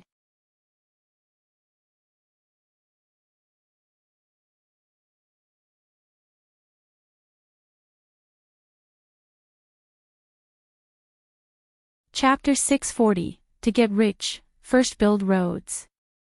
_5. Old Mr. Xing nodded. Dr. Xiaoran watched the direction in which the sedan had vanished and let out a deep sigh. From the day she remembered things, Mrs. Zheng had been searching for her daughter. This search had been going on for over 20 years. Soon, she was going to get married and have a baby, and Mrs. Zheng still hadn't found her hope. Dr. Xiaoran turned back to the laboratory and made a phone call. "Hello, Lala. I need a favor." A pretty voice came from the other end. "What is it, Xiaoran?" "There's something wrong with my detector here. Can you help me with a DNA identification?" "Sure. Thank you, Lala." Dr. Xiaoran continued, "Then I will bring it to you right away." The person on the phone with Dr. Xiaoran is Zhou La, her college classmate and a very good friend. Although Mrs. Xing doesn't believe in others, Dr. Xiaoran believes in Zhou La. Instead of waiting like this, it's better to let Zhou La do the identification first. With it under her name, no one would be the wiser. Wuxia World. Site Wuxia World. Site. After hanging up the phone, Dr. Xiaoran rode her bicycle to deliver the materials to Zhou La. Zhou La is a very enthusiastic person. She took the materials. "Rest assured, Xiaoran. I've got this." Dr. Xiaoran hugged Zhou La. "Thank you so much. That aunt of mine is really anxious to find her biological daughter." "You're welcome." Zhou La patted Dr. Xiaoran on the back. She too had experienced the pain of losing a loved one. So she knew the pain of parting. Here. Old Mrs. Zheng and old Mr. Zheng arrived at Dr. Wang's place. Dr. Wang warmly welcomed the elderly couple. Old Mrs. Zheng made her request directly, without beating around the bush. Dr. Wang pushed up his glasses that were resting on his nose bridge. "Mr. and Mrs. Zheng, please be mentally prepared." Old Mrs. Zheng nodded. Old Mr. Zheng took a sip of water from the cup he held. Only then did Dr. Wang bring out the identification report. "Unfortunately, the identification results show that there is no biological relationship between the two of you and the other party." Even though they had already anticipated this result, old Mr. Zheng and old Mrs. Zheng couldn't help but feel disappointed. After a while, old Mrs. Zheng took the identification report from Dr. Wang's hand. "All right, I understand." Dr. Wang continued, "It has been 34 years since the incident. Everything has changed. I would advise you not to dwell on it. The greater the hope, the greater the disappointment. At your age, you cannot withstand the turmoil or shocks. Living in the present is most important." Old Mrs. Zheng nodded. Old Mr. Zheng angrily stood up, his eyes bloodshot. "Go to hell with your living in the present. Because the lost one isn't your daughter." For many years, this was the first time that old Mrs. Zheng saw old Mr. Zheng lose his temper like this.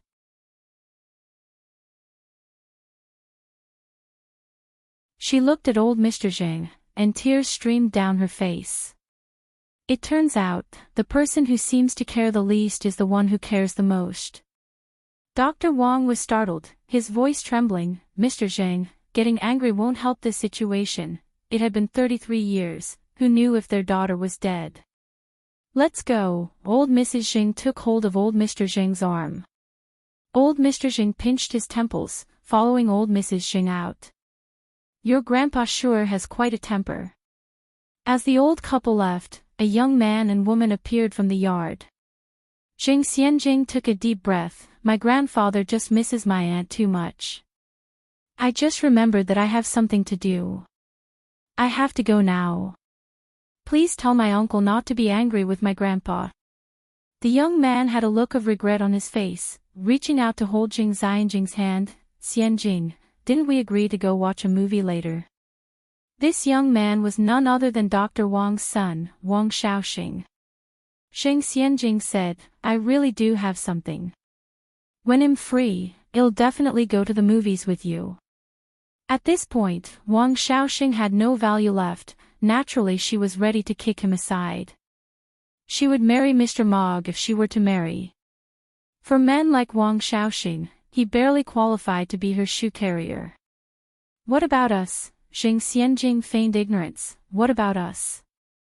Wang Shaoxing said, I mean our relationship, Xianjing. Didn't you say that you would consider me, give me a chance? Jing Xianjing regretfully said, Shaoxing, I think I need to consider that.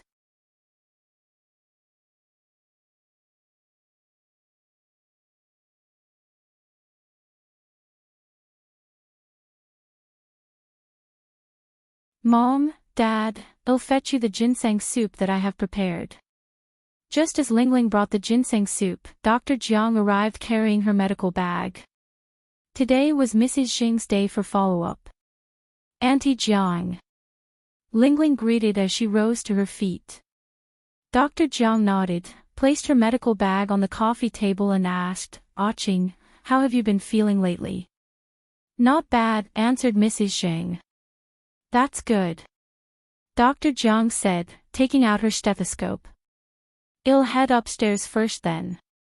Mr. Zheng said to Mrs. Zheng. Mr. Zheng wasn't much of a talker when he was younger, and hardly interacted with outsiders apart from his close ones.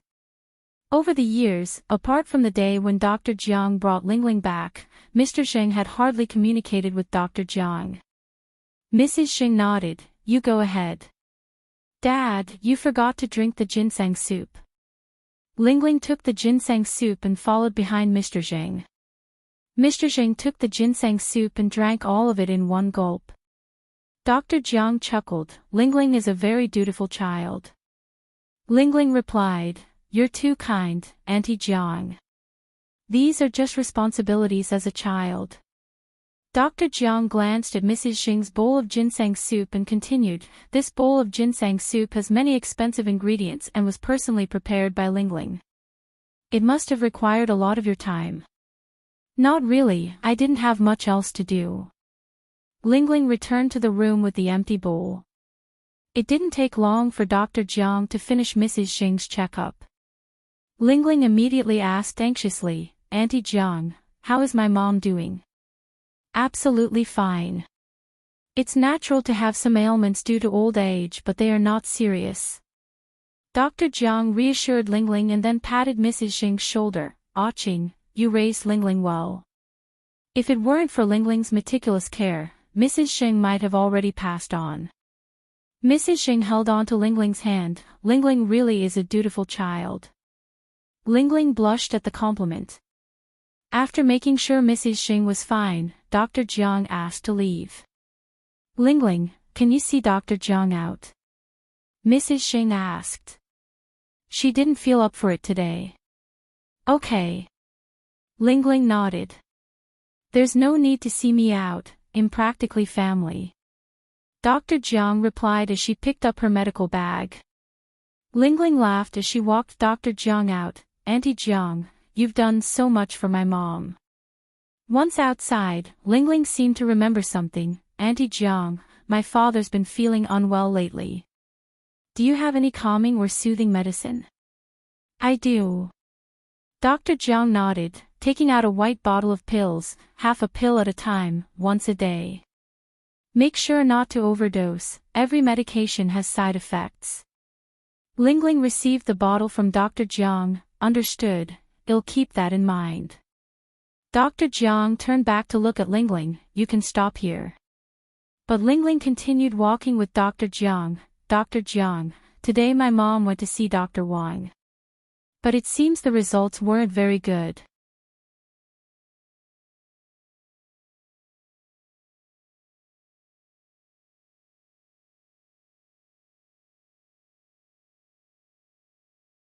Chapter 642, Shengguan Furong was slapped _1. Lingling did not go back immediately, instead watching as Dr. Jiang's figure disappeared into the twilight. Dr. Jiang is about the same age as old lady Zheng, in her 60s this year. She has never married and currently lives alone. As soon as Xing Lingling returned to the villa, old lady Zheng asked, has your Aunt Jiang gone home? Xing Lingling nodded. Old lady Xing continued, your Aunt Jiang lives alone, so if you have time, remember to take Xianjing to visit her. If it weren't for your Aunt Jiang bringing you home all those years ago, where would we niece and aunt have the chance to meet? Blink and over 30 years have passed, and your Aunt Jiang is old now. Again bringing up the past. This damn old woman just can't forget about those years. She has changed her tone and called her mother, but this damn old woman always remembers their relationship as aunt and niece. She never really considered her a daughter. All the filial piety over the years went down the drain. Zheng Lingling clenched her teeth in anger, but still had to put on a smile. All right, Mom. Old Lady Zheng nodded. I'm going to my room first. Wuxia World. Sight Wuxia World. Sight. Mom, dinner is about to be served. Zheng Lingling said. Old Lady Zheng said, you go ahead and eat. I've just had some ginseng soup and am not hungry. Zheng Lingling anxiously said, how can you not eat dinner? Should I bring it up to you later? No need. Old Lady Zheng waved her hand. On this October night, the stars in the sky were sparse and clear.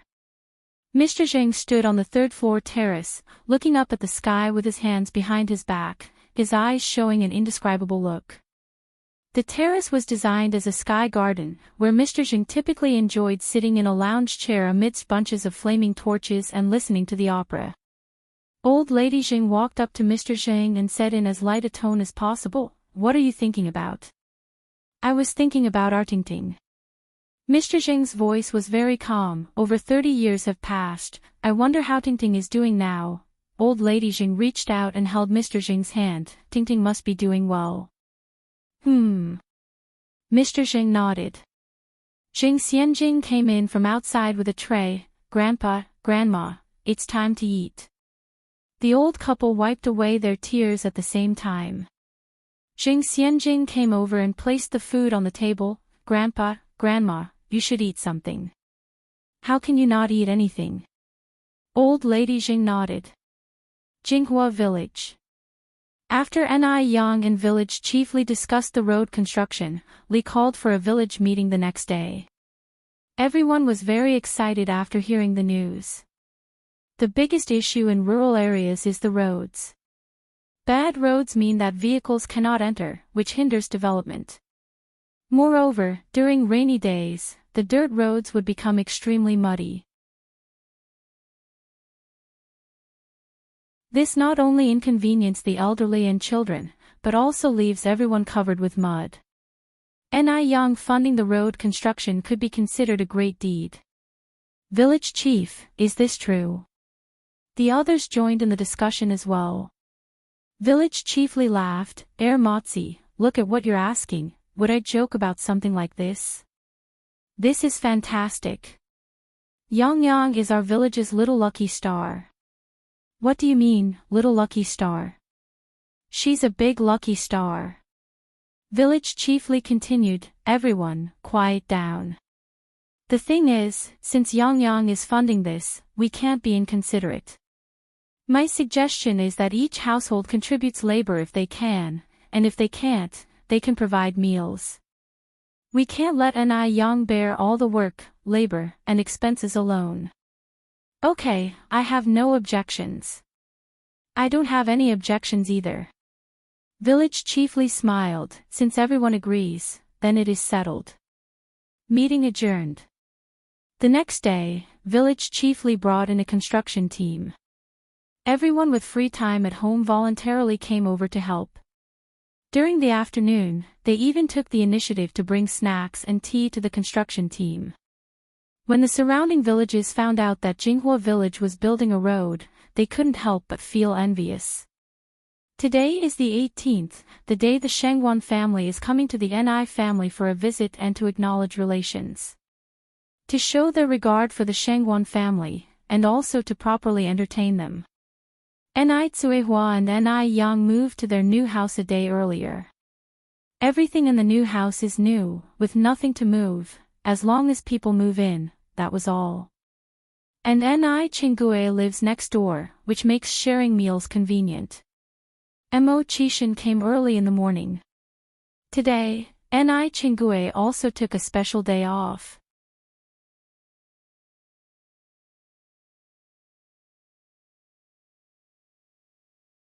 Chapter 643, Shangwan Farong was slapped _2. Ni Zuhua placed the breakfast on the table and said to Ni Yang, go and invite Grandma Lu over for breakfast. Usually, Grandma Lu lives alone. Today there were a lot of people around, so it would be a chance for her to mingle. All right. Ni Yang nodded. I'll go with you. Mo Qishan stood up to follow Ni Yang. Along the way, Mo Qishan curiously asked, Yang, who is Grandma Lu? Grandma Lu is a very kind old lady. She has no children and lives alone usually. While saying this, Ni Yang seemed to suddenly remember something and raised her wrist. Oh yes, this bracelet was given to me by Grandma Lu. Mo Qishan held Ni Yang's wrist and squinted at the bracelet. This bracelet? What about this bracelet? Ni Yang asked. Mo Qishan said, this bracelet seems to be from the Ming dynasty. Ming dynasty? Although Ni Yang knew this bracelet must be valuable, she never would have thought it was from the Ming dynasty. Mo Qishan nodded slightly. This Grandma Lu must have been born into a wealthy family, right? Ni Yang continued, it is said that Grandma Lu was a landowner's daughter in the past. Later, due to wars, she fled here. As they were talking, they arrived at Grandma Liu's house before long. Wuxia World. Sight Wuxia World. Sight Grandma Lu was feeding ducks in the yard. Grandma Lu. Yang is here. Grandma Lu looked up with a beaming smile. Good day, Grandma Lu. Mo Qishan greeted politely. Although most villagers already knew Mo Qishan, Grandma Lu did not. She rarely went out and had been sick in bed for a while. Who is this young man? Grandma Lu looked at Mo Qishan curiously. Ni Yang said, Grandma Lu, this is my boyfriend, Mo Qishan. Oh, Grandma Lu nodded repeatedly, very good. The young man is really handsome. How old is he? 28, Mo Qishan answered. 28. Grandma Lu calculated, that's 10 years older than our Yang. It's good to be older. Older people know how to care for others. Where are you from, young man? Grandma Lu, you can just call me Xiaomo. I'm a local from Beijing. Good. Being a local is great. It's convenient to visit your parents' home when you're close by. After chatting with Grandma Lu for a while, Ni Yang explained why they came. Upon hearing this, Grandma Lu said, well then, you two wait for me here. I'll go change my clothes. All right, Ni Yang nodded. In a short while, Grandma Lu had changed her clothes and came out. For today, Grandma Lu had put on a wine-red tang suit that she would only wear during the new year. Her silver hair was meticulously combed to the back of her head and held tightly with a silver hairpin. Her face may be full of wrinkles, but she carried an aura of a lady from a reputable family. Today is Ni Qihua's big day. Grandma Lu can't let her down. That's why she dressed up. Grandma Lu, you look beautiful.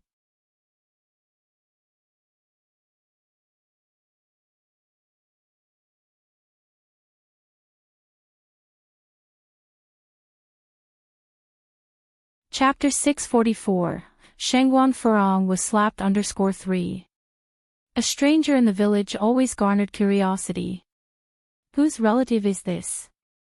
Such an ostentatious entrance. I have no idea. Maybe they are relatives of Yang's family. Seems like that to me. Looking at the curious villagers, a look of disdain crossed Shangwan Farong's face. Where there is poverty, there are peevish folks. Have they never seen a wealthy person before? Initially, Shangwan Farong had no intention of coming. Still, persuaded by the old lady Shangwan, she came. No matter what, Shangwan Dehui was her brother. She should save him face. Shangwan Farong is not an unreasonable person. But now, she regrets the decision terribly. Wuxia World. Sight Wuxia World. Sight looking at the village's low and humble earth houses, Shangwan Furong's disdain intensified. Which era are we living in that people still inhabit such homes? Does Ni Kuihua's family also live in such houses? And the road is terrible. Cars can't even move on these rugged and potholed surfaces. Wearing high heels is an absolute torture, and it's excruciating. If Zhao Shen hadn't supported her, she would have stumbled countless times. Shangwan Furong, consumed with resentment, extends her hand to Zhao Shen. I'm thirsty. Hey, raise some mineral water. Zhao Shen quickly hands her a bottle from his bag. Shangwan Furong didn't reach out to take it. Zhao Shen asked, puzzled, what's the matter? Shangwan Furong replied irritably, open it. Are you dead, man? Oh. I'll open it for you now. Shangwan, cries the old lady, all you know is how to bully Zhao Shen. Ask Zhao Shen if I bulldoze him, counters Shangwan Furong's. No, my mother, you misunderstand. Furong never bullies me, Zhao Shen responds instantly. The old lady Shangwan shakes her head helplessly. For Furong to marry Zhao Shen in this life, it must have been because she had accumulated a great deal of good karma in her previous life. Who else could tolerate her? The Zhao family are all honest people. Even Shangwan Furong's mother-in-law hardly dares say a harsh word to her. This was Shangwan Zai's first time in the countryside, and her eyebrows and eyes were filled with curiosity. The air in the countryside is so fresh. Wow! Is that sugarcane? Shangwan Su knocked Shangwan Shi on the head, that's corn. Shangwan Shi stared at Shangwan Su, so smart of you. I intentionally said sugarcane. I'm old enough. Don't I recognize crops? Shangwan Su shrugged, yes, you know them all. Of course I recognize them. To prove she really did recognize the crops, Shangwan Shi hugged the old lady Shangwan's arm and pointed at a lush field. Grandma, look at those beautiful little cabbages. The old lady Shangwan laughed and replied, that's canola. Stupid. Shangwan Su flicked Shangwan Zai's forehead. Shangwan Shi moaned, touching her forehead, I didn't get it wrong.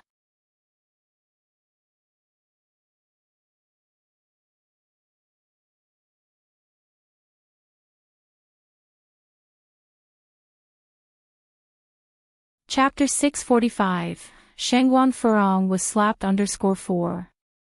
Upon entering the courtyard, one could immediately notice the vibrant life within it. The rose-covered wall, the swing beneath the grapevine, and a small, colorful goldfish pond. Although the pond wasn't large, it had a well-designed drainage system with an antique water wheel installed by its side. The ground of the courtyard was not cemented, but carpeted with sturdy grass with a path of pebbles laid into it instead. Clusters of vibrant, multicolored plums were blooming on either side of the path. It's so beautiful. Shangwan Shi exclaimed. Even Shangwan Furong was slightly taken aback. She originally thought that she would step into a dirty and messy farmhouse. But what she saw was a miniature version of Jiangnan. Madame Shangwan asked, Dia, did you have someone design this courtyard? Not only was the courtyard beautiful, but its layout was also very reasonable. Attention was even given to feng shui considerations. Ni Zhuhua said, no, it was Yang who designed it herself. Before Madame Shangwan could respond, Shangwan Furong remarked, well, Yang from your family is really talented. She was already singing praises for Ni Yang even before she became part of the Shangwan family. Source, web novel. Com updated on Omicron New Omicron 0 Ni Yang's design. A little village girl like Ni Yang managed to design such a beautiful courtyard. What a ridiculous joke. She must have hurt her back making such big claims. Ni Zhuhua chuckled and responded, this child has been clever since she was young. This left Shangwan Furong speechless. She had never seen someone as shameless as Ni Zhuhua before. Didn't Ni Tsuihua realize that she was being sarcastic? Ni Tsuihua dared to take it seriously. She even went on about how smart Ni Yang was. Oh my God! Why did such people exist in this world? Madame Shengwan intervened. It's all due to your good parenting, Daya. Without a good mother to guide and teach, how could there be such an outstanding daughter? One could tell from Ni Kuihua's behavior and demeanor that she was a very well-bred person. The group then entered the house together. The interior decoration was even more beautiful. The modern minimalist style was embellished with classical elements, perfectly combining a sense of the past and the present. The hand-painted plum blossoms on the wall seemed to be blooming in snow. Ni Tsuihua took the initiative to introduce everyone: Auntie, Sister Su Lian, Farong, brother-in-law, Xiaoxiu, Xiaoxi, let me introduce you. This is Auntie Lu, this is my sister Ni Qinggui. Since Ni Yang called the older lady Granny Lu, Ni Tsuihua would have to address her as Auntie Lu to avoid confusion in seniority. Everyone greeted each other warmly. Ni Qinggui observed everyone subtly. Madame Shengwan seemed very kind. Su Lian appeared savvy.